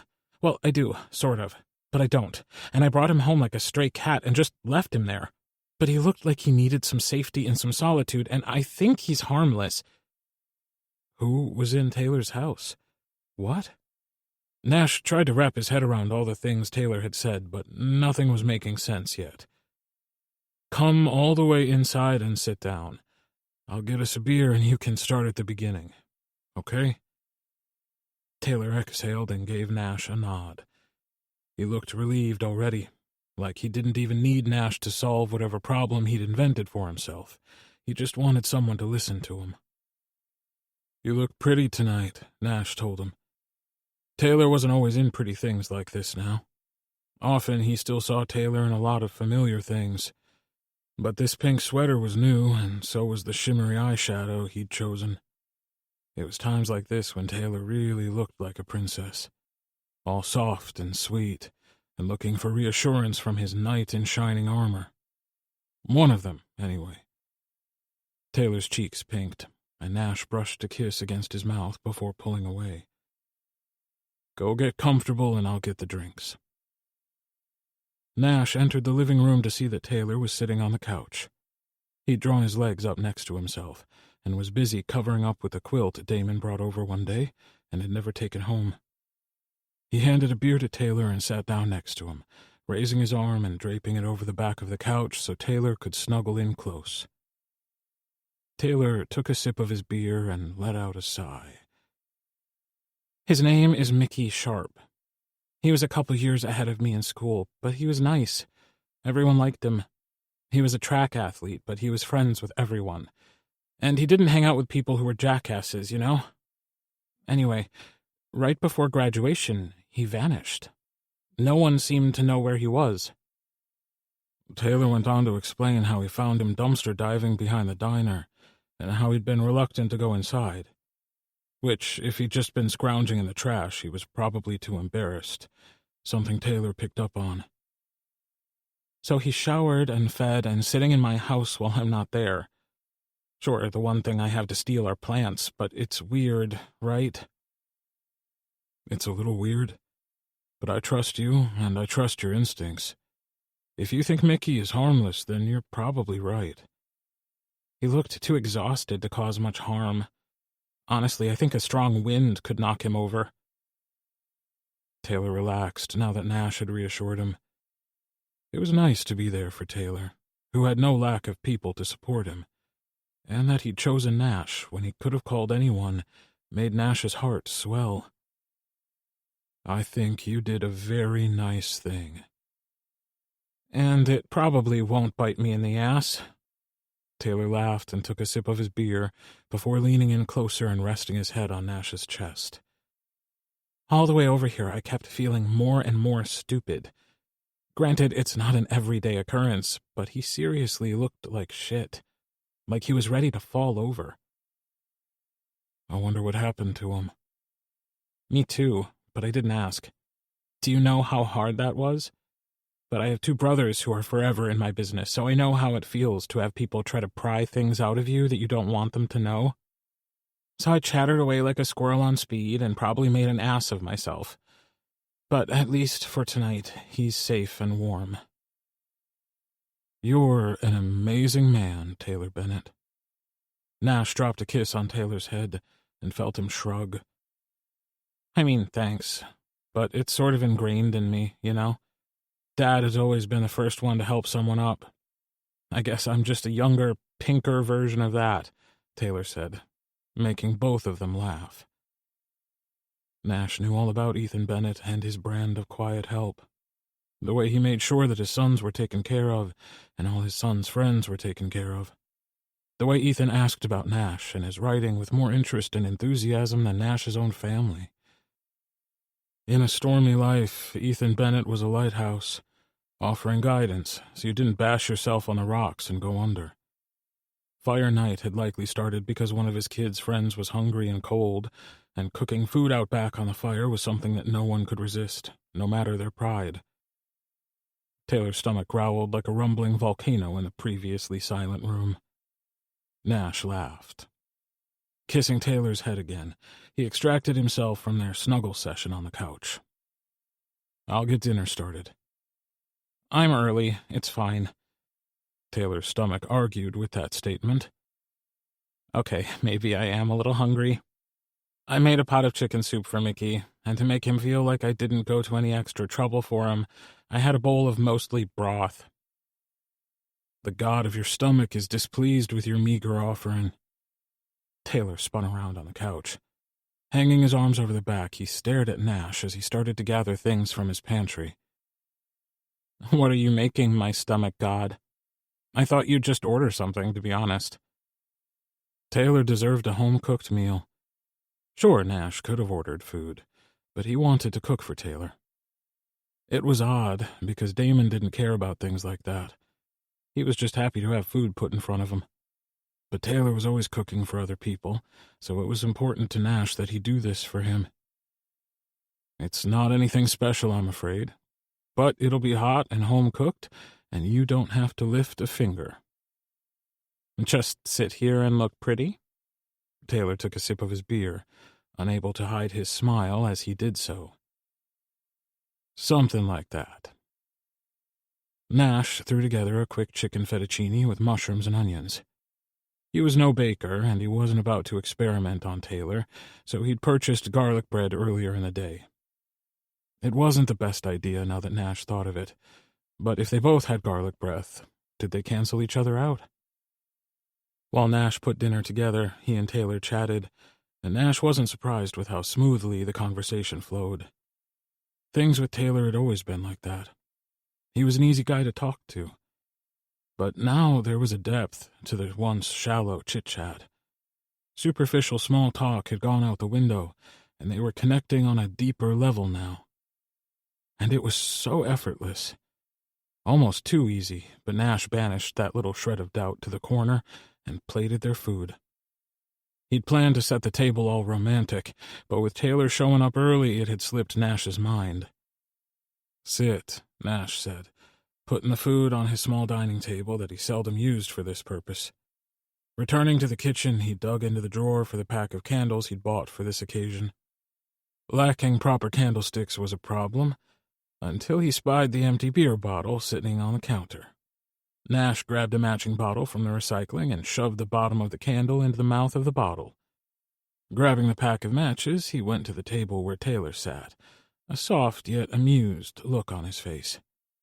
Nash set the beer bottle candle holders down and immediately felt like an idiot. I'd planned to have something nicer, he began, but Taylor swiftly interrupted. No, this is perfect. Taylor beamed at him, all bright-eyed. It really is, I promise. It's better than anything I could have ever dreamed about. And trust me, I did plenty of that. Nash couldn't breathe through the sudden swell of emotion that rushed through him like a tsunami. Taylor's sweet nature was something Nash hoped he never lost, especially when he gazed at Nash like he was the best thing on the planet. Nash lit the candles and, after killing some of the other lighting in the apartment, he took a seat opposite to Taylor. "Just how much dreaming did you do about this?" Nash asked once he sat down. Taylor looked sheepish, and he lowered his gaze when he answered, concentrating very hard on spearing a piece of chicken. "Probably from the moment we met. I'd always had a thing for both you and Damon, since it's honesty hour." "Always?" "Even before I saw the two of you kissing, which was super fucking hot, by the way." Taylor deserved reciprocity, although he didn't ask. Nash figured he wouldn't. Maybe he didn't want to know how long Nash had thought about him in a way that went beyond friendly, and would likely put his friendship with Colby in jeopardy if he knew. "It wasn't when you started to wear makeup and dress differently. Your bravery in that regard and your confidence is breathtaking. But I've liked you for some time, too. It's part of the reason I was so angry with Damon the last time we were there for Fire Night." Taylor's smile danced in his eyes. "I hope you don't hold that against him anymore. It seems to be working out for the best." "All is forgiven." Nash held Taylor's gaze until they both went back to eating, doing nothing to stifle the smiles they shared. After that, dinner was a quiet affair. It was mostly soft glances and gentle compliments.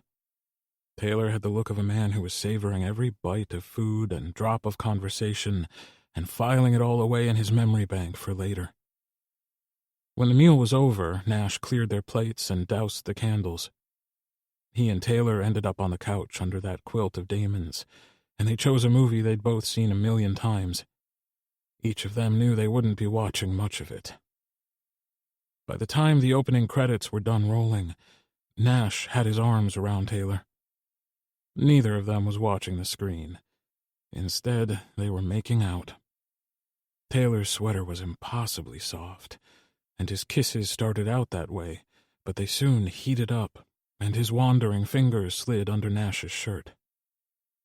Hot hands caressed Nash's bare skin, gliding up farther and farther, tickling over his ribs. Gentle fingers brushed across Nash's nipples. Nash responded by deepening the kiss. He buried a hand in Taylor's hair and tilted his head, opening him to Nash. Taylor squirmed in Nash's arms, either trying to get away or get closer. Nash wasn't sure. He was too busy enjoying the way Taylor felt in his arms, the way he kissed Nash back like he was sure of what he wanted. Taylor's hand slid lower and lower, and Nash groaned when Taylor cupped his dick through his pants. "Can I?" Taylor asked, pulling out of the kiss to pepper Nash's neck with them instead. His hands moved up again, though not too far, and he fumbled with a button of Nash's pants. "Can I?" he asked again, brushing his lips against Nash's neck, sending shockwaves of shivers through him. "Please," Nash said, because he couldn't say no. Didn't want to say no. He'd been so relieved earlier to find out that the three of them were on the same page regarding taking their relationship to the next level. Whatever bit of magic had made this happen, Nash was going to hold on to it with both hands and not let go. Taylor made a pleased sound and popped Nash's pants open. With skill that said he'd obviously done this before, he freed Nash from the confines of his pants. Taylor's hand on his cock felt illicit at first, and he absolutely didn't think of the fact that this was Colby's little brother. Because in this moment, he wasn't. He belonged to Nash. And he kissed Nash like he knew that.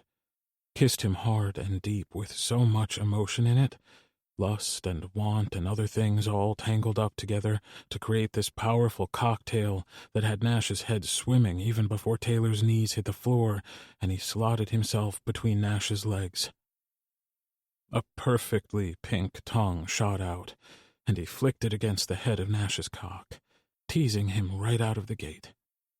Then Taylor leaned in and licked Nash's shaft from base to tip before taking the head into his mouth. While it wasn't that Nash had anything against virgins, everyone had different levels of experience, and that was fine.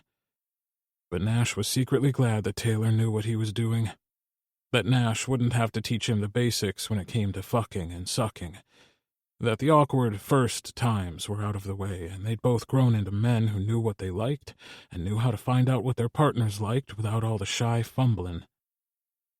Nash sank his hands into Taylor's hair, earning him a pleasure-laden hum that went straight to his balls. "Fuck me," Nash exhaled with a groan. Taylor's slender fingers cupped Nash's balls, then Taylor released Nash's cock and went to work on those instead. Nash tilted his head back and spread his legs wider while Taylor swirled his magical tongue all over Nash's sack, taking one ball into his mouth, then the other, then, miraculously, both at once for a short time. Raising his head, Nash pried his eyes open and pinned his gaze to Taylor, watching as he jerked Nash. Saliva ran out of the corner of his mouth when he finally released Nash's sack and went back to sucking his cock. Fuck, Nash was close, ready to burst. "God, that's divine," Nash said, noting the way Taylor's eyes lit up at the praise. He was also suddenly aware of Taylor's right arm, jerking fast, and the way Taylor's eyebrows knit together. The increased urgency in the way he sucked Nash, like he needed Nash to finish first. Nash could have come in Taylor's mouth, could have watched him drink his cum down, but he pulled Taylor up to him instead. He turned them so fast his head spun, until Taylor was on the couch underneath him, writhing and begging. His hands tugged at Nash's shirt, so he sat up, breaking their kiss long enough to yank it off over his head and toss it. Taylor slid out of his sweater in record time, and then they were bare-chested, pressed together, panting and kissing. Sloppy, wet, messy kisses that were half tongue, half desperation. All of it was mind-blowingly hot. Taylor gave as good as he got. He didn't just lie there and wait to get what he wanted. He reached for it, taking it with both hands. And what he wanted was Nash's pants down further. He shoved at them, pushing them down and baring Nash's ass. Then he grabbed the globes of Nash's ass and hauled him closer, wriggling underneath him while he used his body to beg Nash for more friction. Nash trailed his hands all over Taylor. Wherever he could touch, he did. And maybe later he'd do it again. Next time he'd pay more attention to the way Taylor looked, or the softness of his skin, or the dark treasure trail that Nash had wanted to kiss. But now all he could manage was to hang on as he and Taylor rutted against each other like wild things that couldn't exist without what came next. Taylor tilted his head back, and his body went rigid. Nash kissed Taylor's throat, his neck, collarbone, shoulder, and Taylor let out a guttural groan. Then he was coming, bucking and grinding, and gathering Nash in his arms and holding him as tightly as he could. Then he was kissing Nash again, delving his tongue into Nash's mouth. He twitched and whimpered underneath him. And then, holy shit, Nash's release hit him like a ton of bricks, obliterating him completely. He jerked against Taylor as he covered both of them with his sticky release. Neither of them cared, though, because they kept kissing. Slower now, less frantic than it had been a minute ago. Nash's heart felt soft and full, and he kissed Taylor until his face ached from kissing, and the cum had dried to their skin, flaky and uncomfortable. "We should shower before bed," Nash whispered into Taylor's neck. Taylor had his arms around Nash, and he held tight, but the rest of him was relaxed and lazy now, exhausted and sated, just like Nash. "You want me to stay over?" Taylor asked. almost unsure whether he wanted to know the answer. Of course I do. It had less to do with the fact that Taylor had a former classmate who'd suddenly reappeared sleeping on his couch, and more to do with the fact that Nash wanted to curl up and sleep with Taylor in his arms. The only possible way the night could have been any better was if Damon was there to crawl into bed with them. Chapter 18. Damon. Nash was stretched out on the couch working when Damon came in. He lifted Nash's feet and took a seat, setting them down in his lap. Cradling one foot, Damon started to massage it, slowly working his thumbs into the sole of Nash's foot. He looked on as Nash's eyes fluttered shut. That feels unbelievable. Don't stop. How's the book coming? Nash didn't usually give anyone a lot of details about what he was working on until it was finished. Until then, he held things close to his chest. Damon still liked to ask, though, and Nash indulged him with vague status updates. Nash closed his laptop and rubbed his eyes. It's not. Plot problems? Writer's block? I hear adding explosions is a good cure for that. Nash laughed and set his laptop aside. Neither. He sank down like he was melting into the couch, and Damon continued massaging his feet. He didn't have a foot fetish, but he definitely had a happy Nash fetish. Care to share? Nash rolled his head, stretching his neck. Damon grabbed one of the throw pillows and tossed it over to him. My money guy called today. Uh-oh. Bad news? Nash snorted and stuffed the pillow behind his head. Only that he thinks I have too much that's just sitting there, collecting interest and not much else. He wants me to invest in real estate. He gave me a few options, but real estate was the most appealing to me. Oh, are you going to buy a mansion? Hire a pool boy? I could be your live-in maid, and I could spend my days fucking my boss instead of wishing he'd go fuck himself. Damon's current supervisor was a know-it-all and a severe pain in the ass, but he'd worked with worse. I hate yard work, so I don't want a house. So don't get a house. Damon dug his thumbs in deep, running them along the arch of Nash's foot. The resulting groan had Damon's cock thickening, but he ignored it in favor of being a good, emotionally available boyfriend. There's a place on the top floor here. 3 bedrooms, 2 bathrooms. The building Nash lived in was only 4 stories tall, and Nash currently lived on the 3rd floor. The apartment is on the other side of the building, so we'd get a view of the river. We? Nash popped an eye open and gave Damon a sappy look. Yes, we. What do I need 3 bedrooms for? The other bedrooms can be turned into a spare bedroom and an office. Nash closed his eyes and went back to relaxing. Damon kept his mouth shut, even though he wanted to pester Nash about his usage of we just now. Did he mean that he wanted Damon to move in? What about Taylor? Him too? Damon didn't hate the idea, but it was probably premature to say as much. Hell, he still hadn't told Nash that he loved him. Damon had realized it some time ago, before Taylor. At that moment, he thought Nash had been it for him, which was why it had been a struggle for him when he realized he had feelings for Taylor, too. According to society, to books and movies and television, and even to all his family and friends, relationships were made of 2 people, not 3. But Damon was okay with it being the 3 of them.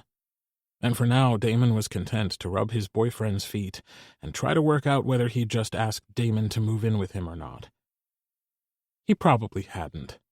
Nash wasn't one to mince words. Damon switched to the other foot. Any word on Mickey? Nash asked. Taylor had told Nash about Mickey, the former classmate who'd fallen on hard times that Taylor had taken in for the night. When Taylor went home the next day before his shift, Mickey was long gone. Nope. Taylor leaves to-go containers out back for him now, and they disappear. So either he's taking them when no one's around, or someone else has discovered them and is capitalizing on Taylor's kindness. He's pretty worried about him, though. Said he'd seemed under the weather. I hope he turns up soon. Me too.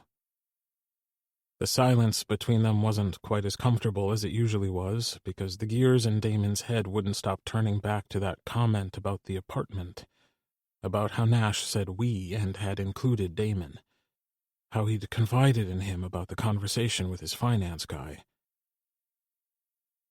I think you should listen to your accountant, Damon told him. Nash nodded. I was thinking the same thing. I mean, I pay him for a reason. Nash pulled his feet out of Damon's lap and sat up. He edged closer to Damon and linked their hands together, lacing their fingers. Damon leaned in and rested his head on Nash's shoulder. What kind of place would you want to live in? Nash asked. Because I can suffer with a yard if it's important to you. Nash, babe, it's your money. It's your place, your call. It's my money, but I'd hoped it would be our place. Damon bit his lip. Do we really need a yard? We both know we'd spend more time at Taylor's place around the fire pit than we would anywhere else. Good point. Nash lifted their hands and brushed a kiss against Damon's knuckles. His heart stuttered in his chest. Damon had truthfully never been good at the whole friends with benefits thing when it came to Nash, because right from the jump he'd been greedy. One night wasn't enough. One weekend was a tease. Damon wanted more, and now he wanted it all. Nash had breathed life into a dream Damon didn't know he'd had, or at the very least hadn't let himself think about. Until now. Until Nash casually told him about buying a bigger apartment and carving out space for Damon there. And he knew without asking that Nash was carving out space there for Taylor, too. The plan to not have a yard of their own so they'd always have an excuse to go to Taylor's for fire nights. And if Taylor ever moved in with them, it would be an even bigger reason to go to fire nights. Family was important to Taylor, and the Bennetts were important to both him and Nash. Neither one of them had much to do with their families. Damon, because his was full of phobic assholes who hid behind carefully placed barbs and barely hidden slights, and Nash because he was a successful author and not a successful doctor. When his parents had kids, they'd wanted to turn them into little clones of themselves, like younger versions, so they could have a do-over and fix their regrets through their children. And then there was Ethan Bennett and his 3 boys. Probably the nicest people Damon had ever come to know.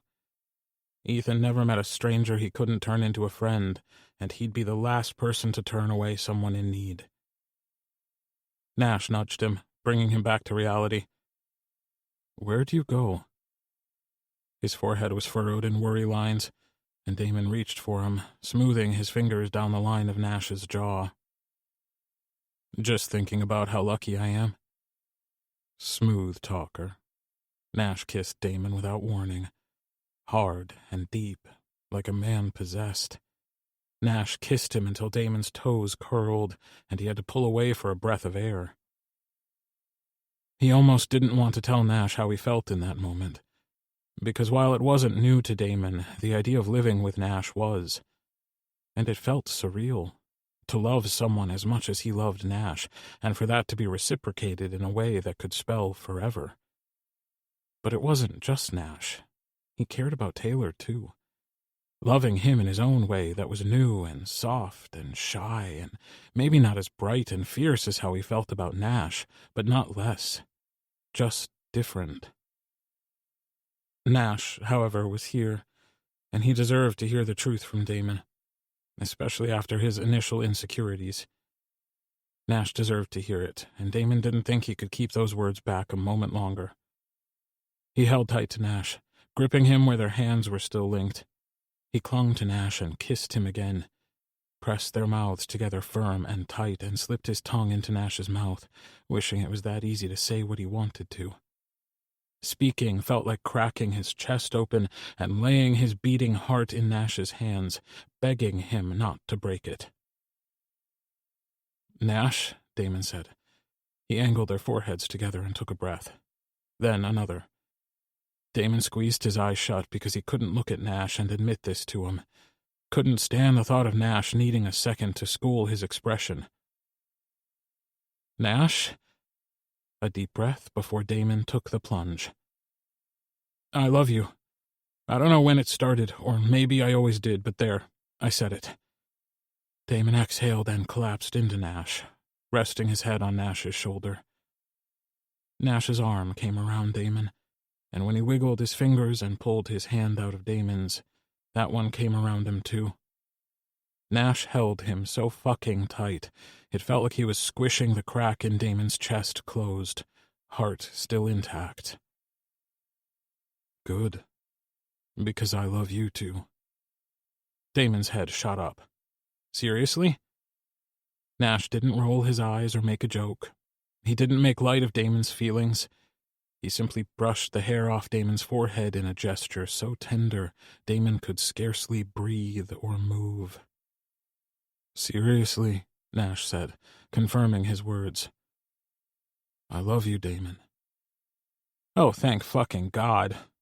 Relief, so bright and palpable, washed over him, and he started to laugh.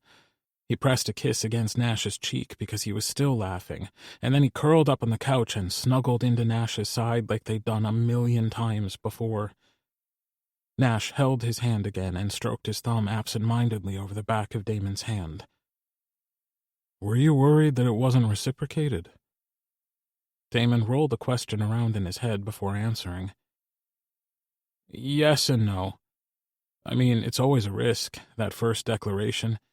So yes, I was worried. But no, I wasn't, because it's you.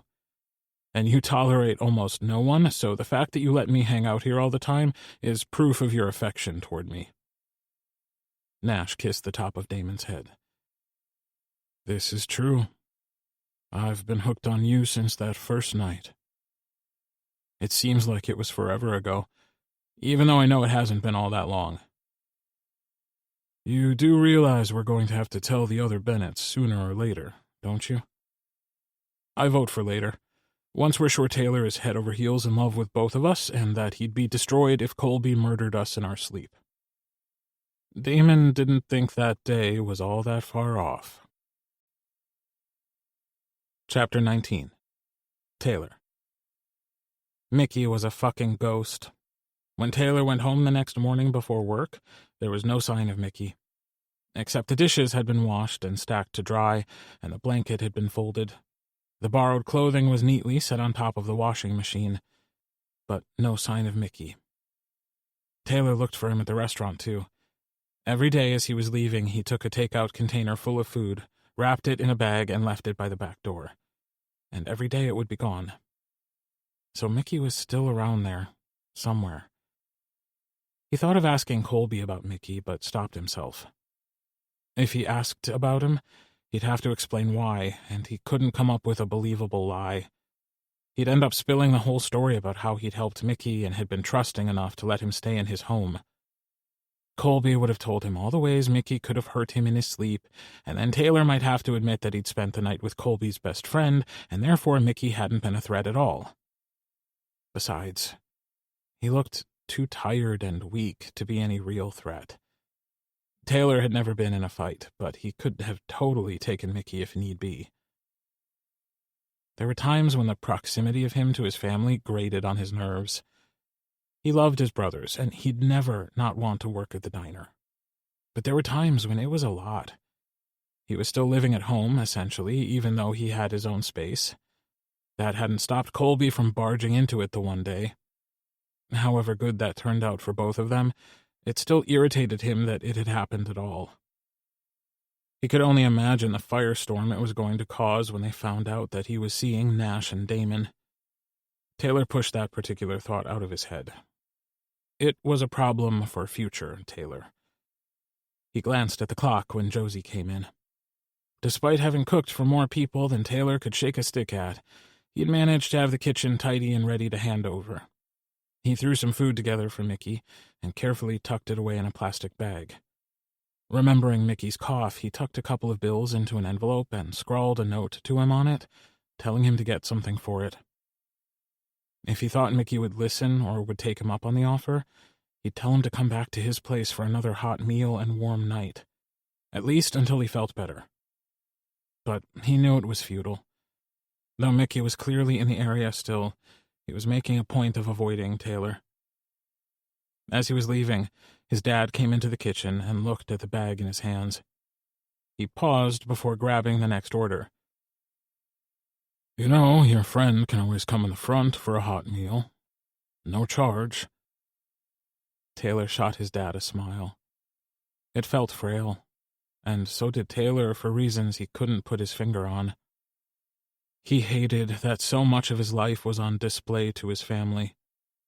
It was time to look for a different place to live. "He knows, but thanks." Taylor ducked out the back and set the food down in its usual spot. To keep it dry in the autumn weather, Taylor had brought an old Tupperware container outside and placed the food inside it. It was clear plastic, allowing Mickey to see there was something inside waiting for him, but it kept the rain off. Taylor's discontent nagged at the back of his mind, and it wasn't long before one of his boyfriends picked up on it. Taylor was out with Damon again. Though the weather was chilly, Damon brought him to the Antique Machinery Park, a place where relics from the old days were lovingly cared for and put on display. A steam shovel, an old train caboose, a carefully restored water wheel. The date was lovely, and Taylor had a great time meandering through the park despite the biting wind. He held hands with Damon, which was somewhat of a novelty. He'd never had the hold hands in public type of boyfriend before. But once they were back in the car and Damon blasted the heat, Taylor fell into his mire of misery again. "What's up, Buttercup?" Damon asked gently, placing a hand on Taylor's thigh as he drove. "Nothing, really. I've been doing a lot of thinking lately." "Do you need to vent, or do you need a distraction?" Taylor put his hand on top of Damon's and gave it a squeeze. Leave it to Damon to be the perfect boyfriend. In a way, he was thankful for the fact that Damon didn't immediately pry and try to get Taylor to spill his guts about all the little things that were bothering him. Without realizing it, all those little things had started to add up, and now they felt like big things. It was the difference between a snowflake and an avalanche. One little thing wasn't a big deal, but if you put them all together and gave them a shove, they could bury him. "Maybe both," Taylor admitted. "It's mostly a lot of small things. I don't want to sound ungrateful or anything, because I love my family and I know how lucky I am to have them. But I feel like I have no privacy. I live in my dad's basement, and though my brothers respect my space for the most part, sometimes they don't. And I work at the diner, which I love, but it means I can't even sneeze without everyone knowing about it." Taylor blew out a breath and was about to say that he knew he sounded whiny and ungrateful, because he did have a job and a place to live and a family that loved him. That was more than a lot of people had. People like Mickey, whom Taylor couldn't stop worrying about. "That sounds hard." Damon gave Taylor's hand a squeeze. At first, Taylor waited for Damon to continue, to elaborate on that, and tell him that he had it good even if it was hard sometimes, and that he should be grateful. But those words never came. Damon drove, quietly waiting for Taylor to speak again, to lay more of his troubles down at Damon's feet. The calm support and the attentive way Damon listened to him made everything better somehow. It didn't change a single thing except that Taylor felt validated, and that made the avalanche easier to breathe under, like Damon had created a safe space and offered him shelter until he was ready to dig himself out. He didn't want to rescue Taylor, seemingly understanding that Taylor was capable of doing that for himself. He needed someone to stand with while he took a breath. He could use that distraction now, though. Damon waited in silence, content to drive with the music turned down. "I was thinking that Nash's place could use a plant or two. What do you think?" Taylor looked at Damon, who pulled his focus away from the road long enough to glance at him and offer him one of his heart-melting smiles. "I think that's a great idea." And I happen to know that he's at the gym with your brother, and I happen to have keys to his place if you need an accomplice." "I was counting on that." Taylor beamed at him. "We can swing by my place, and I'll run in and grab them quick. I already know what ones I'm going to bring." Usually when Taylor was sneaking plants around and leaving them in the care of unsuspecting people, he had to be more clever and crafty to pull it off. Sure, sometimes it was easier than others, like the tree he'd brought to the diner, or the plants that he'd migrated upstairs to his dad's half of the house. But getting the plants into Nash's apartment was almost too easy. Taylor set the orange tree up on the side table near the balcony. Light from the other side of the building would have been better for it, but it would do fine in its current location. He'd also brought over an avocado that he'd started. The seed had cracked open and a shoot had started about a month ago. He set that one on the counter in the kitchen, admiring how it looked at home in Nash's apartment. "Is it strange to be here without him?" Taylor asked Damon when he came up behind him and tugged Taylor into his arms. Lips brushed against the back of Taylor's neck, and Damon inhaled. "Did you just sniff me?" "Mm-hmm," Damon confirmed. "You smell sensational. Kind of sweet." Damon's lips caressed the spot under Taylor's ear that sent a cascade of shivers down his spine. "I could eat you." "That didn't answer my question." Taylor gripped the counter to steady his suddenly wobbly legs. Every time Damon or Nash kissed him, touched him, sometimes even looked at him, it was like Taylor's world tilted on its axis. "It's not strange. And Nash won't mind, I promise." Damon continued to kiss Taylor's neck. His hands rested on Taylor's hips, holding him in place. As if Taylor was going to go anywhere on his unsteady legs. "You're so fucking beautiful." Taylor gasped when Damon's teeth scraped across his earlobe. Hot breath washed over him and he trembled, then leaned back into Damon. He let Damon wind his arms around him and hold him close as he continued the most delicate torture Taylor had ever experienced. Damon had a way of touching Taylor that filled him with an intense feeling of belonging. Taylor had been with plenty of men before, so he knew what it was like to be wanted. But this was more than that. Damon kissed him like he wanted to devour him, cherish him, ruin and remake him. His head swam and all his blood rushed straight to his cock. The reasons they shouldn't do this now, here in Nash's kitchen, tried to clamber to the front of Taylor's mind, but then Damon turned him and kissed him, sealing their mouths together in a frenzy. Hot hands yanked at Taylor's shirt and rucked it up his body, exposing his bare flesh to the air. Damon whipped Taylor's shirt off, discarding it on Nash's counter. Oh, holy fuck, what was he even doing? "Damon," Taylor choked out, breaking the kiss. Damon didn't stop. Instead, he kissed his way down Taylor's jaw. His insides turned to mush when Damon dropped more kisses down Taylor's throat. His body warred with his mind. This was Nash's house, his kitchen. Damon's hands on his skin, his mouth sucking and teasing, tasting. Taylor's body felt almost too good to stop. It was like he was drowning. Damon's hands were on Taylor's face. He pulled him in for a kiss, stealing all the oxygen in the room. Taylor moaned and went boneless. Winding his arms around Damon's neck, he pressed their bodies together, leaving no space between them. Lips brushed against the back of his neck, and a second body slotted in behind him. Strong hands skimmed down Taylor's bare sides, leaving goosebumps in their wake. "I see you started without me," Nash's deep voice rumbled, scraping across Taylor's soul.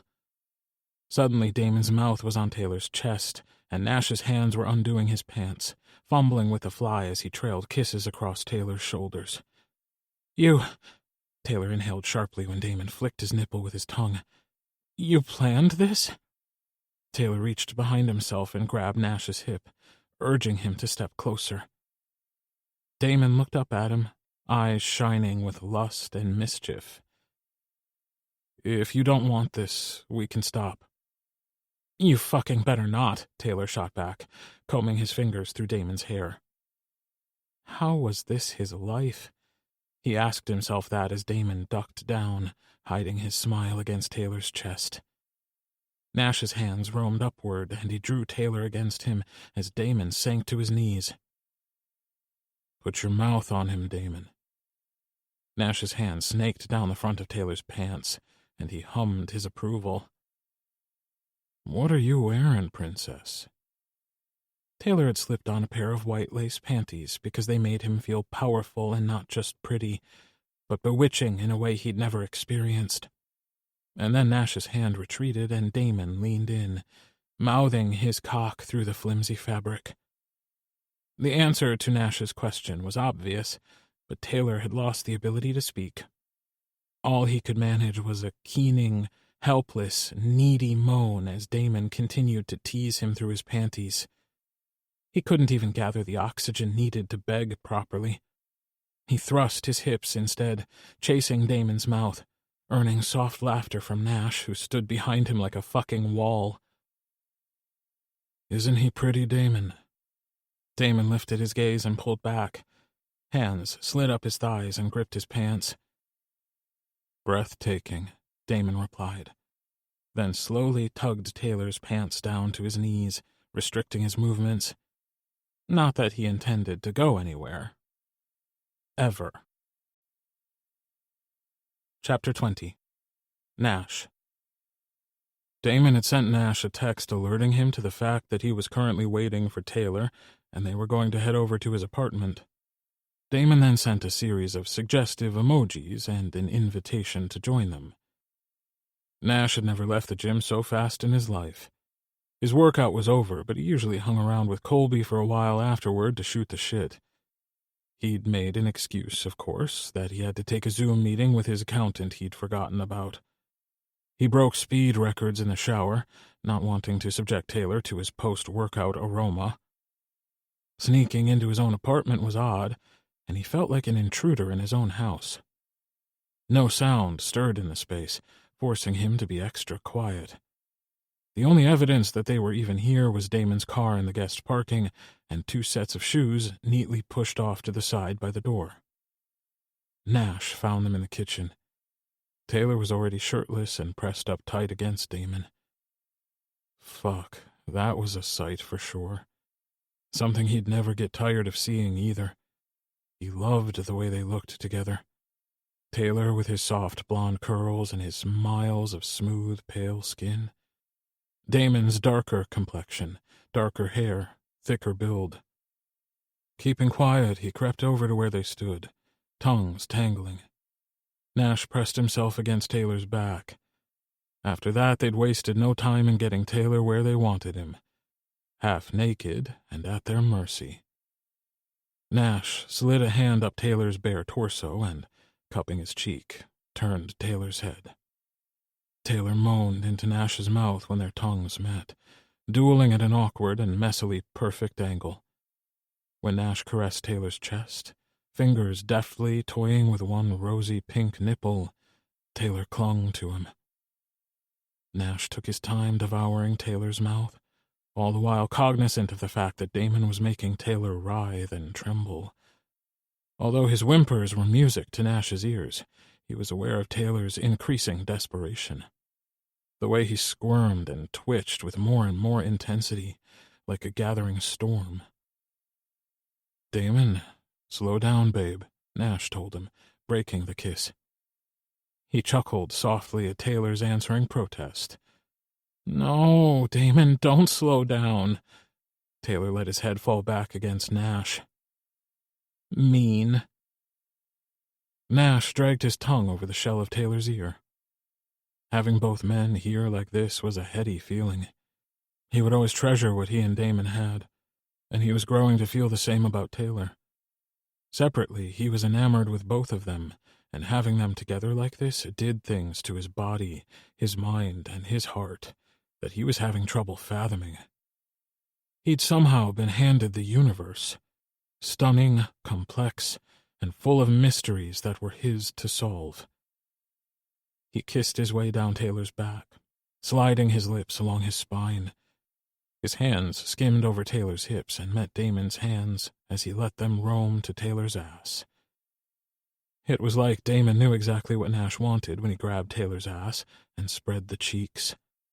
Nash dove in, wasting no time licking a trail up Taylor's crease, huffing soft laughter over his newly dampened skin when Taylor let out a surprised squeak. Nash did it again, this time stopping at Taylor's entrance. He traced the supple skin with his tongue, pressed a kiss against it, before going back to teasing it with his tongue's gentle probing. Trapped between him and Damon, Taylor writhed and squirmed as though he were unsure if he should thrust forward and chase Damon's wicked mouth, or back to silently beg for more of Nash's tongue. "You two are killing me," Taylor said, in a tone of voice that had Nash's cock throbbing. It was filled with a needy sort of desperation that Nash wanted to feast on. He spread Taylor's cheeks and speared his tongue into Taylor's hole, pushing him forward and further into Damon's mouth. One of Taylor's hands cradled the back of Nash's head and urged him deeper. He liked to imagine that the other hand was on Damon's head and that he was choking him with his cock. Nash slid a hand up the inside of Taylor's thigh until he came to his prize and cradled Taylor's sack in his hand. It was high and tight, soft and delicate. Nash toyed with Taylor's hole, tracing the edge, spearing his tongue inside, placing open-mouthed wet kisses against it. Taylor was a wild thing, cornered, feral, bucking and writhing back and forth as they tormented him, until finally Damon pulled back and Nash heard heavy breaths saw in and out of his lungs. "Bedroom," Damon said. He groaned as he got to his feet. Honestly, Nash could have happily kept feasting on Taylor until he was a ruined, sweaty heap on the floor, but Damon scooped him up, tossing Taylor over his shoulder in a move that he made look far too easy. "Hey," Nash protested as he got to his feet. "Which one of us goes to the gym?" "I can walk, you know." Taylor's laughter was cut off by the sound of a sharp slap. His eyes went wide like saucers, and he looked at Nash as Damon carried him toward the bedroom. "That stung." Taylor didn't seem to mind too much, however. "Good," Damon replied. "It was meant to." Nash followed them into the bedroom in time to see Damon dump Taylor onto the bed. Grabbing his pants by the ankles, he worked the fabric over his feet, then pulled the jeans off. His panties stayed tangled around his ankles until he managed to kick them off. Taylor crawled backward until he reached the pillows. He looked at them and skated his hand down his chest. His long fingers trailed over his stomach before wrapping around his cock. "You two are wearing far too many clothes." Damon started to pull his shirt off, but he stopped when Taylor shook his head. "That's not very fun of you." Taylor wet his lips. "You should undress each other." Nash's eyebrow arched up, and Taylor shot him a saucy look. "Don't look at me like that," Taylor said. "Ever since that first time I saw the two of you kiss, I've wanted to see this. I've dreamed of it. I practically jerked myself raw thinking about it." Damon turned and gathered a stunned Nash into his arms, and then they were kissing, slow and deep, but somehow still frantic and feral, like they were energy contained. Damon tugged at the hem of Nash's shirt, an old paper-thin t-shirt that he liked to wear on gym days. He let Damon take it off him before he hauled him back into a kiss. He wanted to give Taylor the show of a lifetime, wanted to give him everything he desired because he deserved it, because making Taylor happy made Nash happy. And then there was Damon, eager, loving. Everything he did, every touch, Nash could feel how much he meant to Damon. It was like being worshipped, and Nash gave himself over to it, hoping that Damon felt his touch and knew, understood on a soul-deep level, what he meant to Nash. Before Damon, sex had been sex, energy and friction, capture and release. It didn't mean much of anything beyond having a good time. He thought it would be the same with Damon, but right from that first kiss, he knew something was different about him. It had meant more than any kiss he'd had before, and if not for the fact that the storm of butterflies in his stomach had paralyzed him, he might have called the whole thing off. But Damon kept kissing and touching, and Nash was lost to it. Even now he was powerless against what he felt for him. Nash fumbled with Damon's fly. Popping the button open, he yanked the zipper down, and then he was on his knees again. He kissed Damon's stomach, then freed his cock and kissed that, too. "Go on," Damon urged him. He turned his attention to Taylor. "Keep your hands off that pretty cock of yours." "No fair," Taylor whined, but obediently took his hand off his cock and propped himself up on his elbows. His eyes shone with an eager sort of happiness that made him look radiant. Bright eyes and rosy cheeks, and a smile that made Nash's insides melt like butter. Turning his attention back to Damon, he took his cock in hand. Giving Taylor a show was half the fun now. The other half was torturing Damon to do it. He flicked his tongue out and caressed the ruddy tip of Damon's cock. Nash swirled his tongue around the head. When two hands sank into his hair, Nash obeyed the gentle pressure and took Damon's cock into his mouth. "That's it," Damon purred above him, a deep, satisfied rumble as he pushed himself deeper into Nash's mouth. "God, that's good." "How good?" Taylor asked. "Tell me everything." Nash would have laughed if he didn't have a mouthful of cock, not because it was funny, but because Taylor's eagerness made Nash happy in a way that made his insides feel lighter, brighter. He gave himself over to that feeling and let Damon drive. He licked and sucked, and when Damon wanted him to take more, he took more.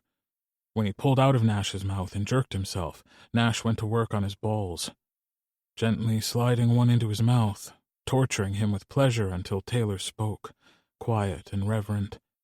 Desperation came off him in waves. Or maybe it belonged to all of them. "Please," was all Taylor said, and Nash was on his feet. He tore his pants open and shoved them down, kicking out of them. Fuck slow and easy. To hell with putting on a show for him. Nash needed him. Needed to touch and kiss him. He climbed onto the bed, stripped bare just like Taylor, and slid on top of him. Taylor's arms wrapped around him, and he pulled him down, not that he needed any further urging. Their kisses were wild and frenzied. Somewhere beyond that, outside of their lust bubble, he heard Damon rustle around in the nightstand before the bed dipped, and he joined them. With Damon situated behind him, it was Nash's turn to writhe and moan as two lube-slick fingers pressed against his hole, teasing him open with a long, steady press. "You should see him like this, Taylor. His hole is so tight. He's so greedy for it. Can you feel it?" Damon asked. Nash wondered if Damon expected a response beyond the sudden frantic whimper that came from Taylor or the moan that he tore out of Nash when those fingers brushed over his prostate. "Please, Nash." Taylor broke the kiss and begged against the corner of Nash's mouth. "I need you in me. Please." Nash was sure that Taylor said please about a half-dozen more times. Every time he said it, Damon teased Nash, gently stroking his fingers in and out over that bundle of nerves, lighting Nash up inside like a firework. Damon pulled out. "Open him up, Nash. Nice and slow." Nash sat up and made a circle in the air with his finger. "Turn over for me. Hands and knees." Taylor looked like he was trying not to appear too eager. And if he failed, well, Nash would keep that to himself.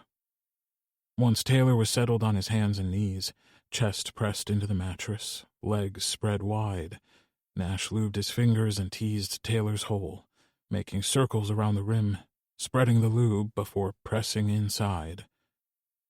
A moan erupted out of Taylor, and Nash's cock throbbed in response. He was hard as granite, and he couldn't wait to get inside Taylor. And somehow, while he worked his fingers deeper into Taylor's hole, marveling at the curve of his ass, the way his back bent and his legs spread wider, Damon reached between them and deftly rolled a condom down Nash's cock. Nash turned his head, and Damon captured his mouth, tangling their tongues together for a brief moment before pulling away. He caught Damon's gaze, and the affection he saw there knocked the wind out of him. Then Taylor wriggled beneath him, grinding himself backward. He'd been patient enough. Nash smoothed his hands down Taylor's back, smiling at the way he arched into his touch. Then Nash lined his cock up with Taylor's hole and pressed inside through the tight ring of muscle. It resisted a little at first. Then Damon told Taylor to breathe, and it gave way, taking Nash in, pulling, luring him into his depths like a siren. Nash drowned willingly. Taylor's hands gripped the bedding. Nash gripped Taylor, and he pushed deeper, as deep as he would go.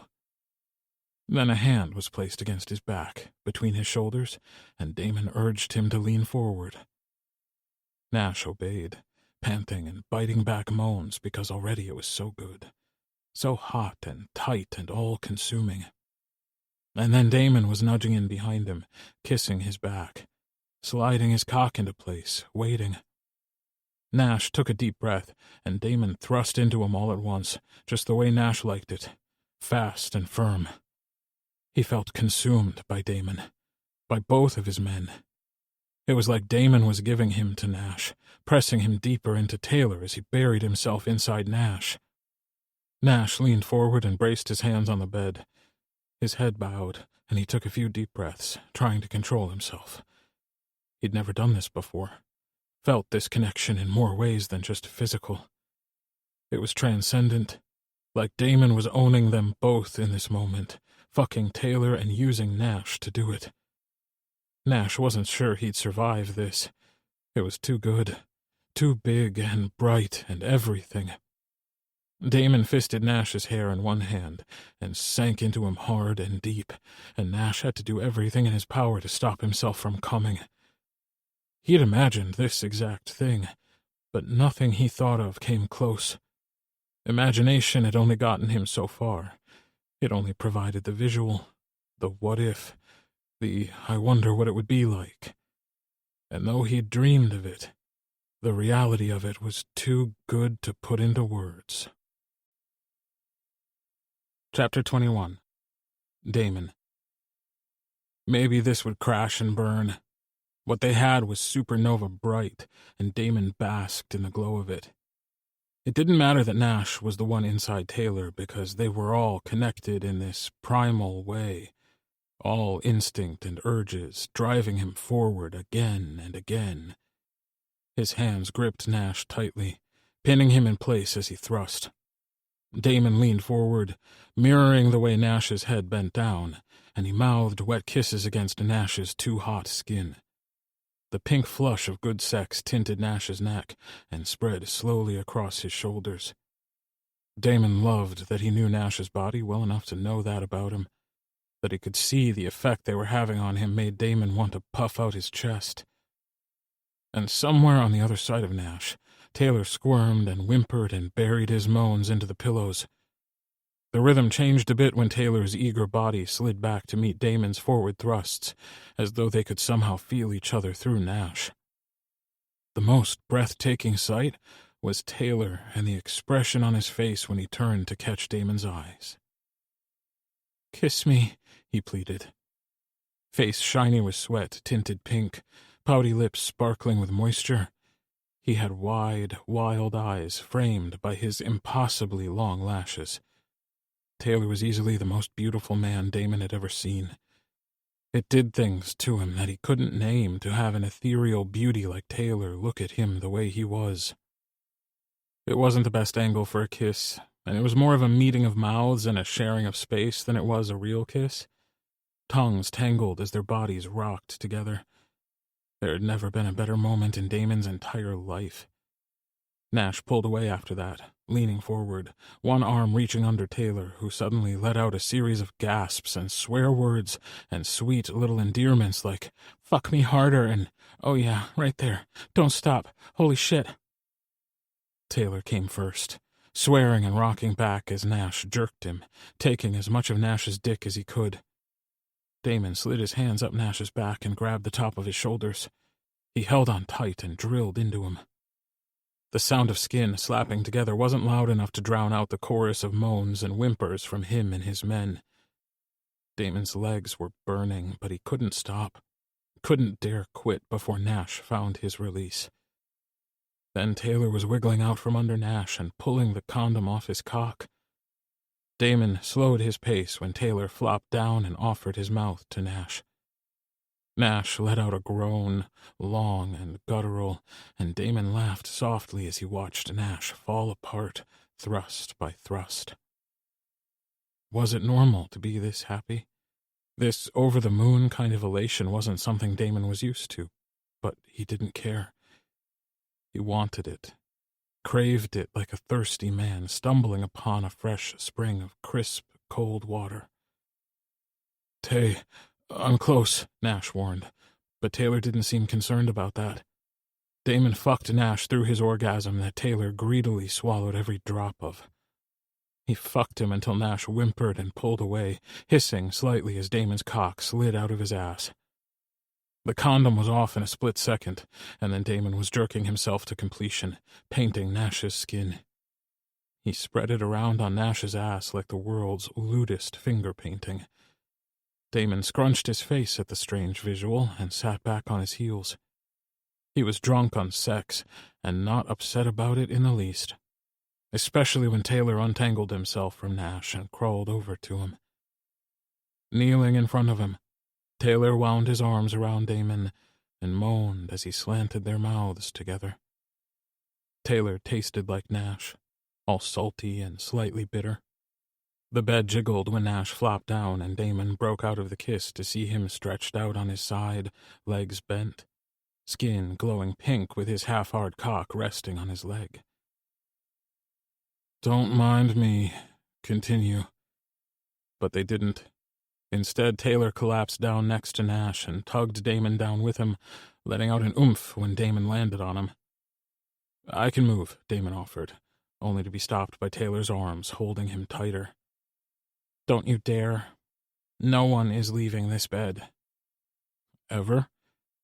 "Well, at least until we all catch our breath." "That was phenomenal."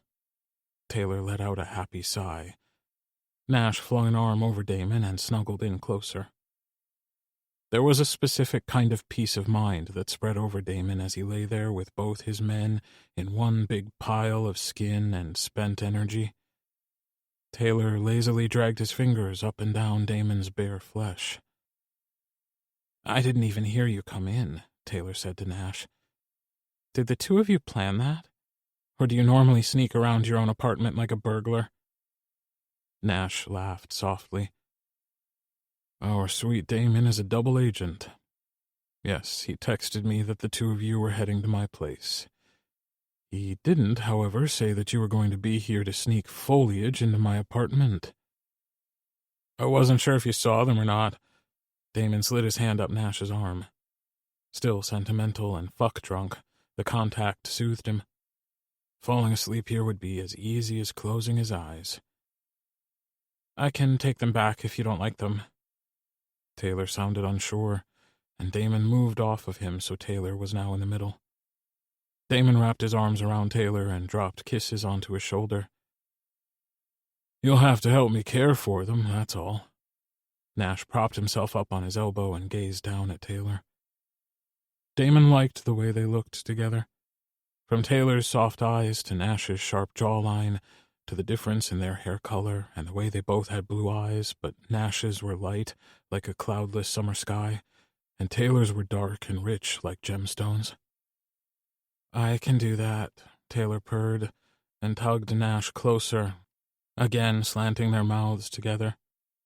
Damon watched them, glad that he could stare and enjoy the view. He belonged here with them, that much was clear to him.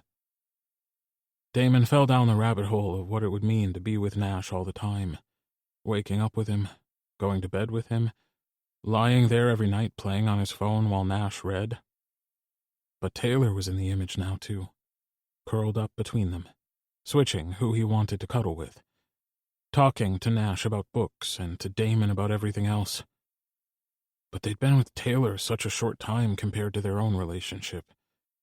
It was probably premature to be thinking so seriously about Taylor moving in with them. Them. Holy shit, Damon was going to move in with Nash. Fingers trailed down Damon's cheek, and he returned to the present with a start to find Nash staring into his soul, reading all his secrets. Not that Damon had any more left. He'd given them all to Nash because he loved him. "Where'd you go?" Nash asked him, cupping Damon's cheek in his hand. "Nowhere," Damon replied, turning his head to kiss Nash's palm. "I'm right here." Taylor let out a soft groan. "I hate to be a killjoy, but I have to get home. I've got work in the morning, and I have to be there a little earlier than usual for the delivery." "You could still stay. Go from here," Damon told him, half wanting him to say yes, half relieved when he said no. It wasn't that he didn't want him there, but he had important things to discuss with Nash. "I don't have my car with me." Taylor burrowed in closer. "It's fine. We'll see each other again soon." The three of them made out like teenagers until Taylor finally let out a displeased sigh and extracted himself from their little nest. He shoved his legs into his pants, and Damon watched him wiggle his ass to get it into his pants. "God, I love tight pants on you," Nash said, tearing the words right out of Damon's head. "My thoughts exactly." Damon stole a kiss from Nash and climbed out of bed. "I'll take him home." The implication that he'd be right back was there, but Nash was still shocked to see him upon his return. Nash was at the coffee table with his laptop open. The TV was on in the background, so Damon knew he wasn't writing. Nash only wrote with music on. TV shows were too distracting. "I brought dinner." Damon set the bags on the counter. The avocado seed caught his attention, and he smiled at it. He liked that there was now a little bit of Taylor here with them. "Good, because I'm starving." Nash abandoned his laptop and came to the kitchen to help Damon with the food. "What did you get?" Damon had been in desperate need of comfort food when he'd made the stop for dinner.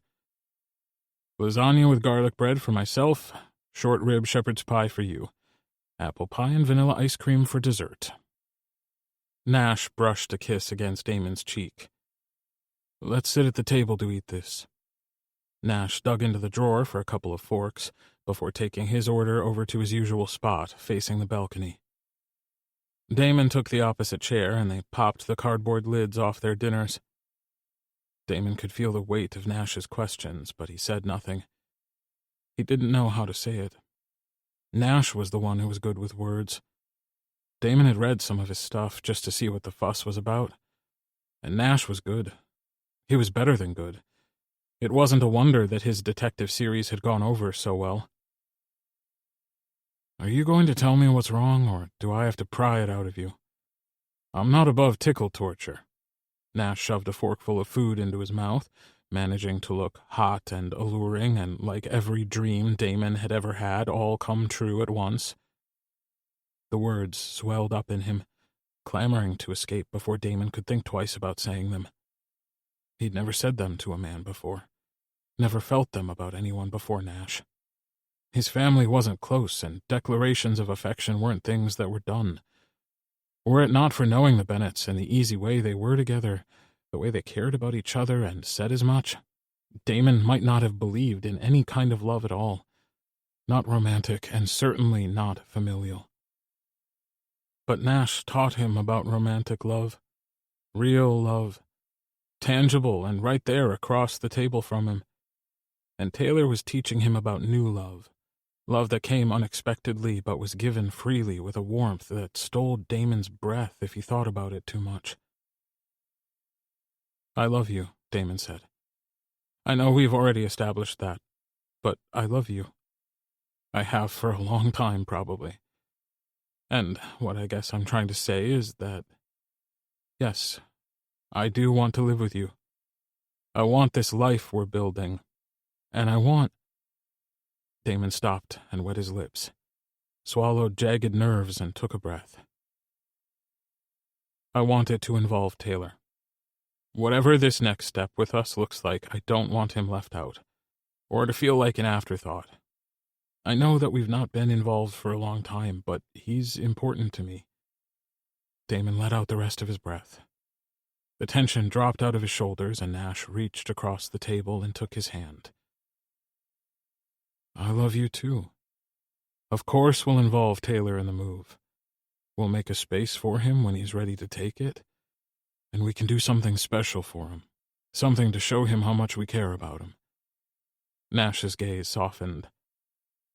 Is that what you were so worried about telling me? That you want Taylor to be in our lives in a permanent way? Damon nodded. I wouldn't be mad if he just moved in with us, you know. I wouldn't be mad either. I was even thinking of moving closer to the diner. There's a nice building over there, and it's about the same distance to your work as this place is. Plus, the views are better, and the building is newer. I was looking at the listing my realtor sent when you came in. I want to help pay for it. Nash shook his head. That's sweet, and I know you want to contribute. But let me do this, and you can contribute in other ways. We'll need a bigger bed. Probably a new stain-resistant couch, too. Damon shook his head and laughed. You win. You take care of the roof over our heads, and I'll help furnish it. Take Taylor with you. He has better taste. I still want to do something special for him. I don't want him to feel like we purposefully left him out of all the planning. Nash's smile widened. I think I have an idea. Chapter 22. Taylor. Everything was going great, so Taylor should have expected it to all fall apart. But he didn't. He'd trusted the wave of recent good fortune, and had ridden it like a love-struck idiot. And then it all came smashing into him at once. He still hadn't told his family about his relationship with Nash and Damon. But they still hadn't told his family about their relationship. It was going to make for an interesting conversation whenever they decided to have it. Taylor wasn't overly concerned about that. Sure, in a few hours everyone would be there for fire night, and he'd have to pretend to not be hopelessly head over heels for them. But he could pull it off. No big deal. The thing Taylor was most concerned about was Mickey. He'd tried to find him a few times and came up empty. He'd started leaving notes in the meals he left for him, hoping that Mickey would show up and at least let Taylor know he was okay. Often, when he was cooking, his mind wandered, and he wondered what had happened to him. Taylor had asked Colby, but he'd graduated before Mickey, and had no idea what happened either. With no one to ask, Taylor conjured up all kinds of scenarios about why Mickey had disappeared, and none of them were happy, clearly, because he was obviously unhoused and hungry, and too proud to accept much help from Taylor.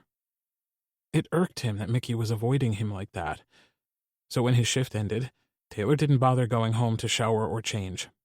He set the meal where he usually put it, and then drove away. Instead of going home, Taylor circled the block, parked his car in the lot of a nearby hotel, and walked to where he could keep an eye on the back of the diner without being seen. Hopefully. And then he waited. He crossed his arms over his chest and tucked his hands into his armpits to keep them warm. He'd stand there all night if he had to.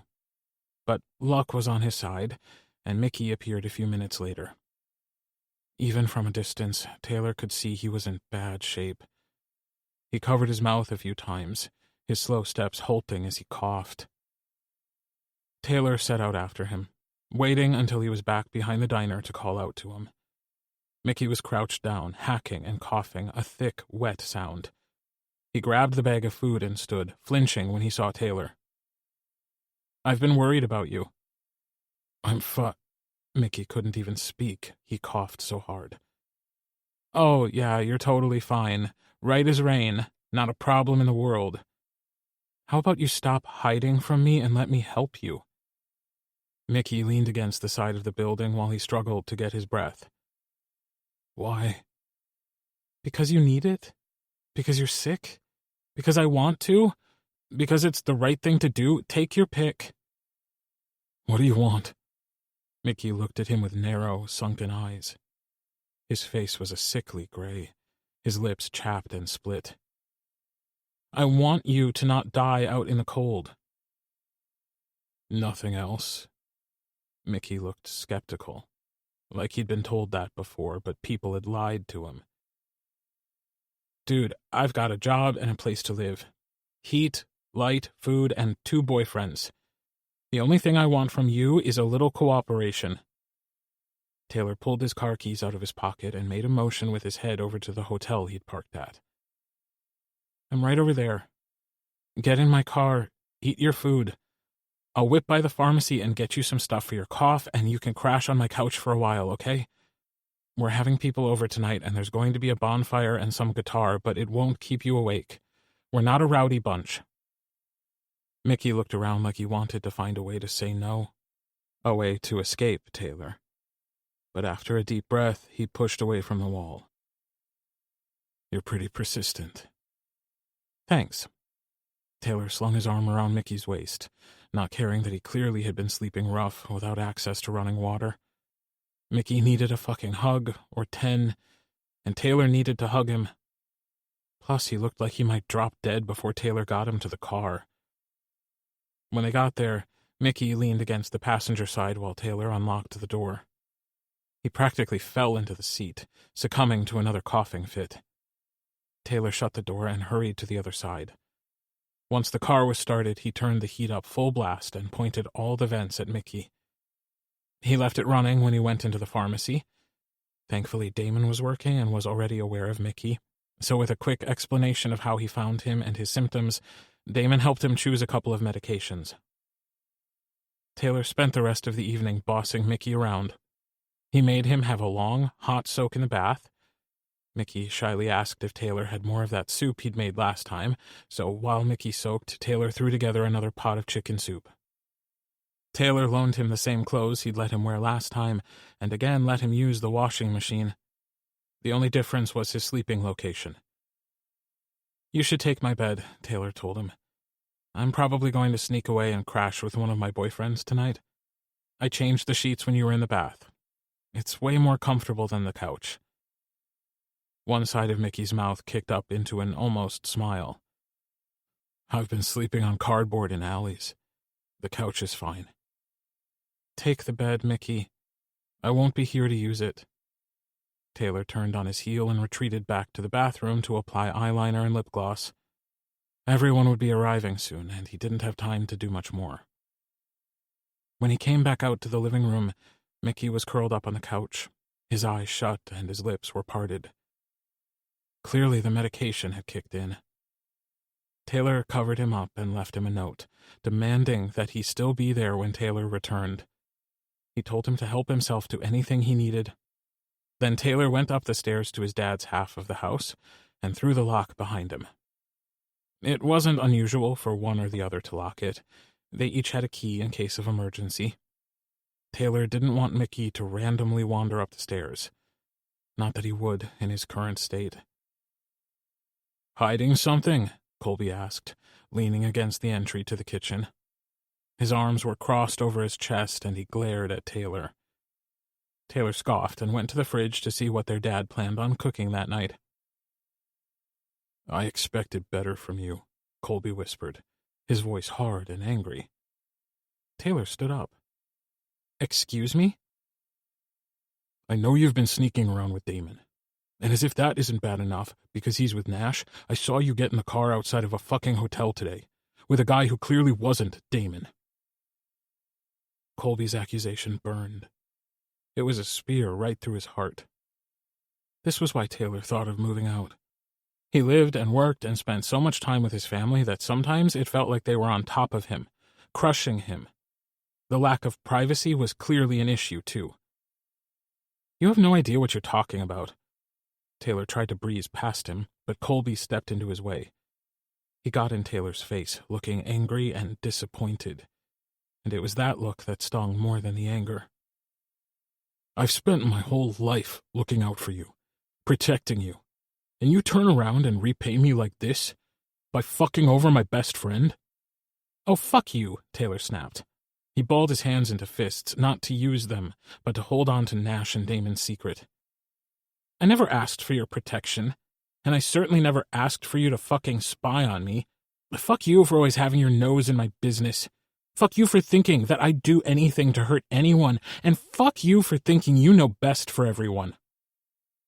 Taylor shoved past him and grabbed a coat off the hook, not caring whose it was. His keys were in his pocket, and he'd been wearing his shoes in the expectation of going outside and sitting around the fire, but now they facilitated a speedy getaway, and he was out the front door and into his car while Colby shouted demands at him, telling him to wait, to get back, to stop where he was, that they weren't finished. Taylor left before he said anything he regretted. A block or two away, he pulled over and grabbed his cell phone out of his pocket, texting their dad that he had something come up and that he wasn't going to be home, but not to worry, he was fine. He also let him know that he had a friend crashing on his couch and to, under no circumstances, let Colby or Jonah into his apartment. After that, a series of angry texts came through from Colby, and he turned his phone off. He was too angry to cry, or he might have wept. He hated it when people were mad at him. He always had. What made it worse was that Colby thought so little of him that he jumped to such conclusions. He didn't bother to ask what was going on or ask whether Taylor needed to talk, or whether Taylor knew about Damon and Nash. Instead, he leaped to the defense of his best friend and ran over Taylor to do it. Without knowing where he was going, he ended up at Nash's place. His two boyfriends were going to carpool over to his place, and for some reason the three of them usually ended up at Nash's place instead of Damon's. Taylor sat in the parking lot and stared at the building, talking himself into getting up and going to his men for comfort.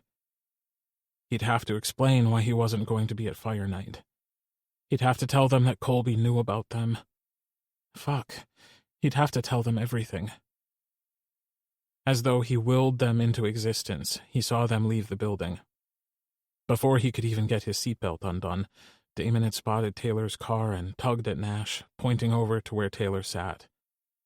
Their concern grew as they approached, and Taylor fumbled with his seatbelt, practically throwing himself at them when Nash tugged the door open.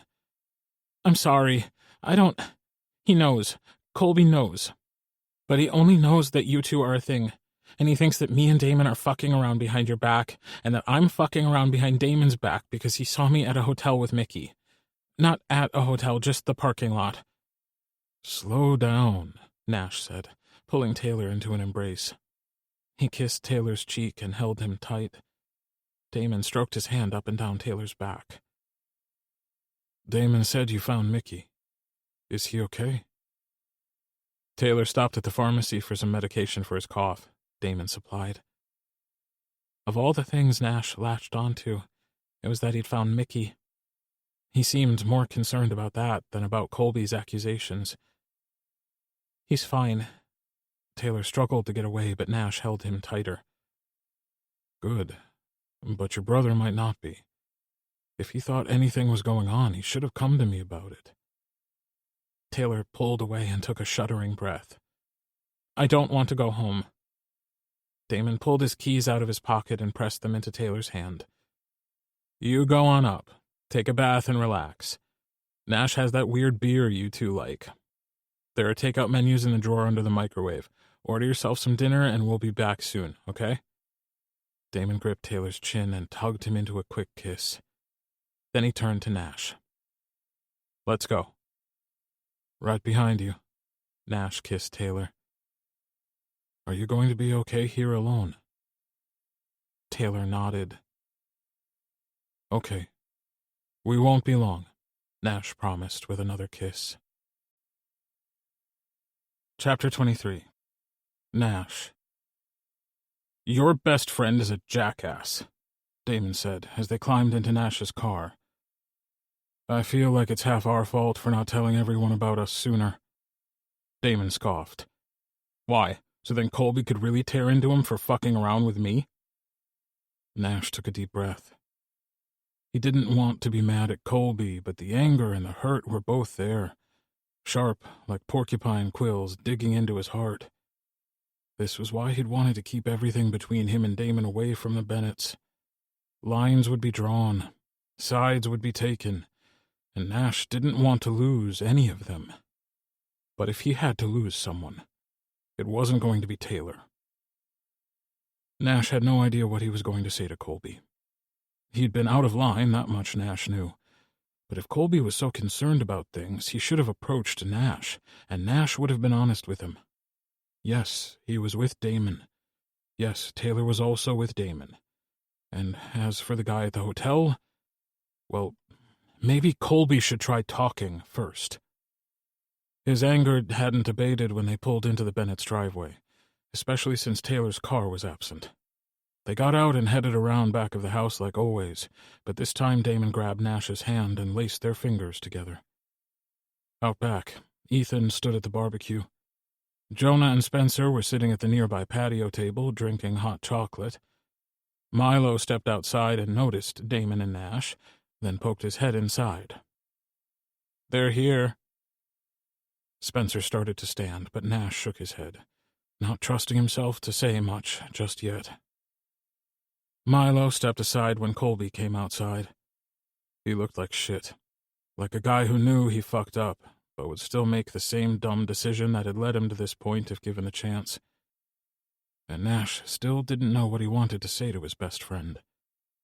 Colby was a protective person. He knew that. He also knew that he had to lighten up. But what could he say to Colby that would make him listen but wouldn't fracture their friendship? Maybe it was already fractured. If it wasn't, why did Colby go to Taylor with his accusations instead of discussing his concerns with Nash? "So you are together," Colby said, staring at their joined hands. "We have been for a while," Damon said to him. "We didn't want to tell anyone. It wasn't exactly a secret, though, right? I mean, we suspected." Jonah pointed to himself and Spencer. "And nothing gets by Dad. And Colby clearly guessed, though he had to go and be an asshole about it." "Well, it wasn't anyone's business. But now it is because Colby saw fit to shove his face where it doesn't belong." Damon squeezed Nash's hand tightly, as if the only thing keeping him from going toe-to-toe with Colby was Nash anchoring him in place. "Nash is my best friend. And if you're screwing around on him with my baby brother, then yeah, I think I should say something." "Yeah, to Nash, like an adult, like someone with real concerns for people's feelings. But you just ran your mouth to Taylor, talking a bunch of shit you know nothing about. Is he really the type of guy who would do the things you accused him of? Think real hard on that, Colby." Colby was blessedly silent. Eventually he shook his head. "Taylor is with both of us," Nash said. He ignored the suddenly wide eyes and the shocked faces and didn't give them a chance to protest. "He's with us, and we don't care what you or Jonah think about it. Until today, he was happy. We were all happy." "What about the hotel? I saw him with a guy." "In the parking lot," Damon took over again. His voice was sharp and swift like the crack of a whip. "He was helping a friend. That's all you need to know. And even if there was something going on there, it's not for you to know, especially if you're only concerned with jumping to conclusions. Your hero complex is getting really fucking old." "I don't—" Colby stopped when Milo put a hand on his arm. He looked stricken until Milo gave him a smile and a gentle squeeze. "Is Taylor okay?" Milo asked. "He's upset. He'll be fine, though. Nash and I will look after him." Colby looked at Nash, and he could see the regret swimming in his eyes. "I just wanted to—" "Help me? Protect me?" Colby nodded, looking more and more miserable. "I'm an adult, Colby. I don't need your protection, especially if it means you're going to lash out at other people and make stupid assumptions. Maybe instead of being in hero mode all the time, you could try being supportive. The people in your life don't need you to rescue them. Just listen, okay? Damon gave Nash his hand a tug to get his attention. I'm going to wait in the car. He cut his gaze over to Ethan. We're not staying tonight. I'm really sorry. There's a cake in the fridge. You should grab it and take it with you. It's Taylor's favorite. Tell him to text me, and I can cover the diner tomorrow if he wants the morning off. Damon pulled his hand out of Nash's and slipped past Colby into the kitchen. Milo gave Colby's arm another squeeze, then stepped over to where Jonah and Spencer sat. He took a seat next to Jonah, and suddenly it was just Nash and Colby staring at each other. I'm sorry, Colby said. I know you are, but... Nash took a deep breath. It's not my forgiveness you need. Colby shoved his hands in his pockets. I guess I don't get to have the whole hurt him and I'll bury you conversation after the shit I just pulled. Just look after him, okay? We will. Nash flicked his gaze to Damon as he came out the door carrying a cake. We're going to go now. Tell Taylor that we're happy for the three of you, Jonah said. Spencer, Milo, and even Ethan all added their well wishes to Jonah's. Damon looked at Colby as if he were challenging him to object. Me too. Not that it means much now, Colby muttered, then turned and headed into the house. Nash watched the door swing shut, and then Damon's hand was on his arm, gently steering him away. He guided him back to the car and tucked him into the passenger seat, trading the cake for a set of car keys. The scene at the Bennetts had gone both better and worse than Nash imagined. Worse because he'd never have wanted any of this to happen in the first place, and yet here they were, knee-deep in bullshit. But Damon had stood up for him. For them. To Colby. He'd been the one to give him hell about it, laying claim to Taylor and Nash and telling Colby off, sparing Nash from having to find the words to do it. Thank you, Nash said, for what you did, for talking to Colby for me. Damon flicked on his turn signal and pulled into the parking lot of the building, and Nash was stunned to find that they'd already arrived. Either Damon had broken some serious land speed records, or Nash had been lost in his own head. You'd do the same for me if it was Jonah who pulled this shit, or other boneheaded shit. I would, Nash agreed. But still, it means a lot to me. You sticking up for me. For us. Damon pulled into Nash's space and killed the engine. His face was half hidden in the streetlight, but Nash could still make out his soft, adoring smile. I'd do anything for you. I didn't want this to fuck up your friendship with him. I don't think it will. I think he caught shit from everyone tonight. Did you see the look on Jonah's face? Nash unbuckled his seatbelt and climbed out of the car. Come on, I want to go check on Taylor. Once inside, Damon unlocked the door for Nash, who had his hands full carrying the cake. He left it on the counter and stepped further into his quiet apartment. They found Taylor curled up on the couch in one of Nash's shirts. His hair was damp from the shower, and he looked serene, sitting there, scrolling on his phone. The fire log channel was on the television, and Taylor was buried under Damon's blanket, nursing a beer. Taylor had shown up in a state, and Nash half expected him to still be upset, but he looked okay. Hey, scooch over, Damon told Taylor, who obediently shuffled into the middle of the couch so Damon could take one side. Taylor patted the empty spot next to him and looked at Nash expectantly. Dare I ask how it went? Taylor stopped scrolling through his phone and set it aside. Well, Damon yelled at Colby a whole bunch, in front of everyone. Turns out that Damon and I weren't as subtle as we thought, and everyone knew about us the whole time. Or at least suspected. We sort of outed the three of us to all of them, though. That's fine. It had to happen. For what it's worth, I think Colby has learned his lesson. Nash slid an arm around Taylor. Doesn't matter. My mind is made up. I think I need to move out. Damon looked at Nash but kept his mouth shut. I work with my dad and I live in his basement. My brothers are over on a regular basis, both to the diner and the house. I don't have any privacy, apparently, because, for better or worse, this is the second time in recent months that Colby has jammed his nose face first into my business. Taylor let out an annoyed growl.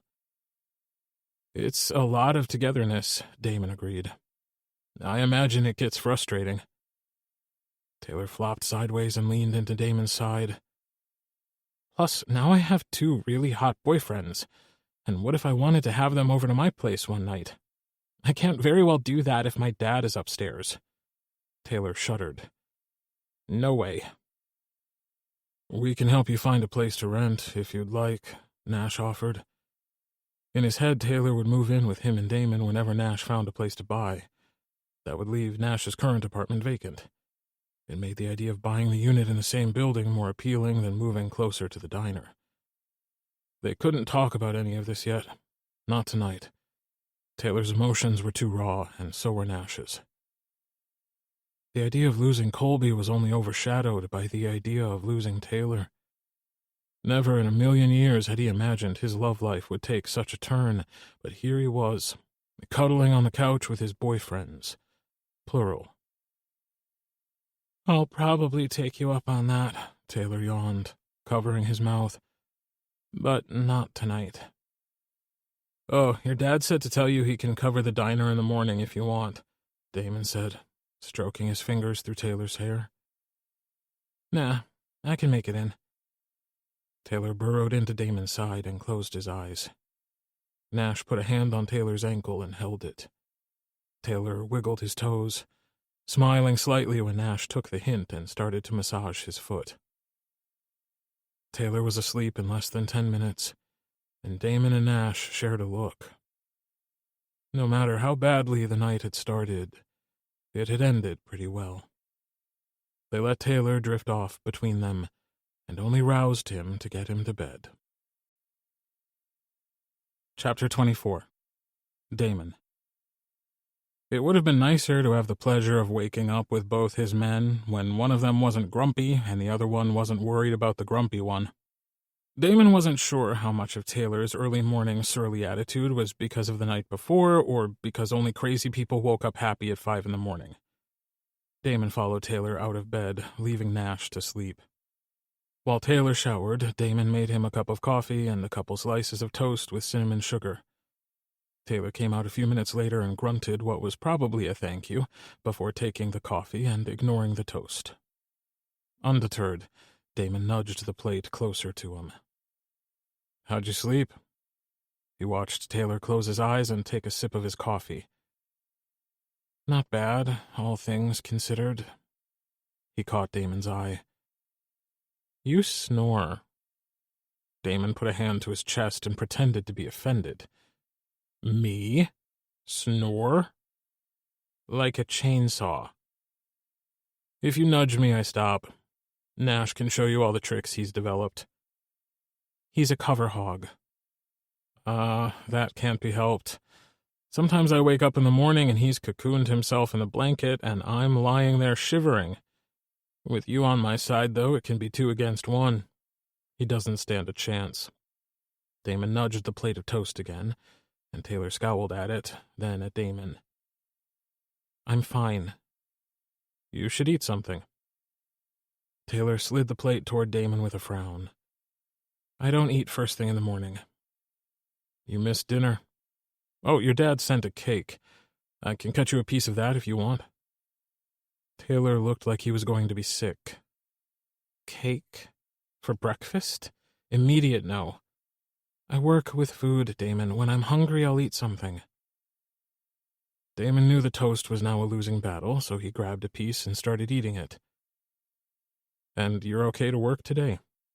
Damon watched Taylor bristle at his question. Why wouldn't I be? I got mad, Damon. It's not the end of the world. Taylor bypassed Damon on his way into the kitchen. Damon looked on as Taylor dumped the rest of his coffee down the sink, I need to get to work. Taylor patted his pockets for his keys, pulling them out with a little more force than necessary. I'll come with you.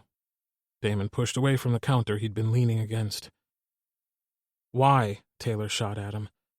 I don't need a babysitter. No, I know you don't. I thought that you might like having someone there to support you. I can throw Colby out if he comes to bother you.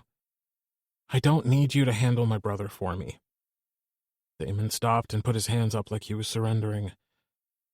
I know, You wanted to involve yourself in my shit like Colby wants to involve himself in my shit. I don't need an escort to work. I don't need cinnamon toast, and I don't need you to fight my battles for me. Taylor walked to the front door, and Damon followed like a lost and very confused puppy. He watched Taylor angrily stuff his feet into his shoes before standing up straight and looking at Damon. I'll say that I appreciated last night. You two coming clean to everyone about what's been going on was for the best. But I'm tired of people knowing my every move. I'm tired of Colby sticking his face into my life. I need you not to act like him, okay? I need you to let me go to work, and whatever happens, happens. If he shows up, I'll deal with it. He's my brother. The worst that's going to happen is that he'll piss me off. Damon opened his mouth to say literally anything that wouldn't be stupid. The options were plentiful. He could apologize and tell Taylor he was sorry for being too eager to do too much, and that he'd let him handle his own stuff. He could tell Taylor that he was sorry if he made him feel like he couldn't handle his own life. What he said was, "Are you sure you don't want me to come with you?" He winced at his own idiotic words. They were the words of an insecure child, someone who desperately wanted to help. A little too desperately. This isn't about you, Damon. I get that you're trying to be helpful, but I seriously just explained to you why I don't want it, and why I don't need it. No one fucking listens to me, and I'm sick of it. Damon watched the door open and then close, Taylor disappearing through it without so much as a goodbye or an "I'll call you later." Damon leaned against the wall and stared at the empty space where Taylor had just been. He knew Taylor wouldn't be turning around to come back and make amends. He didn't have anything to be sorry for. It was Damon and all his pushing. After staring at the door for several minutes, Damon dragged himself into the kitchen and tidied up. He berated himself while he washed the mugs and dumped the rest of the toast into the trash. Had Taylor always been this brusque and independent? Or was this a whole new side of him that Damon was just now becoming privy to? Whatever it was, Damon's only hope was that Taylor let him in, even if he didn't want Damon to help. Damon didn't have to work for another couple of hours, so he climbed back into bed with Nash. He wasn't about to go back to sleep, but he wanted to be close to Nash after his spat with Taylor that morning. Nash grumbled a little when Damon tugged enough covers away from him so he could cover up. "Taylor leave?" Nash asked. "Yeah." Damon sighed into the darkness. Usually Damon liked the quiet mornings with Nash. They'd wake up and spend some time together in the early hours, talking and kissing. This morning could have been like that, or at least a version of it, but instead Damon had managed to fuck it up. How was he? Pissed off. I didn't help matters any. Nash wriggled closer and snuggled into Damon's side. It'll be fine. He's not used to fighting with Colby, that's all. Once he settles things with him, everything will smooth out. I just wanted to help. Damon heard the pout in his voice, but was unable to hide it from Nash. Not that he could ever hide anything from him. And you went all Mother Damon on him? I made him cinnamon toast. Damon felt stupid saying it, and even stupider feeling sad that Taylor hadn't appreciated the gesture. Cinnamon toast was something his grandparents made for him when he'd stay over. He'd wake up in the morning and his grandpa would let him have a cup of coffee, which was more milk and sugar than it was anything else. His grandma would make him cinnamon toast, and they'd talk to him like he wasn't a kid at all, but a fully grown person. Growing up, he was closer to his grandparents than he was to anyone else in his family. It'll be fine, babe. Nash kissed his shoulder. In the meantime, we can look at apartments. Or maybe a townhouse? Something with a small yard? This wasn't the first time the brothers were mad at each other, and it wouldn't be the last. They would make up, of course, but it left Damon wondering whether they should get something with a small yard so they could have a space away from Taylor's family when they needed one. We can keep our options open. Nash didn't argue with him. He's not going to stay mad forever. Damon let out a breath, and it felt like his chest was caving in on itself. I know. I just wish I hadn't been so smothering. You were fine. It's a new relationship, and it's a new kind of upheaval for him. He's used to being the one protected by Colby, not the one in the line of fire. You think they'll make up? Nash made an affirming sound. I do. Maybe not today, but it won't take too long. It's already taken too long, Damon complained. Oh, sweetheart, Nash cooed, rearranging them so that Damon was the one being held by Nash. Taylor is fine, and so are you. And the two of you are fine. There's no need for crisis mode. But if you feel you need to reach out, why don't you text him? I'll just make it worse. No, you won't. You can tell him that you're sorry if you pushed and that you respect his need to work through this on his own, and then you can remind him that you and I will always be here for him. And that won't make it worse? Damon was skeptical. It seemed that no matter what he said this morning, it had been the wrong thing. It will be fine. Get your phone out. Damon sighed, but did as he was told. He tapped out a text message that said pretty much what Nash had told him to say, word for word. He let Nash read it over before he pressed send. He didn't expect a reply back at all that day. He figured that Taylor would go to work and be too busy to answer him. But after a few minutes, a text came through. Sorry for my bad mood. I didn't mean to take it out on you. Cake tonight? XO, Taylor. There. See? He's not mad. Nash chuckled. At least not mad at you. He's probably still fuming about Colby, but that's Colby's problem to sort out, not ours. Why is this such a mess? Damon groaned, and to his horror, Nash chuckled again. Are you laughing at me? No. Well, yes, but it's not for the reason you think. I was just struck by how weird and wonderful our life is right now. Everyone knows about us. We share a boyfriend whom everyone now knows about, and nothing has fallen from the sky to strike me dead. I've not been smote by the Almighty or anything. If something came for you, they'd have to get through me. Taylor might not want his protection or his interference, but that didn't mean that Damon had to stop caring. That's not even what Taylor asked of him, though in the moment it had felt like it. He just wanted to be left alone to deal with his shit, and Damon could respect that. He looked at the time and was shocked to find that he'd have to get up and get ready for work soon. I have half a mind to call in sick, Damon groused, even as he extracted himself from Nash's hold. What are your plans today? Nash stretched.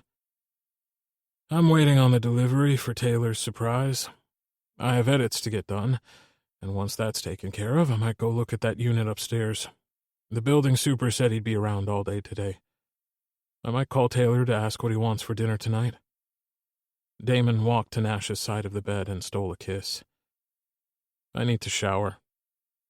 Nash stretched out like a starfish and closed his eyes. I'm going to grab 10 more minutes. But I'll have a coffee with you before you go. It's a date. Chapter 25.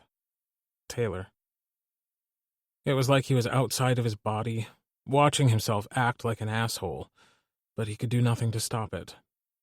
And the worst part was that lashing out at Damon wasn't the worst part. It was that part of him felt justified. Of course, he knew that he'd been an idiot and that he owed Damon an apology. Later. Taylor wasn't in the mood yet to make nice with anyone. He took his frustration out on the scrambled eggs and did his best not to butcher the over-easy ones. The diner was unseasonably busy that morning, which was good because it meant that his dad hustled plates back and forth and didn't say much to him outside of work communication. It didn't stop the looks of concern, though, but Taylor kept his eyes on his work and didn't let himself think of that. He appreciated the busy morning. It gave him some time to continue going over his thoughts. This wasn't the first time Colby had overstepped in the name of being the hero to someone, and it probably wouldn't be the last. But it was the first time that Taylor had been genuinely hurt by him, and he wasn't sure what to do with those feelings. Colby had always been his protector, and even when Taylor bristled at it, he'd never been on the other end of it before. It was more hurt than anger that clawed at his insides until he was raw and aching. Taylor was a wounded animal, biting at everyone who came near. If Colby had a hero complex, it was probably partly Taylor's fault. All his life he'd looked up to his brothers. Jonah for how smart he was, Colby for his fierceness. It just sucked to have that very thing turned on him. "That's the end of the breakfast rush," Taylor heard his dad say. "Why don't you take a break?" "I'm fine." Taylor started stacking cups and plates in the trays to go through the dishwasher. And if he slammed a few in there, who cared? As long as nothing broke. A hand touched his shoulder and Taylor paused, glancing over at his dad's kind but stern expression. "Taylor, stop. Take 5. "I'm fine." A lie. Of course he wasn't fine. But he didn't want to admit that he was still childishly angry. It felt silly to be this pissed off about what had happened, but he couldn't let go. Part of him thought maybe he should have gone back over with Nash and Damon and had it out with Colby, but he'd still been too furious to speak, and he hadn't wanted to say anything he couldn't take back. "Put the plates down, Taylor." Feeling defeated, he obeyed. "Fine. 5 minutes." The comforting hand didn't leave Taylor's shoulder. "Did you want to talk about it?" his dad asked. Taylor pulled away and, despite not wanting to sit, plopped his ass down on a tall bar stool they kept in the back. Taylor used to sit on it and bug whoever was cooking at the time. The stool was originally put there by his dad to give Taylor a place to be where he wasn't in the way. "You never could keep me out of here." Taylor let the memories make him smile as he leaned against the wall. "You learned many colorful expressions from some of the staff." This made Taylor's smile wider. "I know it wasn't quite the lesson in vocabulary you had in mind." Taylor watched his dad lean against the counter. He had that look on his face that he got when he was about to say a bunch of stuff that he expected you to listen to. "I should get this place cleaned before the next rush." Taylor started to move, but his dad shook his head. "Stay right there. Take a breath. You're wound tighter than a spring." "I'm fine," Taylor repeated through grit teeth. To his astonishment, his dad rolled his eyes. Taylor had never seen him employ such an expression before, and it took him aback. "Did you roll your eyes at me?" "You might fool other people with your bullshit, but not me. You're not fine." "Well, I'm trying to be, but people keep asking me if I'm fine. And then it reminds me that I have something to be pissed off about, and I get mad all over again." This was the only drawback of working with his dad, the fact that there was no escape. His family was everywhere, all the time, and it hadn't bothered Taylor a lot before, but now it was like a rope around his chest getting tighter and tighter. Maddeningly enough, his dad just nodded, like he agreed that Taylor had a reason to be pissed off. This did nothing to soften the ball of hurt that rattled around inside of him, smashing his insides to tiny, jagged pieces. "I noticed the basement door is locked from the kitchen side. Is that the same reason you've been leaving food behind the diner every day?" "You knew? Were you spying on me?" Taylor started to stand, but his dad's expression hardened and he pointed at the chair. Taylor obeyed, because he couldn't stand to have people mad at him. It was possible that he'd stumbled on the reason he'd been so upset about this whole thing, but then he'd also hated that he didn't have any privacy. It seemed like every time he turned around, his family was in his business. Colby more than anyone.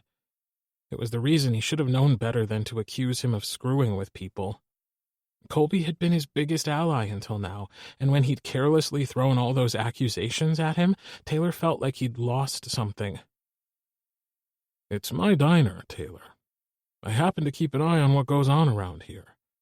I wasn't spying on you." It felt like he was, but Taylor kept that to himself. He bit his lip to keep all the asinine things he wanted to say from escaping. An old friend resurfaced, and he's sort of fallen on hard times. I'm letting him stay for a while. "Does this old friend need anything?" Taylor shook his head. "Just a place to crash." "You're a good kid, Taylor. You've got a big heart." "Well, I sort of take after my dad." Taylor was still irritated about feeling like a bug under a microscope, but he was too weary to hold on to any animosity toward his dad. It was his diner, after all. Taylor was only surprised that his dad hadn't said anything before now. "I hear your old man is a pretty forgiving guy.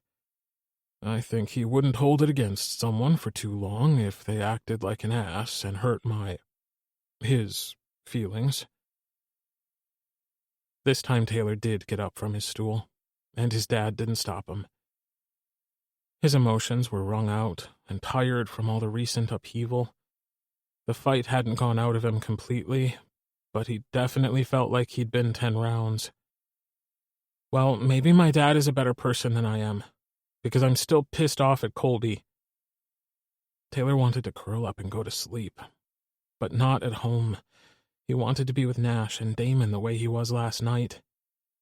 He was glad that Damon had reached out earlier and that Taylor had taken the opportunity to apologize to him. Damon hadn't done anything wrong, and Taylor had treated him like he was the enemy. But he didn't think Damon would hold it against him. Damon had only been trying to help, which was also what Colby was always trying to do. Taylor's shoulders slumped, and he stopped in the middle of the kitchen. He took a deep breath and let it out in a rush, some of his lingering anger going with it. "I'm still pissed at him, but I think I'll be able to get over it, if that's what you were wondering." On his way past him and back to the front of the diner, Taylor's dad patted him on the back. "Proud of you, Taylor," his dad said, before getting out of Taylor's kitchen and leaving him to his own devices.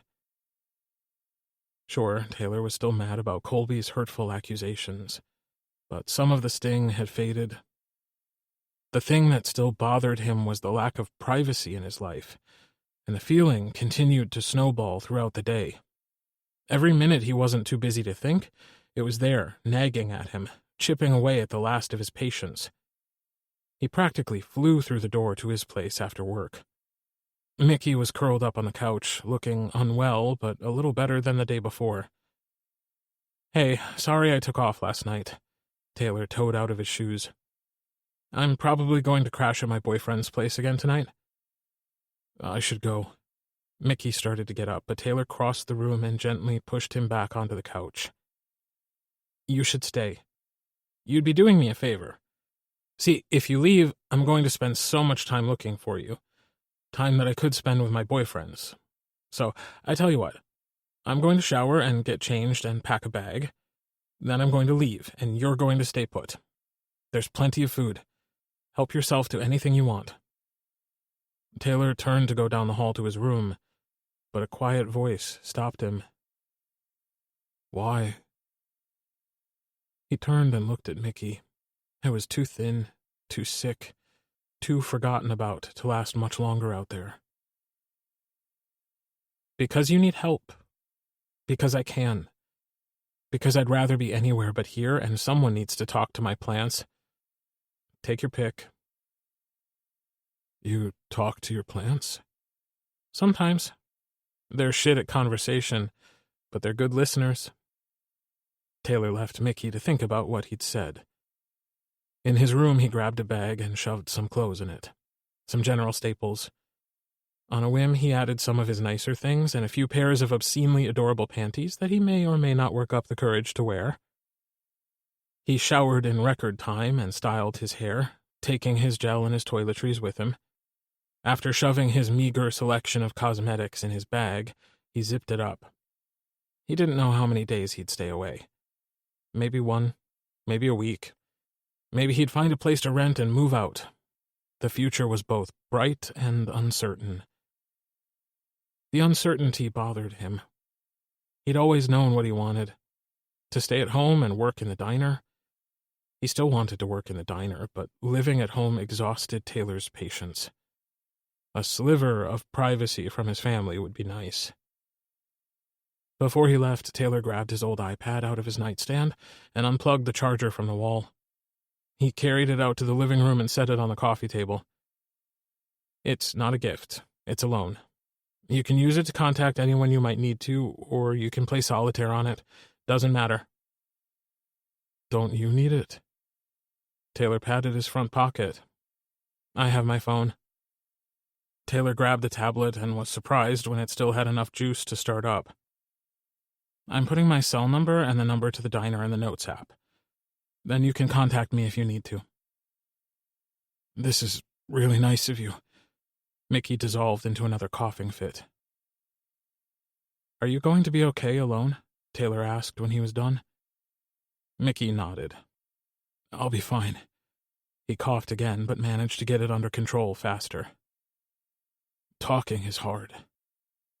Oh, gotcha. I'll leave so you can rest some more. Tell me if you get worse or if you need anything, okay? Mickey nodded and curled up on his side again, covering himself in a blanket. Thanks, Taylor. He was practically asleep by the time Taylor responded. You're welcome, Mickey. Taylor left for Nash's house soon after. The undercurrent of anger and hurt was still there, but it was tolerable now. Mostly Taylor was just tired and a bit sad, and all he wanted was to cuddle on the couch with his men. Naked or otherwise. He wasn't picky. Chapter 26. Nash. Walking into the gym a few days later was surreal. It wasn't that he'd purposely ignored Colby, but he'd been busy with other things, like Taylor and looking at apartments. Planning the surprise with Damon also took up a bit of time, because they could only talk about it when Taylor wasn't there. And he'd been there a lot. Not that Nash minded. It was pretty much the opposite, actually. Colby's bullshit aside, the past few days had been some of the nicest of Nash's adult life. Both the people he cared about were under one roof, sharing meals, laughter, showers. Nash stopped himself from listing all the things they'd been doing over the past few days, because he couldn't face Colby with a flagpole in his pants. Nash slung his bag over his shoulder and breezed into the gym the same way he'd always done. He said hello to the receptionist and grabbed a locker for his stuff before heading into the gym to find Colby. It wasn't hard to spot him. Usually it was because the gym was his element. Colby shone here. He was bright and friendly, and he had a way of making people want to be near him. He was good at what he did. Today, however, none of that brightness was present. If Nash squinted, he could almost make out the little black storm cloud that hung above Colby's head. Can you go easy on him? Nash turned his head to see Milo, Colby's boyfriend. I know he did it to himself, and he knows he did it to himself. But he's not okay, Nash. He thinks he's lost everyone. Those Bennetts are so damn dramatic. Nash let out some of the tension he hadn't realized he'd been holding. Don't worry, I'm not here to bust his balls. Thank you, Milo exhaled. When Colby looked over a moment later, an expression Nash couldn't make out crossed his face. He should be mad at Colby still, but he couldn't find any anger when he went poking around in his feelings. A lingering bit of annoyance, yes, but No anger or animosity. I'm going to go talk to him. See you later, Milo. Nash strode away, making a beeline for Colby, who was busy trying to look busy. He had no idea what he was going to say, which was stupid of him. Words were literally his job, but there was a difference between writing about people who only existed in his head and trying to find the words to smooth things over with his best friend. I'm surprised to see you here, Colby said without turning to look at Nash. It was like he was hiding from him, as if he were a kid who knew he'd fucked up and was having trouble with the consequences. Colby, I'm not going to throw away our entire friendship, if that's what you're thinking. Colby turned around slowly. I knew that. He took a deep breath and tried to play it off, but Nash could see the cracks under Colby's thin facade. How's Taylor? He's fine. He's less mad now. It shouldn't be long before he's approachable. If you walk slowly and avoid eye contact, you might be able to get near him. Bring chocolates, just to be on the safe side. Colby didn't laugh, which sucked because that had been what Nash was trying to make happen. So, you and Damon. Me and Damon. And my brother. And Taylor. Colby took his hat off and ran his hand through his hair before putting it on backward. How did that happen? Or is this one of those things where the less I know, the better? This wasn't exactly a conversation Nash wanted to have in the middle of a gym, but this was where Colby was the most comfortable, so Nash sucked it up. It took my whole life for me to find people who wanted the same things I wanted. People I really care about. People who do their best to make each other happy, and me happy. So, how many people are you seeing? Colby asked. Nash tried not to bristle at the question because he knew Colby was trying to come to terms with everything. He just wanted to understand what his best friend and his brother were getting into. Just two. Damon and Taylor. What about the guy he's been keeping in my dad's basement? Colby scrunched his face. That sounded very serial killer-esque. That's just a guy he knew in school who has fallen on hard times. He doesn't even know what happened to the guy, but he clearly needs help. Colby nodded. And Taylor is exactly the type to do that kind of thing. Colby cleared his throat and cut his gaze away. And he's okay, though. He's okay. I think he misses his brother. And I think if said brother tracked him down, it would be safe to apologize in person. Colby blew out a deep breath and wiped his hand down his face. Okay. I can live with that. He shot Nash a look that had a glimmer of the old Colby in it, like he was trying to be happy and bright like he always was. Nash stepped closer and pulled him into a hug. He'll come around. Colby returned Nash's embrace for all of 10 seconds before he took a long, shuddering breath and then playfully shoved Nash off of him. Get off me, you sap. Colby let out a watery laugh. Nash retaliated by grabbing Colby in a headlock and knocking his hat off. He clenched his fist and scrubbed it into the top of Colby's head. Don't noogie me, you fucker. Colby laughed and pushed out of Nash's hold. He snatched his hat off the floor and tugged it back on his head. You're going to pay for that in perspiration and tears. By the time you leave today, you're going to be nothing but sweat and regret. Promises, promises. Nash rolled his eyes. Making things right with Colby lifted a weight off of Nash that he hadn't been aware was there to begin with. He'd been so focused on making sure Taylor was okay that he'd all but ignored the fact that he himself wasn't. For the record, Colby, I fucking hated fighting with you. Let's not do that again, okay? Agreed. Having everyone mad at me sucked, by the way. It wasn't just you and Taylor and Damon. Even Jonah read me the riot act after you two left. And I could tell Dad wasn't impressed, but thankfully he stayed out of it.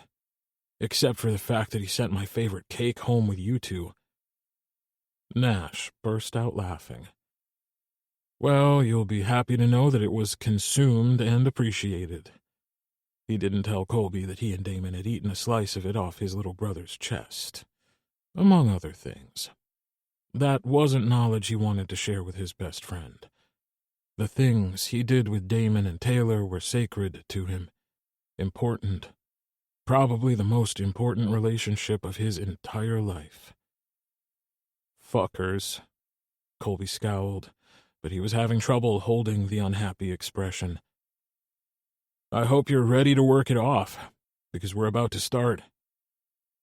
Colby motioned to the group of people milling around waiting for his CrossFit class to start. "Tell me again why I come here." "Because you woke up one day and realized that you like it when I torture you?" "That's not it." "Because you have a secret pain fetish?" Nash snorted. "That's definitely not it." "Because you told me you'd turn into an actual potato if all you did was sit at home and write." "That does sound like something I'd say." "Come on, I have to get this shit show on the road." Colby slung an arm around Nash and escorted him over to where the rest of the group stood waiting. Upon seeing the two of them arrive together, someone let out an audible sigh of relief. "Thank God you're here today, Nash. Colby was an absolute bear the other day. He was all mopey and mean. I don't think I've worked so hard in my entire life. My legs are still shaking."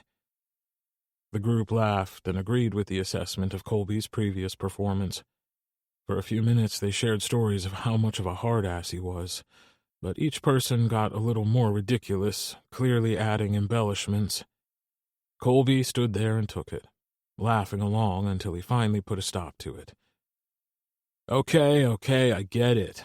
I was one step better than Vlad the Impaler, but only because none of you actually got impaled. Yeah, the mean man is gone now, and your regularly scheduled drill sergeant is back, so let's get moving." Everyone let out a collective groan, but Nash knew that they were all glad to have Colby back to his old self. He hoped that Taylor would forgive Colby sooner rather than later. He hated to see the brothers at odds with each other, especially when he was partially to blame. For the next 30 minutes, Nash let all of that go and threw himself into the workout. Colby was a brutal taskmaster, but he was also one of the most encouraging people in the gym that Nash had ever seen. He always had kind words for people and the utmost faith that they could do anything they wanted. By the time class was over, however, all Nash wanted to do was lay in a puddle on the floor and not move for the next day or two. He settled for sitting on the floor with his back against the wall. He drank a bottle of water while he watched Colby chatter with some of the others in the class, giving them tips for next time and kudos for a job well done today. Nash couldn't imagine being anything other than what he was. He liked his mostly solitary job. Sure, he had a team of people who he relied on. Invaluable people, like his editor and his formatter, his cover designer, his beta team. But most of the hard work was done all by himself. He couldn't imagine trying to motivate not only himself, but a room full of people, too. "Why are you looking at me like that?" Colby came over and nudged Nash's foot with his. "Like what?" Nash pushed himself to his feet, despite the protest from his tired legs. "All weird and shit." "I'm not looking at you weird. You're weird for thinking I'm looking at you weird." Nash reached out and flicked the brim of Colby's hat, knocking it off his head. Colby scowled and picked it up off the floor. "I was thinking we need a fire night do-over." Colby put his hat back on his head. "Do you think you three could make it this weekend?" "I think you'll have to ask Taylor that question." Colby scoffed, but he looked sad. "If he's talking to me yet." "Give it a shot," Nash told him. He was confident that the rift between the brothers was less of a rift and just a temporary bump in the road. Nash had a feeling that Taylor had already forgiven Colby, but was now making him sweat because he wanted to let Colby ruminate about the consequences of his actions. "If you say so." Colby clapped Nash on the back. "Now, if you'll excuse me, I see a patron in need of some private pointers." Colby winked and headed over to where Milo was. Nash waved at the pair before heading out, feeling lighter than he'd felt in days.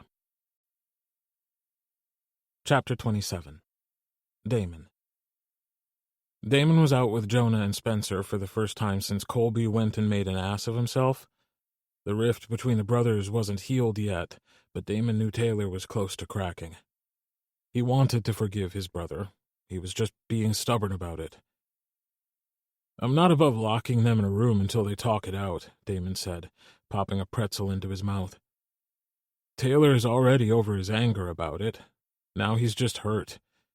But it's nothing that can't be fixed." "I think everyone but them knows that," Jonah said, his fingers wrapped around his untouched drink. "I'm glad I'm best friends with the smartest brother." Damon nudged Jonah's foot under the table and shot him a grin, but it faltered when Jonah lifted his gaze and looked at him. "It sucks that you didn't tell me about Taylor. I was just left to be blindsided by everything." A burst of anger flared deep in Damon's guts. How dare Jonah have the audacity to be butthurt about something that he'd also done? But he didn't want to fight with him. Their relationship was more important to him than that, so he swallowed down the flare of annoyance. That didn't mean he wasn't going to mention the fact that Jonah was guilty of the same thing. "I think you know that just because we're best friends, not everything needs to be shared right away."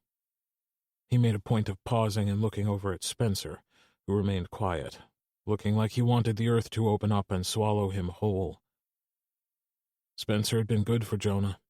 Any fool could see that, and Damon wasn't mad that they'd kept things between them a secret until they were ready to tell everyone. It was the same thing he and Nash had done. Sort of. At first they didn't tell anyone because there wasn't anything to tell. Best friends or not, Damon wasn't generally the type to kiss and tell. "Why didn't you tell anyone about you and Nash?" Spencer asked. "I've gone over it in my head 1,000,000 times, and I can't figure out why it needed to be a secret for so long." Damon sighed. "For the exact thing that ended up happening anyway. Once Nash and I realized that we were into each other in a more than a fling way, we decided not to tell anyone because if things went badly, we didn't want the Bennett brothers choosing sides." "We wouldn't, though." Jonah's protest was knee-jerk and weak, and he knew it. He let out a sigh. "Yeah, we totally would have. At least a little. But now Taylor is involved with us too, so it kind of takes the pressure off, because we know, no matter what, you'll take Taylor's side. Problem solved." Jonah looked at him like he'd grown a second head. "That's not how things work." Spencer wrapped an arm around Jonah and pulled him closer, placing a kiss on the side of his head. "Shh, let the man have his harmless delusions." Damon scoffed. "You're not seriously going to tell me that if everything went to shit, you'd take my side over Taylor's?" "This whole conversation is giving me a headache." Jonah reached up and rubbed his temples. "We're all adults. There doesn't need to be sides. I am perfectly capable of staying the hell out of your relationship drama. And so is Spencer." "Yeah, but can you say the same for Colby?" Damon didn't miss the way Jonah winced. "But anyway, we're now arguing about hypotheticals. Ones that I'm going to do my best to make sure never happen." "I can drink to that." Jonah raised his glass, as did Spencer and Damon, and the three friends clinked them together. "But I am sick to death of talking about myself." Damon looked at Spencer. "Tell me about your current projects. What kind of scrap are you making magic with this time?" Spencer was the shop teacher at the high school, and he was also a sculptor who worked mostly with metal and scrap materials. He once made a sculpture of a bear out of chain that had to be at least 8 feet tall. "Windmills," Spencer said, as if that explained everything. Windmills? Damon asked. Windmills. Spencer grinned at Damon, fully aware that he was being annoying. Jonah rolled his eyes and gently elbowed Spencer in the ribs. You're impossible, he said to Spencer. He made a tabletop prototype out of forks, spoons, and butter knives. Now he's on to making a bigger one. Jonah pulled his phone out and scrolled through his pictures until he found what he was looking for. That's the prototype. Damon looked at the screen. I both love and hate how talented you are. That you see a box of discarded cutlery and think, gee, someone threw out this perfectly good windmill. All I would see is a box of dirty forks. You could probably make a ton of those little ones and sell them to people for their gardens. Spencer shrugged. Other people had always seen more value in his work than he did. I suppose I could, he said after a time. They'd make good housewarming gifts, too. Say, if people you knew were going to officially move in together. Jonah's eyes went wide, and even Spencer looked surprised. I wasn't going to say anything, but I think after all the recent events, there's no reason not to. Except don't say anything to Taylor about it. He doesn't know Nash and I have something special planned for him. You're going to ask him to move in with the two of you? That's the plan. Jonah narrowed his eyes. How long have you been seeing my brother? Damon shrugged. Does it matter? It's not like he's a stranger. And even if he were, I think my best friend would put aside his own weird feelings and thoughts and just let his best friend be happy and enjoy the moment. Jonah continued to scowl at him. You suck. Of course I'm happy for you. But I worry about Taylor rushing into things. He's an adult, Jonah. And this is the reason Nash and I didn't want to tell you about us. The Bennett family does one thing really well, and that's love each other. But sometimes they're shitty at listening to each other or anyone else. Spencer rubbed Jonah's shoulder, and Damon watched him unwind. It was like magic, the way Spencer knew how to calm Jonah down without using words, the way he was quietly supportive and seemed to know exactly what Jonah needed from 1 minute to the next. Damon wanted that with Nash and Taylor. He wanted to curl up with them at night and wake up with them in the morning. He wanted to be the one to support them when they needed it. He wanted Nash's do not disturb office hours and Taylor's love of plants, Nash's oversized sweaters and Taylor's slowly evolving wardrobe. We're going to ask Taylor to live with us. Saying the words out loud gave them power. We don't know if he'll say yes, so we also have a backup plan. But don't say anything to him. We want it to be a surprise. Damon's leg jittered under the table, bouncing up and down, shaking Damon all the way through. He was terrified that Taylor would say no, that he'd feel left out or less important to them because they hadn't involved him in the process from the beginning. The ink was all but dry on the place Nash had his heart set on, and soon they'd be able to surprise Taylor with it. Damon hoped it would be a good surprise. I hope it goes well for the three of you. Jonah managed to smile at Damon. I mean that. I know you do. Damon forced his leg to stop bouncing. Any chance you can tell me what the surprise is? Beyond asking him to live with you, of course? Not a chance. Damon grinned and ate another almost stale pretzel before pushing the dish away. I don't know why I eat those. They're not even good. They're better if you're loaded, Spencer said, taking a sip of his beer. I have to say, I think you took the whole I'm seeing your brother and your brother's best friend thing better than I'd anticipated. That earned him a shrug from Jonah. Nash isn't my business, and Taylor seems happy. Beyond that, I don't really care.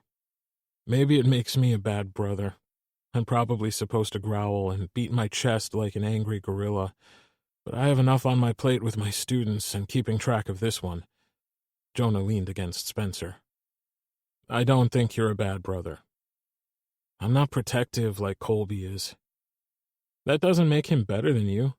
It makes him bossier and a bigger pain in the ass, if you ask me. It's not like you're not there for them when they need you, or that you don't support them. You just don't live in their pockets. Besides, look where being intrusive and protective got Colby. Damon nudged Jonah's drink toward him, urging him to have a sip. Don't be so hard on yourself. I tell him that all the time, Spencer said. Maybe he'll listen when it comes from someone else. Not a chance, Jonah laughed, picking up his drink. You're both biased. He drained the rest and then set his glass back down. I don't know about you two, but this week has felt like a fucking eternity, and I'm ready for bed. I feel so fucking old saying that, but here we are. In a few years, we'll all be grumpy old men. Speak for yourself. I have a gorgeous young boyfriend to keep me fit as a fiddle. Jonah wrinkled his nose. Please don't ever say that again. It was tempting to torment Jonah with innuendo, but he had the feeling that Jonah was not in the mood for his bullshit. Damon pulled out his wallet and tucked a couple of bills under a glass for the server. They always paid for their own food or drink, but they took turns on who left the tip, and even though it wasn't his turn, he paid the tip anyway. Jonah and Spencer didn't argue with him about it, but Damon did catch Spencer leaving a couple bills of his own on his way out. Jonah paused outside the doors and took a deep breath. Smells like snow. He huddled in closer to Spencer. It's not even Halloween yet, Damon protested. He wasn't overly fond of winter. It won't stay. Jonah let Spencer tuck him close. Tell me how the surprise goes, will you? Damon nodded. I will. Have your people call my people and we'll do lunch. Damon shot them a smile before peeling off in the opposite direction to where he'd parked. Jonah was right. It did smell like snow. Damon shoved his hands into his pockets to keep them warm on the short jaunt to his car. He couldn't wait to get home and huddle up with his men. He didn't like the strife that lingered between Taylor and Colby, but he definitely hadn't minded having Taylor around more often. It felt perfect, like it was meant to be. Damon crossed his fingers and sent a wish out into the universe. Chapter 28. Taylor. Taylor arrived at Nash's apartment expecting him and Damon to be there. They said they planned to have dinner with him, and he'd assumed they were eating in because they hadn't specified otherwise. Nash? Damon? Taylor toed out of his shoes and padded through the silent apartment. There was no sign of them in the living room, so Taylor went down the hallway. The bedroom was empty, but the bed was made, and on top of the dark blue bedding was a crisp white envelope with Taylor's name scrawled across it in fancy penmanship. Clearly the work of Damon. Taylor would recognize Nash's chicken scratch anywhere. Furrowing his brow, he crossed the room and picked up the envelope. Flipping it over, he found a fancy wax seal. He let out a low whistle and gently popped the seal free. Taylor had no way of knowing what to expect, but he definitely didn't expect an invitation.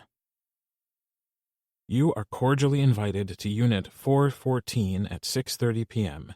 Your hosts request that you shower and do something pretty with your makeup. Everything else is taken care of. Taylor looked at the clock and yelped. He'd stopped in to check on Mickey after work and had run late. It left him less than an hour to shower and do something with his face. Most of his belongings were still in his apartment, but he'd been avoiding it. Mickey, though still sick, was taking good care of his plants, and Taylor had stopped in to see if he needed anything. He'd also taken the opportunity to sneak over a few more items from his wardrobe. There wasn't a lot of time to ponder what he should wear or how he should do his makeup. And despite the urge, there definitely wasn't time to jerk off in the shower. His dick protested that fact, but he had a feeling that he'd only suffer for a little while. Taylor was still new to the whole makeup routine thing, so he kept it simple. A bit of eyeliner, some glittery shadow. Mascara instead of fake lashes, because he still took forever trying to apply those. He swore you had to be half sorcerer to get it right. He smeared on a quick coat of lip stain and scrunched his curls with mousse. Taylor slid into a pair of silky black panties that hugged his cock and held everything tight against his body. After dressing in a pair of nice jeans and a shimmery silver blouse, Taylor gave himself a once-over in the mirror before taking the elevator up to the 4th floor. His nerves made his hand shake when he lifted his fist to knock. There was no way for him to know what was happening on the other side of that door. It was all very mysterious of them. Taylor knocked, and the door swung open. If he wasn't confused before, he was now. He put his hand on the door and pushed it further open. "Hello?" Silence greeted him, and he checked the number on the door to make sure it was the right one. The number 414 stared back at him, and he shrugged before pushing the door all the way open and took a step inside. An empty space greeted him. But in this clearly unoccupied apartment, there stood a little table in the entryway.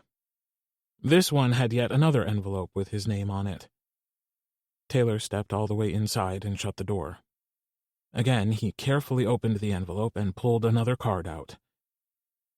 "Go into the living room." Taylor read it out loud, then set the card down on the table.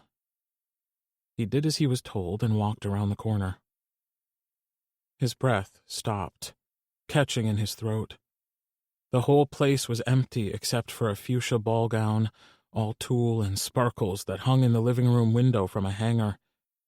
It was surrounded by fairy lights that were draped over the window and tacked up around the edge of the room, making it look magical.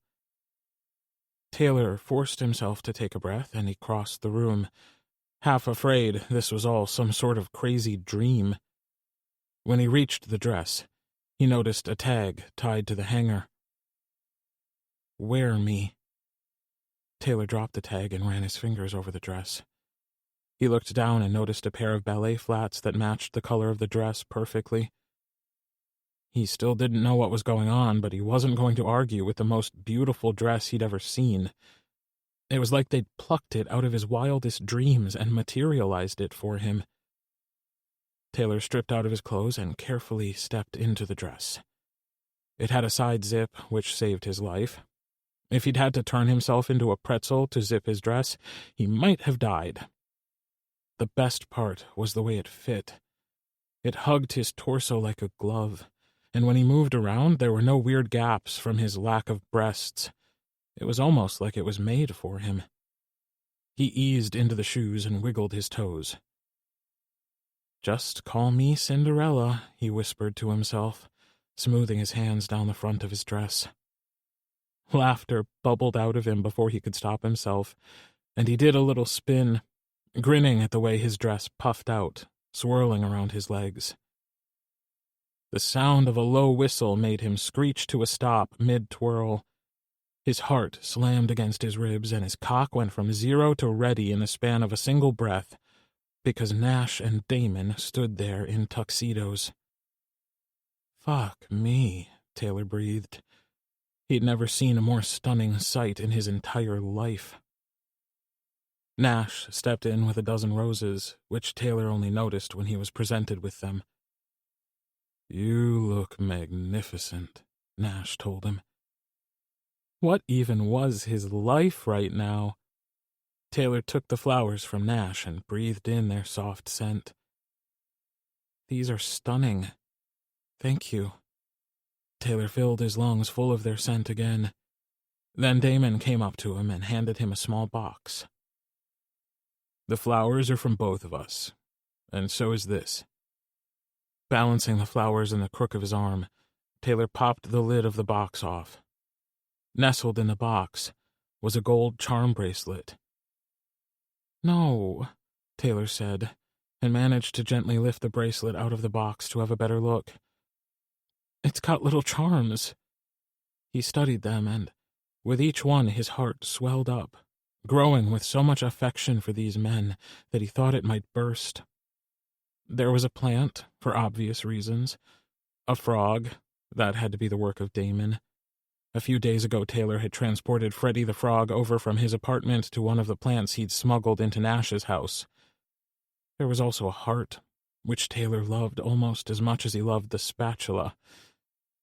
He squinted at the last one. "A key?" Taylor asked, slightly confused. He lifted his gaze to Nash and Damon, who stood with twin expressions of mischief on their faces.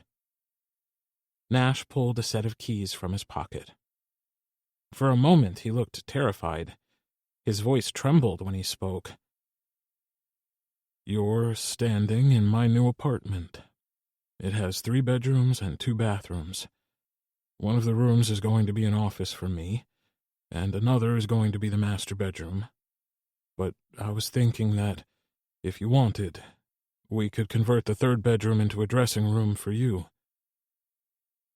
"You want to give me a room in your apartment?" Taylor couldn't trust his ears to not lie to him. Clearly, he'd heard wrong.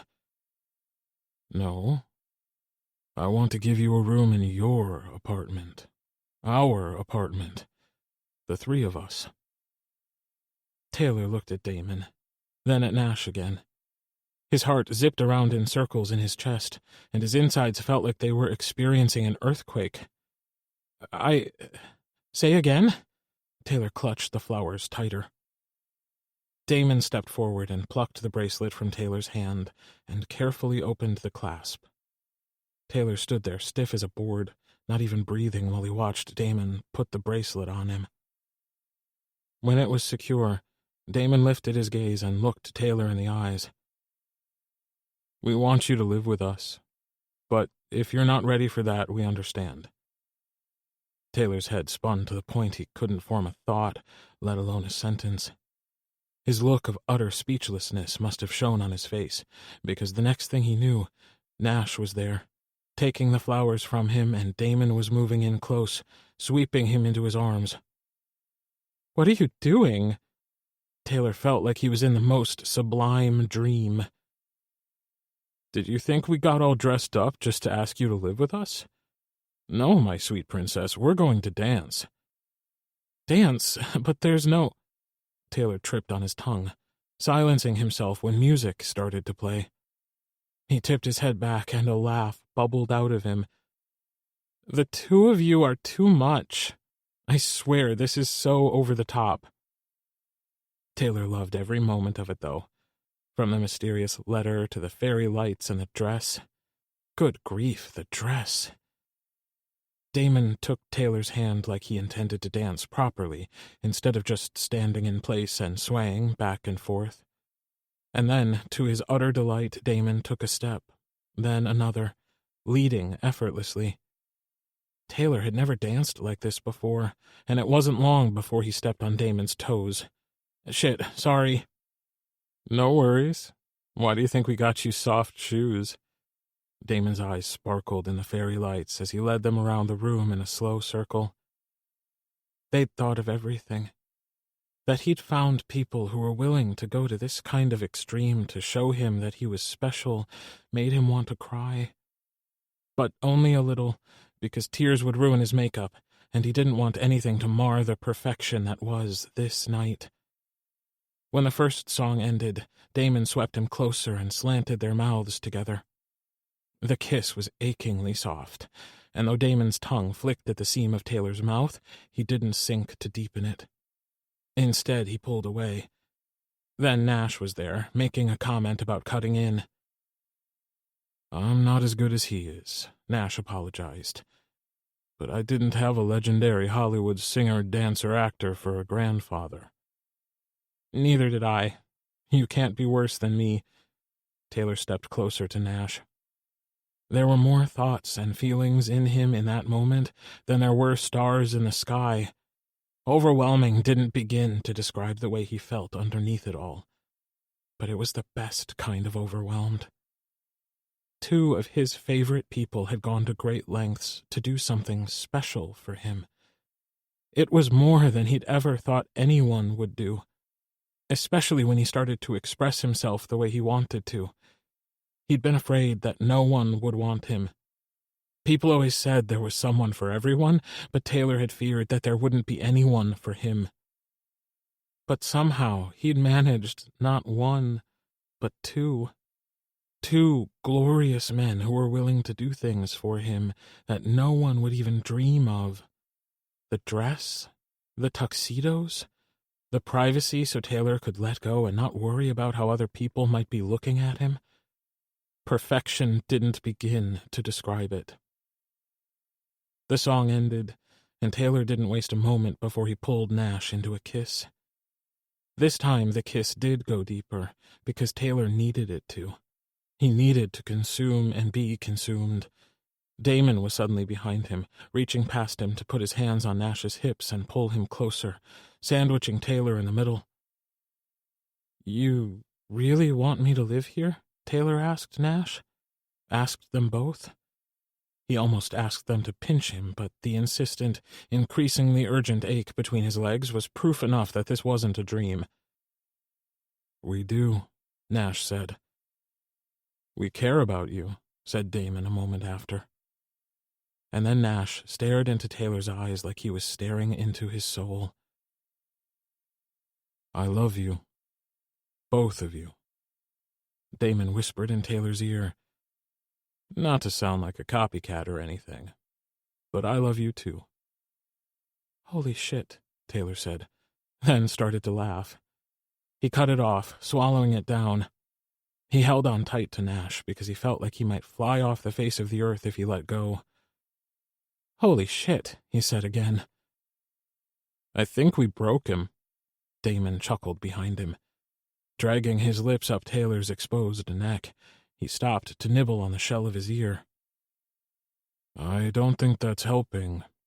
Nash took hold of Taylor's hand and brought it to his mouth, kissing the inside of his wrist.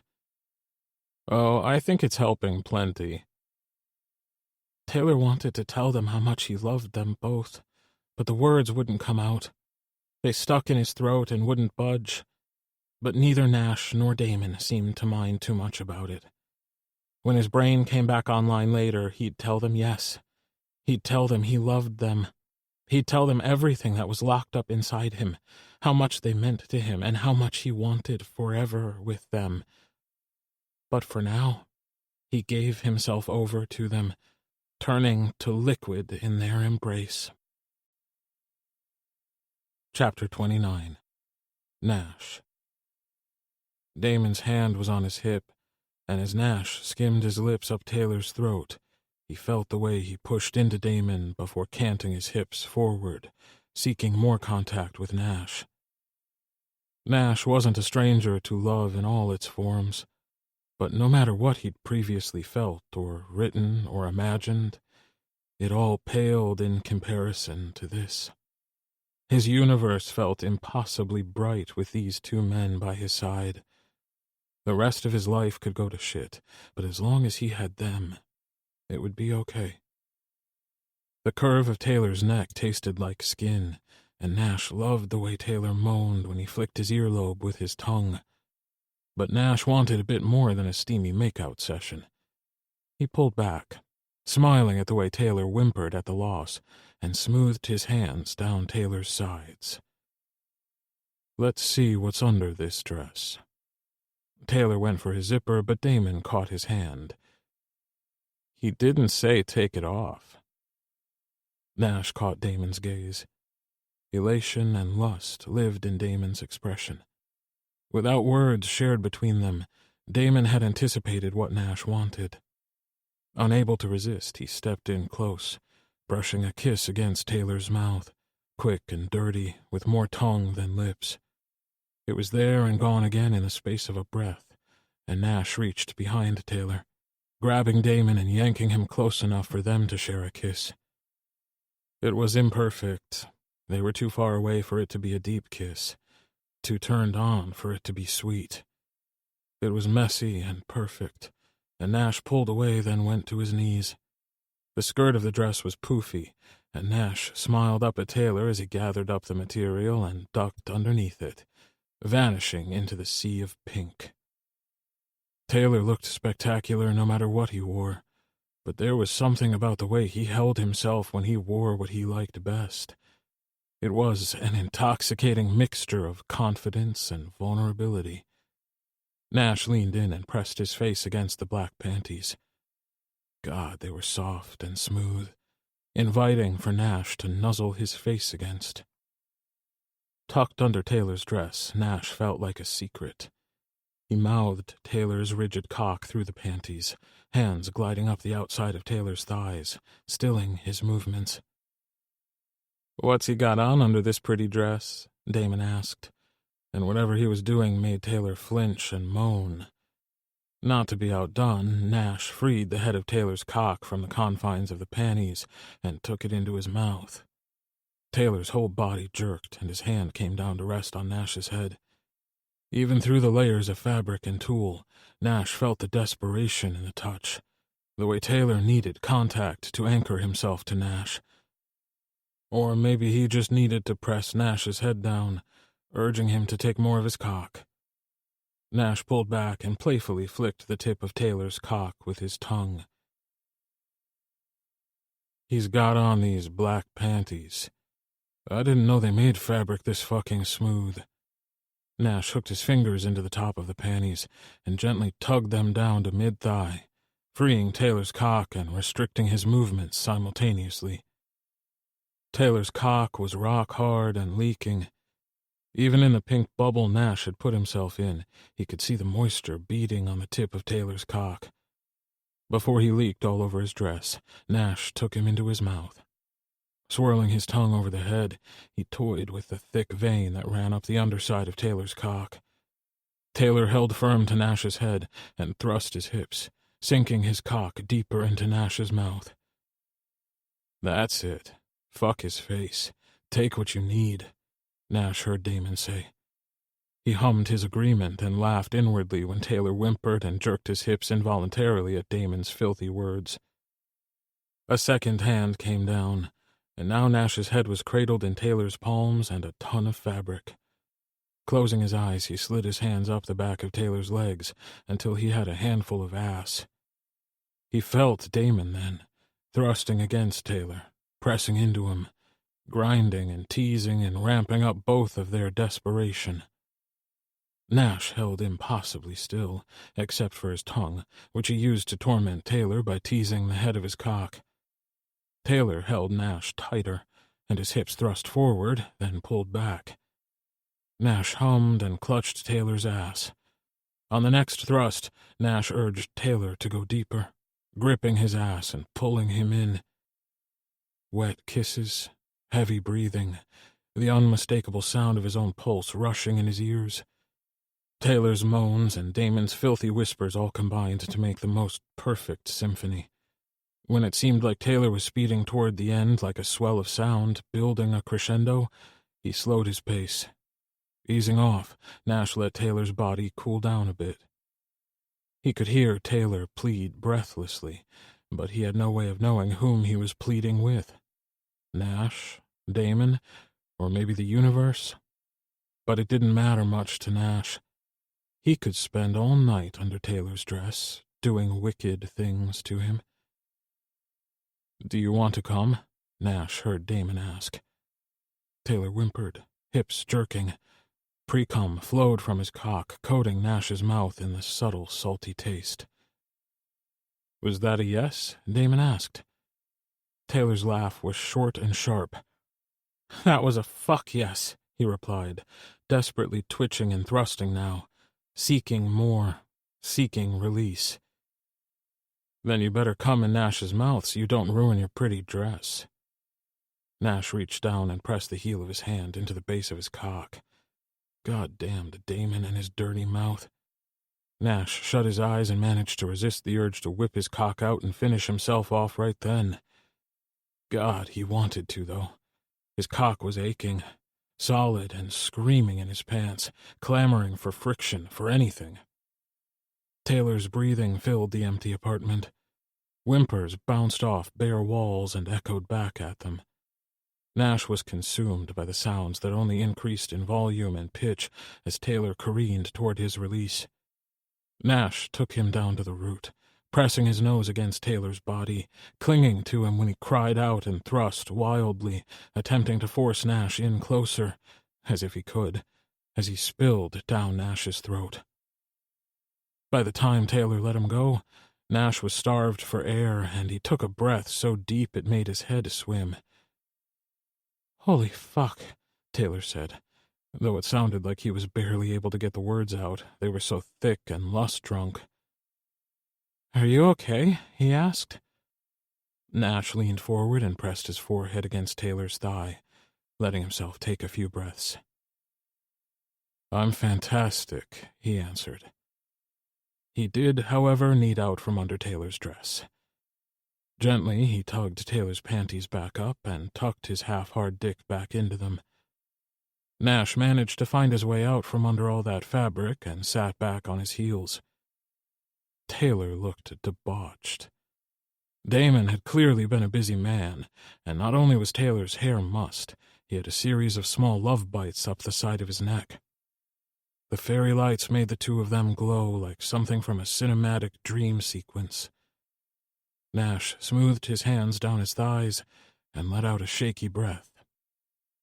Damon's hand skimmed up Taylor's chest, and he caught Nash's gaze before he turned Taylor's head, stealing a kiss.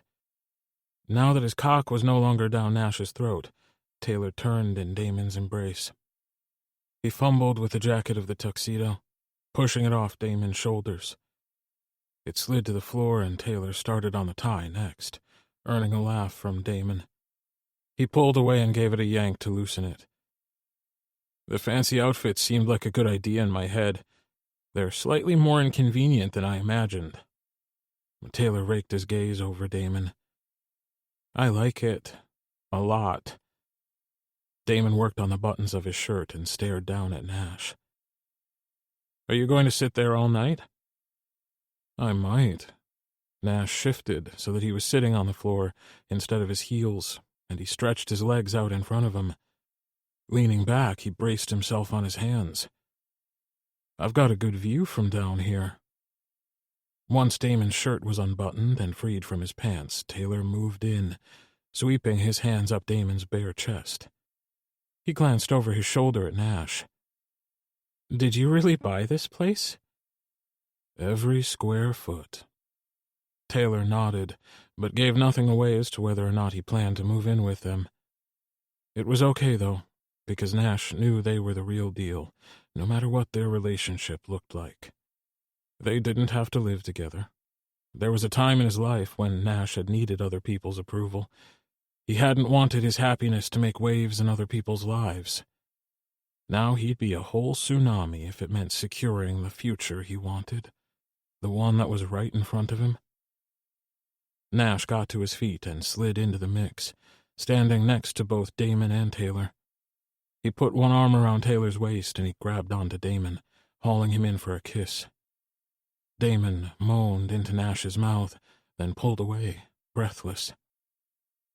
"You taste like him." Damon went in for another kiss. It was hard and deep, all-consuming. It was everything a kiss should be, and it made Nash's insides turn to mush. It was the kind of kiss that said all the things Damon was feeling, things that went deeper than arousal. Nash could feel how much Damon loved him in the shape of his kisses, and it was like falling for him all over again. "Fuck." Taylor's voice dragged Nash back to the present. He hadn't forgotten about him. It was impossible, even if he hadn't been holding on to him, he'd have known he was there. But it was the rawness to his voice that Nash noticed. "I love you," Taylor said. He sounded strained, like it was hard to talk. "I love you both so fucking much. I think I have for a long time." Damon pulled out of the kiss. He grabbed onto Taylor and hauled him in, pulled him close and pressed their foreheads together. "I love you too. We love you too." Taylor gripped onto the open panel of Damon's shirt. "Even if I don't want to live with you yet?" Damon's eyes went soft, and he cradled Taylor's face in his hands. "Even if you never want to live with us, even if you went sailing around the world and only sent postcards, we'll always want you." Taylor relaxed a little and managed a nod. Nash reached for his hand and tangled their fingers together. "I just think I want to have my own space, and I want to date you guys more. Like real dates where you pick me up and we go out, or stay in. I want to... Not necessarily take things slow, but I don't want to rush either. I want to enjoy every minute of this. I've found an apartment nearby. It's just a little studio, but it's in my budget. I can move in next month. Taylor bit his lip, and his brow furrowed in concern. Is that okay? Of course it's okay, Nash said. We want you with us, but when you're ready. And we support you having your own space. I won't be able to fit all of my plants in my new place, though. Taylor looked at them with round, pleading eyes. Do you think I could keep them here? You can keep as many plants here as you want, Nash promised. But I do still own the unit downstairs. You could move in there. Taylor shook his head. I know it sounds dumb, but I want my own space. Not something in my dad's basement, and I know you'd respect my privacy, but I think I want to try the studio first. I'm so... Damon cut him off with a bruising kiss. Don't apologize. He brushed Taylor's hair off his forehead and kissed him again, softer this time. Don't ever apologize. Chapter 30. Damon. Did I tell you how sensational you look tonight? Damon tugged Taylor closer and pressed himself tight against him, hoping that through the layers of tulle and fabric, Taylor could feel just how much Damon wanted him. The tint of Taylor's cheeks complemented his dress. I can't remember, to be honest. Damon kissed the corner of Taylor's mouth, his cheek, his jaw. You're beautiful. The most gorgeous man I've ever seen. Damon clung to Taylor's hips and held him in place while he ground against him. A million confessions lived on the tip of Damon's tongue. Instead of speaking any of them into existence, he kissed his way down Taylor's neck. Taylor's arms went around his neck, and Damon became aware of the way Nash pressed into the bubble, drawn in by Taylor like a moth to a flame. Taylor let out a helpless moan, and he held tighter to Damon, who took the opportunity to grind against him harder. God, he needed more. The friction was exquisite, but it wasn't enough. He needed flesh and heat, something wet, and something to lay Taylor over while he drilled into him. Let's take this downstairs, Damon suggested, praying that Nash's knees had already had enough torment for one night, and that he wouldn't be hard to convince. Fuck yes. Nash yanked Taylor close to him and attacked the curve of his neck with a kiss. What do you think? Pressed against Taylor from behind, Nash locked gazes with Damon over Taylor's shoulder. The sight of the two of them that close, that intimate, made Damon's insides quiver. As much as he wanted Taylor, he wanted Nash, too. Wanted them both with a ferocity he could hardly contain. It clawed at him like a feral animal trying to escape a cage. I think we have 2 minutes to get downstairs before I pin you both down and fuck you through the floor. Damon reached down and pushed the heel of his hand into the base of his cock, willing it to go down even a little. They had all night, but his cock didn't seem to have gotten the memo. Well, since we're on a time limit, I guess we'd better hurry. Nash threaded his fingers through Taylor's and tugged him toward the door. Taylor reached for Damon, wiggling his fingers expectantly. There was no choice but to take his hand and let himself be led to the stairs that were faster than the elevator. Damon watched Taylor go down before him, his dress trailing behind him.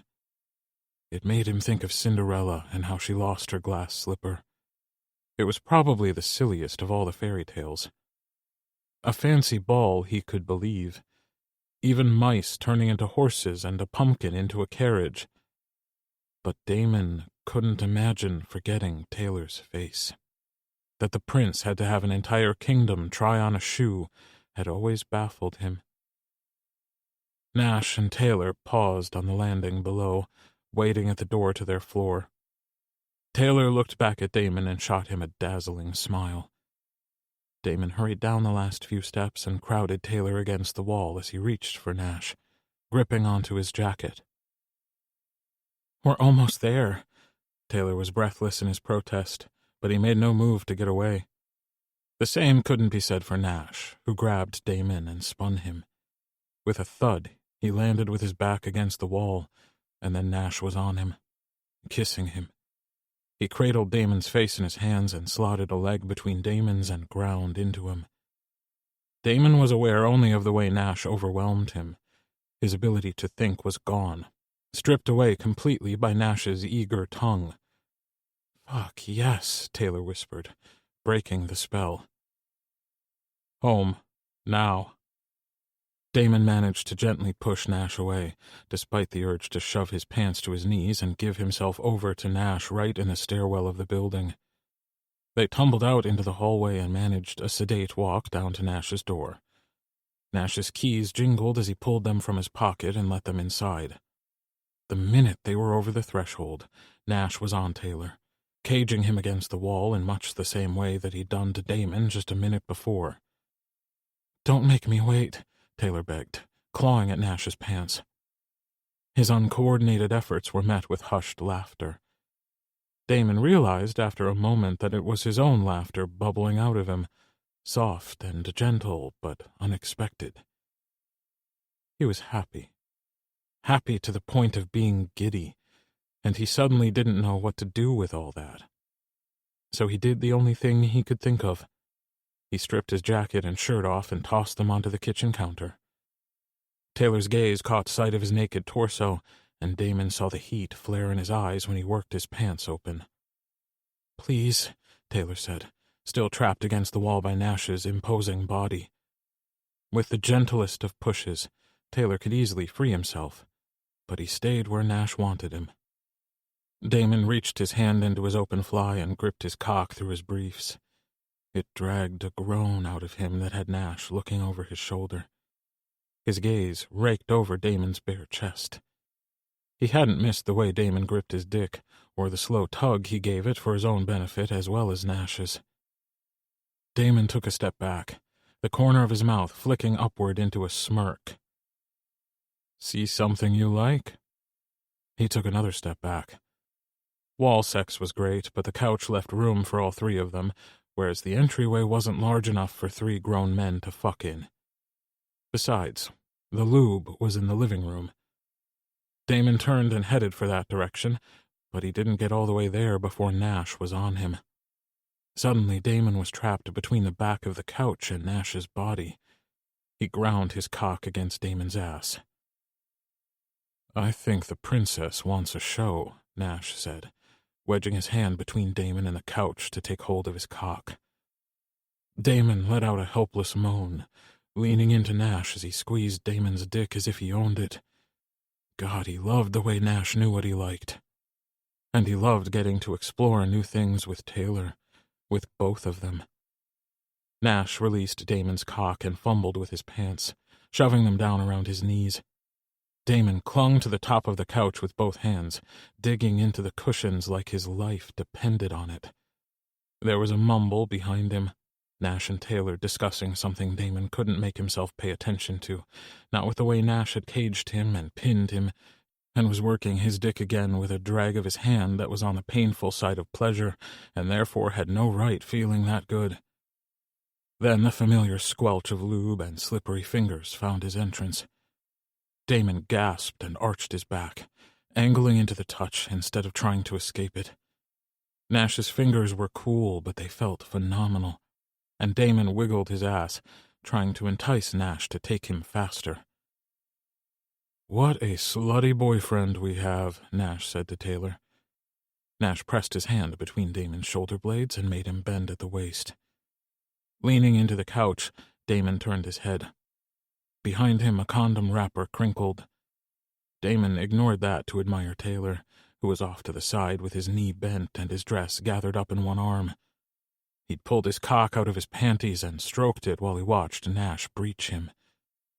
The stretch was exquisite, and Damon's eyes fluttered shut as he gave himself over to the sensation. The fullness, the delicious push that had Damon's insides quivering already. He exhaled and bore down, taking Nash all at once. Nash's fingers bit into Damon's hips, and he groaned, clinging tighter. "Fuck, yes." Taylor sounded closer, and Damon opened his eyes to see that Taylor was now in front of him. He watched him reach for the zipper on his dress, but Damon shook his head. "Leave it on." Taylor's eyes sparkled, and he looked as though he wanted to argue, but he let go of the zipper. "You better not wreck it." Nash tangled his hand in Damon's hair and yanked it, sending sparks of arousal straight to Damon's cock. He pressed back, seeking more of Nash even as Nash thrust into him harder and harder. Damon felt sweat bead on his back and in his hairline. He might have swiped his forehead clear of the thin sheen if it weren't for the fact that he had to hold onto the couch for all he was worth, or Nash was going to fuck him right over the top of it. As swiftly as Nash pistoned inside of Damon, he retreated. Damon gasped, and his mind whirred in desperation as he tried to clasp onto the shreds of his sanity. He'd been left empty so suddenly he was nearly bereft. Then Nash was guiding him around the couch and down into a sitting position. Damon reached for his dick, but Nash batted his hand away. He smiled when Damon whimpered in protest. Then suddenly, he had a lap full of Taylor and Toole, and Damon couldn't think at all because Taylor was straddling him, kissing him. Then a condom was rolled down Damon's cock, and Taylor was sliding down his dick in the next moment, gasping and panting against his mouth as he worked himself down Damon's shaft. Taylor's dress was a billowing mess of fabric, and part of Damon wanted to tear it off of him. But Taylor was frantic and needy, and Damon himself had wanted it on. But next time, Damon was going to make sure that no one was wearing any clothes, because his own pants were still tangled around his feet, and Nash was still dressed, except for the fact that his fly was open and his cock was sticking up like a flagpole. Damon watched Nash pour more lube into his hand. He positioned himself behind Taylor. Damon jumped when Nash touched the base of Damon's cock, and Taylor whined into the curve of Damon's neck when Nash traced Taylor's rim. "Please," Taylor keened, rocking back and forth on Damon's cock. "What do you want?" Nash asked. Taylor gasped, and he sought Damon's mouth, slanting their lips together, tangling their tongues as Nash carefully inserted a finger alongside Damon's cock. It made Taylor's hole impossibly tighter, and Damon found himself clutching onto Taylor, arching up into him, driving his cock deeper and deeper. What he wanted to do was to flip him onto his back and rut into him. Again and again and again. He wanted to fuck him and fill him with cum, and then he wanted to watch Nash do the same thing. Their kisses were wet and messy. A frantic energy thrummed through them like it was on a loop, getting stronger and stronger with every circuit. Nash worked in a second finger alongside Damon's cock, and Taylor let out a keening wail. "I'm so close," Taylor whined and begged, rocking in Damon's lap.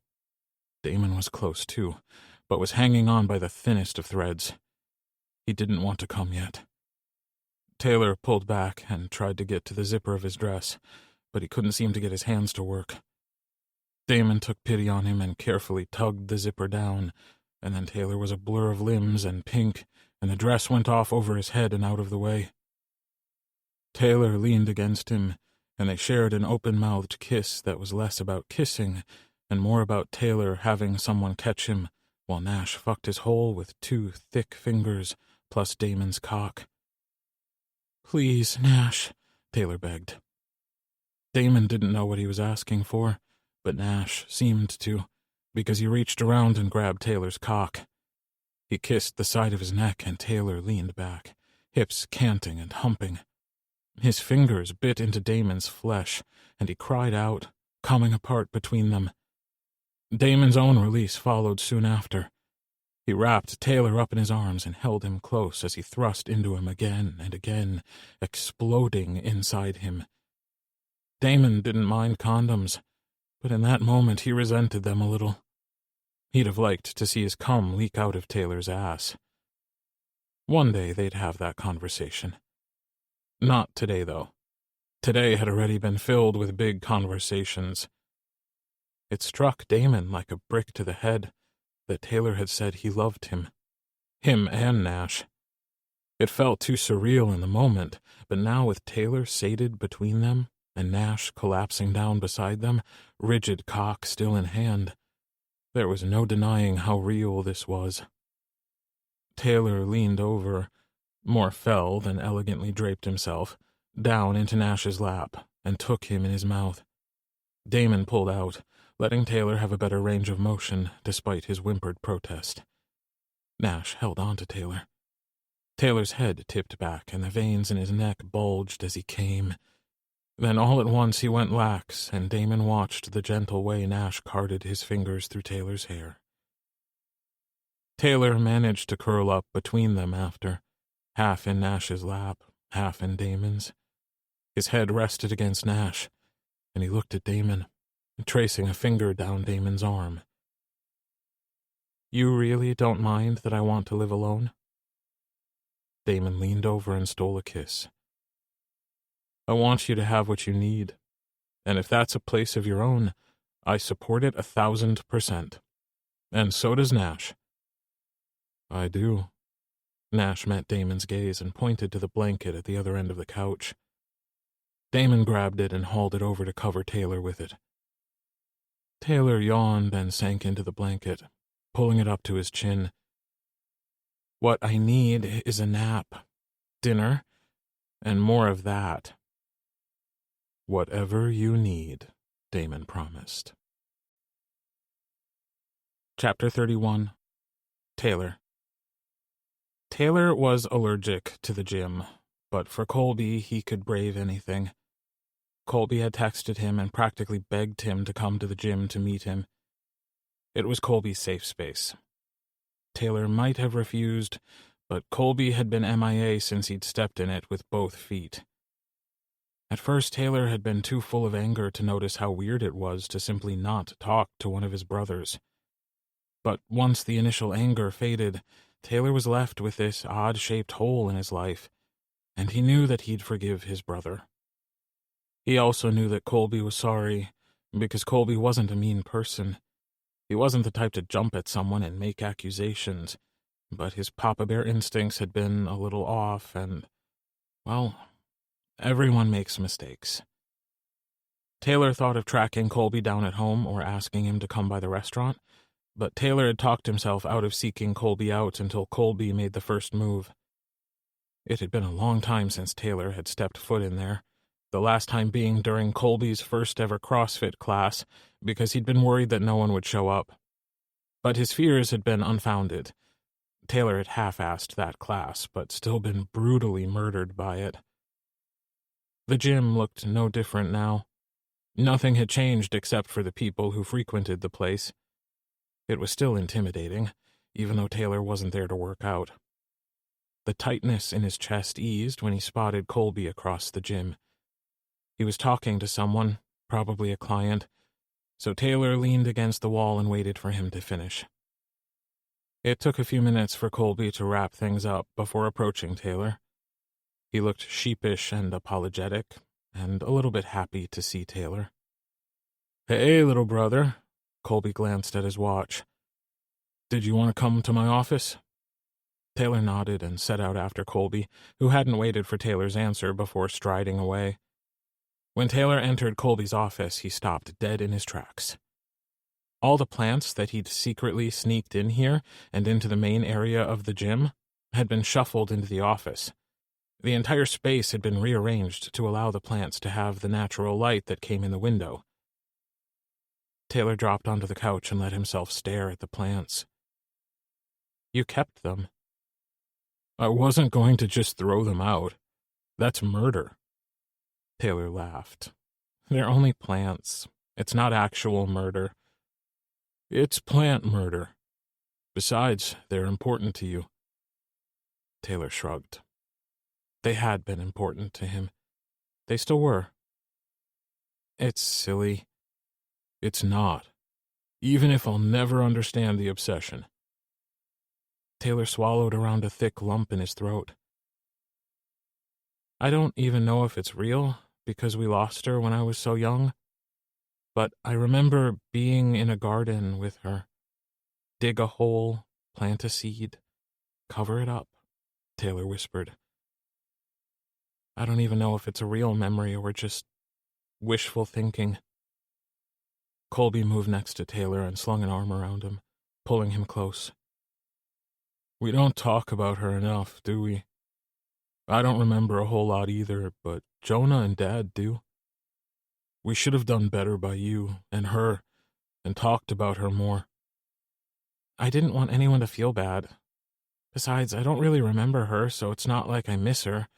Just, I guess I miss the idea of having those memories. I didn't want to tell anyone why I started growing things in case you or Jonah or Dad told me that it never happened. And now? Now I don't care. Well, I care a lot less. I want you to know that I'm not mad at you anymore, and that I understand why you're such an ass sometimes. Colby burst out laughing, and his grip on Taylor tightened. You're an asshole, but I love you.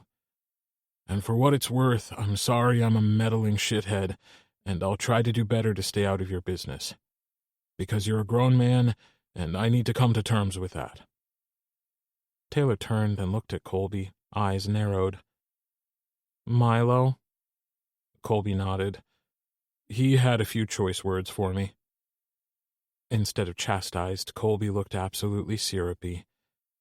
It was clear to see that he was head over heels for Milo, which made Taylor think of his own men. Nash and Damon asked me to move in with them. Colby stiffened, and Taylor felt him take a deep breath. Okay, that's great. He didn't sound exactly sincere, but it was a good effort, so Taylor didn't call him on it. I said no. When do you move? You said no. Colby was flabbergasted. I'm still moving out of the basement, but I'm going to rent my own space for a while. I'd like some time on my own. Living in the basement wasn't supposed to be permanent, but I got comfortable.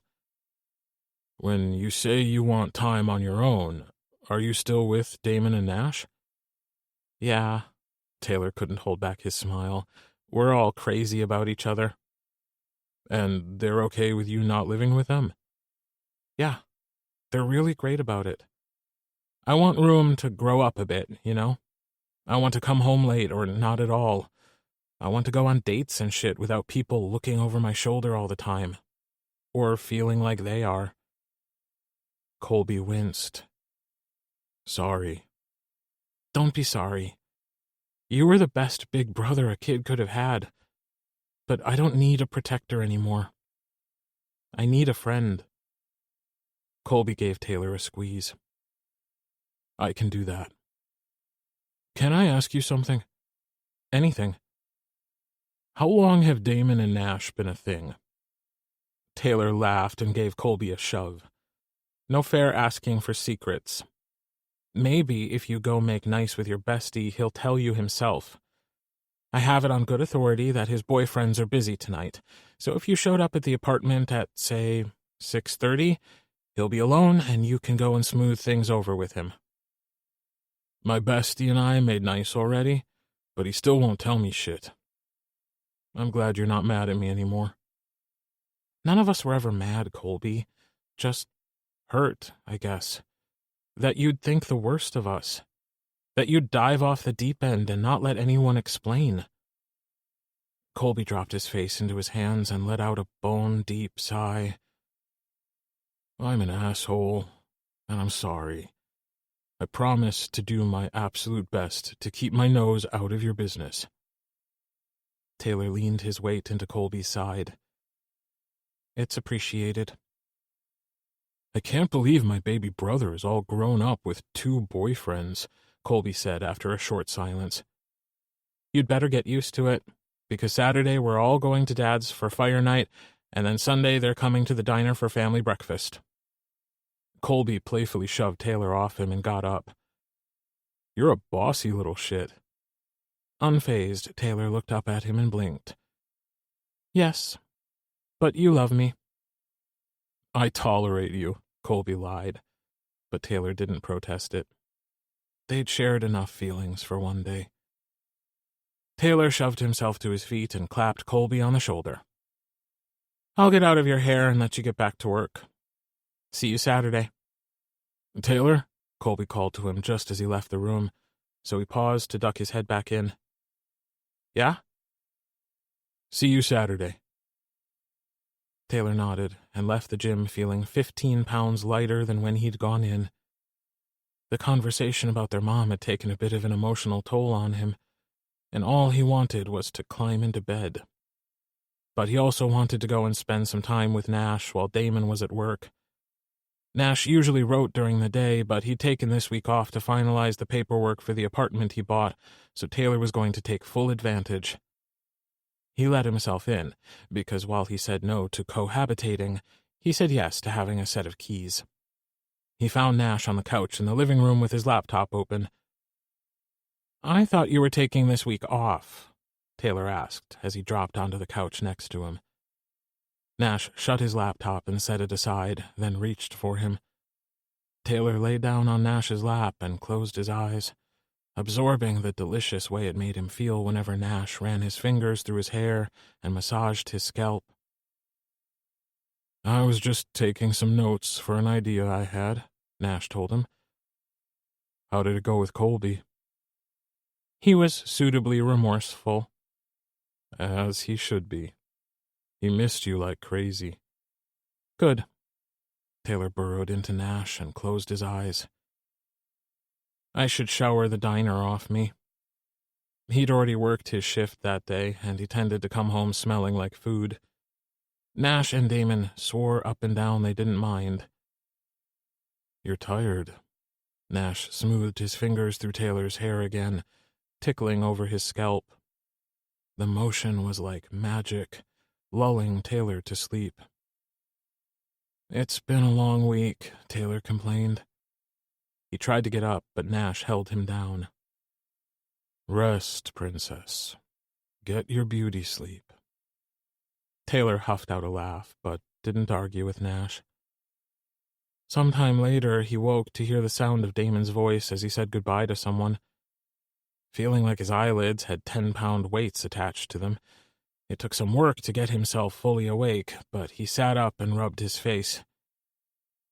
How long did I sleep? Taylor asked. Long enough that Nash had packed up his computer and put it away. Damon had come home from work, and the dampness of his hair indicated that he'd already had a shower. You were dead to the world. Nash didn't want to disturb you, so he left to meet Colby for drinks, and I ordered dinner for the two of us. Taylor stretched, then collapsed into a boneless heap back on the couch. I can't believe I slept that long. You even showered without me. We can shower after dinner. But you just had one. So get me dirty. Damon crossed the room and lowered himself down on top of Taylor. You're insatiable. Damon let out a roar of laughter. I better be. I have 2 hot boyfriends to keep up with. Taylor spent the rest of the evening snuggled up with Damon. They watched a movie and ate Chinese food, and by the time Nash came back, Taylor was freshly showered. No thanks to Damon, who'd been less about getting clean and more about being dirty. Damon and Taylor had just crawled into bed when Nash came in and stripped out of his clothes to join them. How did it go? Taylor asked. It was good. We set some ground rules. He's promised not to be an interfering ass, and I've promised not to bury him under his dad's fire pit. Nash climbed in on the other side of Taylor. Now I know how the middle of an Oreo feels, Taylor said, wriggling around to get comfortable. Nash rolled over and captured his chin with his fingers. He tilted Taylor's head up and brushed a kiss against his lips. What was that for? Taylor asked, resisting the urge to touch his bottom lip. It was for being here when I got home. I know you have your own space, but I like having you here. Taylor felt his cheeks heat, and he tucked himself into Nash's chest. He still wasn't ready to move in, and maybe he never would be. But it was still nice to be wanted. Damon and Nash made him feel like he was necessary to their happiness. They never failed to make him feel like an equal, integral part of their relationship, even though it was still a fledgling. "You're both so perfect," Taylor told them. "We're not perfect in general, but I do think the three of us are pretty perfect together," Damon agreed, mostly. "I'll take it." The last thing Taylor remembered that night was pulling Damon's arm around him, tangling his feet with Nash's, and thinking that he might have suggested buying a bigger bed if he didn't enjoy being so close to them. That was perfect. Chapter 32. Epilogue. There wasn't a lot of space for the three of them in Taylor's shoebox of an apartment, which was why when the three of them were together, they tended to gather at Nash and Damon's place. But Nash had to admit that there was a certain appeal about the small space. Mostly he liked that Taylor was practically always within arm's reach. It was a charming place, even if it was on the small side. A tiny kitchen and an only marginally larger living area made up the entire thing, except for the bathroom, of course. "I'm not sure how you haven't gone crazy here by now." Nash was stretched out on Taylor's bed, waiting for him to finish getting ready. They were going on a date, something they did a lot of, something he and Damon hadn't really done much of. They were happy to hang out at home for the most part. Every once in a while they'd go somewhere that wasn't Ethan Bennett's backyard, but they'd never needed that sort of thing from each other. Taylor, on the other hand, thrived under the attention of his boyfriends. Nash and Damon took turns taking him out to dinner and to the movies. It was nearly Christmas now, and the cold had kept them inside a lot. But tonight there was a holiday night market that Nash knew Taylor loved. It was all he'd talked about for the past week. Nash was just happy that the cold front had finally moved on. A crashing sound came from the bathroom, and Nash sat up. Before he could ask, Taylor's frustrated voice rang out, "I'm fine." Taylor sounded annoyed and agitated, and anything but fine. "Have you ever thought of renting a bigger place for yourself?" Nash relaxed back down on the bed and tucked his hands behind his head. "I like my little apartment. Most of the time." A few quiet curse words reached Nash's ears, but he chose not to comment on them. Taylor appeared a second later, looking ravishing. He was wearing the asymmetrical earrings Damon had given him a few weeks ago. The smaller earring was a stud in the shape of a crescent moon, and the dangling one was a grouping of stars. Nash had thought it a bit cheesy, if he was being honest, but clearly cheese was the way to Taylor's heart, because he'd gushed about them nonstop for a week. Nash untucked his hands and pushed himself off the bed. Taking Taylor in his arms, he brushed a kiss against his mouth. Taylor wriggled in his grasp as though he were trying to get away. "We're going to be late," Taylor tried to complain, but he didn't sound overly concerned. "We have all night," Nash reminded him. Not that it worked in his favor. "Exactly. We have all night, so tell little Nash to calm down." Little Nash? Nash frowned. Since when did his dick have a name, and why was it Little Nash? It was all he could do to stop himself from looking down the front of his pants to get a glimpse and reassure himself. Taylor beamed up at him and rose on his toes to kiss Nash's cheek. "It's so easy to fuck with you. I'm sorry." Taylor's laugh was like music to Nash's ears. When Taylor was happy, Nash was happy. There was something about Taylor's joy that made the world a brighter place. "If we're going to name my dick, I demand at least a little creativity." Nash grabbed Taylor's jacket off the hook and held it for him. It was a black peacoat with a bright pink lining that Taylor had fallen in love with.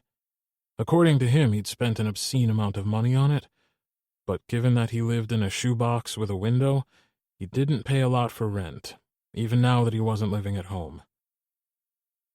"Nash Jr.," Taylor mocked him openly now, his eyes glimmering with mischief. Your definition of creative leaves a lot to be desired, Nash said dryly, as he slid into his own coat. I'm just getting warmed up. Give me a break. Taylor buttoned his coat and grabbed his keys and his gloves, and then they were out the door. Taylor lived nearly in the center of town now. His apartment was above a real estate office and only a block away from where the night market was set up. His stairs were steep and treacherous, but thankfully they were indoors at least. A second door led them to the street, and it locked automatically behind them. Nash hadn't enjoyed move-in day, but Taylor seemed to still be deeply in love with his tiny apartment. They linked hands and made their way to where half the town seemed to already be gathered. Vendors lined the streets in brightly lit tents. Artisans and craftsmen from all over the place came here for the night market every year. People sold everything from crocheted dishcloths to copper jewelry. Their first stop was the booth selling an assortment of hot drinks. Nash and Taylor both chose a hot chocolate with extra whip, avoiding the hot apple cider like the plague it was. Taylor sipped at his drink, licking a bit of the whipped topping off his lip. You could set up a booth here, he told Nash. What for? Nash replied. Your books. You're a local legend, you know. People would love to see you here with your books all stacked up like trophies. Trophies? Nash furrowed his brow. Yeah, like trophies. Each book is sort of a little victory in itself, you know? So the finished ones are like trophies, I think. What do you get when you win something? A trophy. You can't win at writing. It's not a competition. Taylor shrugged, unaffected by Nash's logical argument. Tell that to all the people who win the Pulitzer or the Nobel Prize for Literature. Nash nearly choked on his drink. My books are hardly close to that caliber. That's not even my point. My point was that people love seeing you at the diner. They get a kick out of knowing you sit there and write your books. And how do you know this? Nash had trouble wrapping his head around the idea that people knew who he was and cared about where he worked. It's a diner, Nash. It's gossip central. People think it's adorable that you sit at the family table in the corner and work while I make their pancakes and shit. It's romantic as hell, and they know it. Nash had never thought of it that way before. It was an odd thing for people to be interested in. But people were people, and they tended to put importance on the strangest things. A booth, Nash said after a time. You think people would like it? Oh, definitely. I'll think about it. Nash knew that if the idea was still in Taylor's head next year, Nash would be setting up a booth at the night market just because it would make him happy. Something else that would make Taylor happy was Damon, and Nash felt his presence before he saw him. Damon strode up and slipped an arm around Taylor's waist and pressed a kiss to his cheek. Nash and Damon had never taken Taylor out at the same time to anything that wasn't a dinner. It wasn't that they didn't want to be seen together as a unit. It was just that they all respected their time with each other and didn't want to intrude on that. But Nash and Damon had hatched this plan weeks ago as soon as it was apparent how excited Taylor was about the night market. What are you doing here? Taylor looked at Damon, his confusion obvious. I'm crashing your date, Damon said before kissing Taylor again. Don't worry, Nash and I talked about this a while back. Taylor looked at Nash. You did? We know we generally do things a little different, but the night market seemed special to you, and we both wanted to share in that. Nash tugged Taylor closer, pulling him away from Damon. Damon scowled and pretended to pull Taylor back to him. Taylor's laughter pealed out, and he pulled away from both of them. I'm not a toy. Taylor shook his head. Damon stepped into his space and met Nash's gaze as he slid his arm around Taylor's waist. He leaned in close to Taylor and whispered in his ear, But we love playing with you. Taylor's already pink cheeks darkened into a lovely candy apple red. Stop that, he said as he pulled away, not going too far. You two need to behave. Taylor tossed his empty hot chocolate in the trash and returned. He snuggled into Nash's side and pressed a kiss to his cheek. "You'll have to share me. I'll finish the walk down with you, and I'll walk back with Damon, and then we can go somewhere and warm up." Taylor's eyes narrowed on Damon, who was staring at something. "Is that Mickey?" he asked. "I think so," Taylor replied, sounding sad. He'd tried hard to befriend Mickey, but the man refused help at every corner. Even though the basement unit was empty and Nash knew Taylor had told him he could stay there as long as he wanted, Mickey had disappeared into the wind again. "Where did he go?" Taylor scanned the crowd, but there was no sign of him. Nash felt the light go out of Taylor, and he tugged him close, kissing his icy cheek. "We can look for him if you want." Taylor shook his head. "I don't think he wants to be found. I still leave food for him, so I know he's at least eating. There's not much else I can do." Nash needed to do something to change Taylor's mood. He hated seeing him sad, especially about things he couldn't control. "I hope you plan to help me organize my booth next year," Nash told him. Nothing made Taylor happier than having his own way. "Booth?" Damon tilted his head, and they slowly set off to check out the rest of the vendors. "I told Nash he should set up a booth here next year. People love his books, and I think it would be a lot of fun." Taylor clung tightly to Nash's arm. Some of his tension still lingered, but he seemed determined to be happy and enjoy their night. "You convinced him to extrovert?" Damon laughed. "Oh, this is going to be good." "I'll be there to help him. It won't be that bad." Taylor looked at Nash. "Will it? You don't have to do it. It was just a suggestion." "It'll be fun. But you have to help me. You can be my assistant." Taylor's eyes sparkled. "Oh, you'd be my boss. Why is that so hot? We should role-play that. You two can be the big, powerful corporate stooges, and I'm just a lowly little secretary. Oops, I dropped a stack of files and made a mess. Maybe I should be punished. Please don't fire me. I'll do anything." Nash let his hand slide down Taylor's back, then he pinched his ass, earning him a yelp and a glare. "Behave yourself," he chided.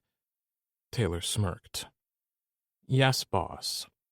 "Don't call me boss, either." Nash saw Taylor open his mouth to shoot off another smart retort, so he did the only thing he knew to do that would shut Taylor up. He hauled him close and slanted their mouths together. He kissed him hard and unrelenting, with no regard for who might be watching. It was chaste enough. More lips and barely any tongue, but it left Taylor breathless and thankfully speechless. "Mind if I cut in?" Damon asked, tugging Taylor over into his arms. "I do believe it's my turn to escort the princess through the fair." Nash could never bring himself to say something so completely cheesy, but Damon loved that kind of thing, which was good because so did Taylor. Nash watched them share a sappy look, then an even sweeter kiss, before the three of them headed back up the other side of the street. When Nash and Damon first started sneaking around, he'd never expected much of anything to come of it. A couple of mutual orgasms at the most, and then he thought they'd go back to the status quo. And they didn't. And then Taylor happened. Nash stepped over to Damon and took his hand. Damon turned and shot him another sappy look. Nash stole a kiss from his other boyfriend without caring if anyone else approved or not. They were happy, and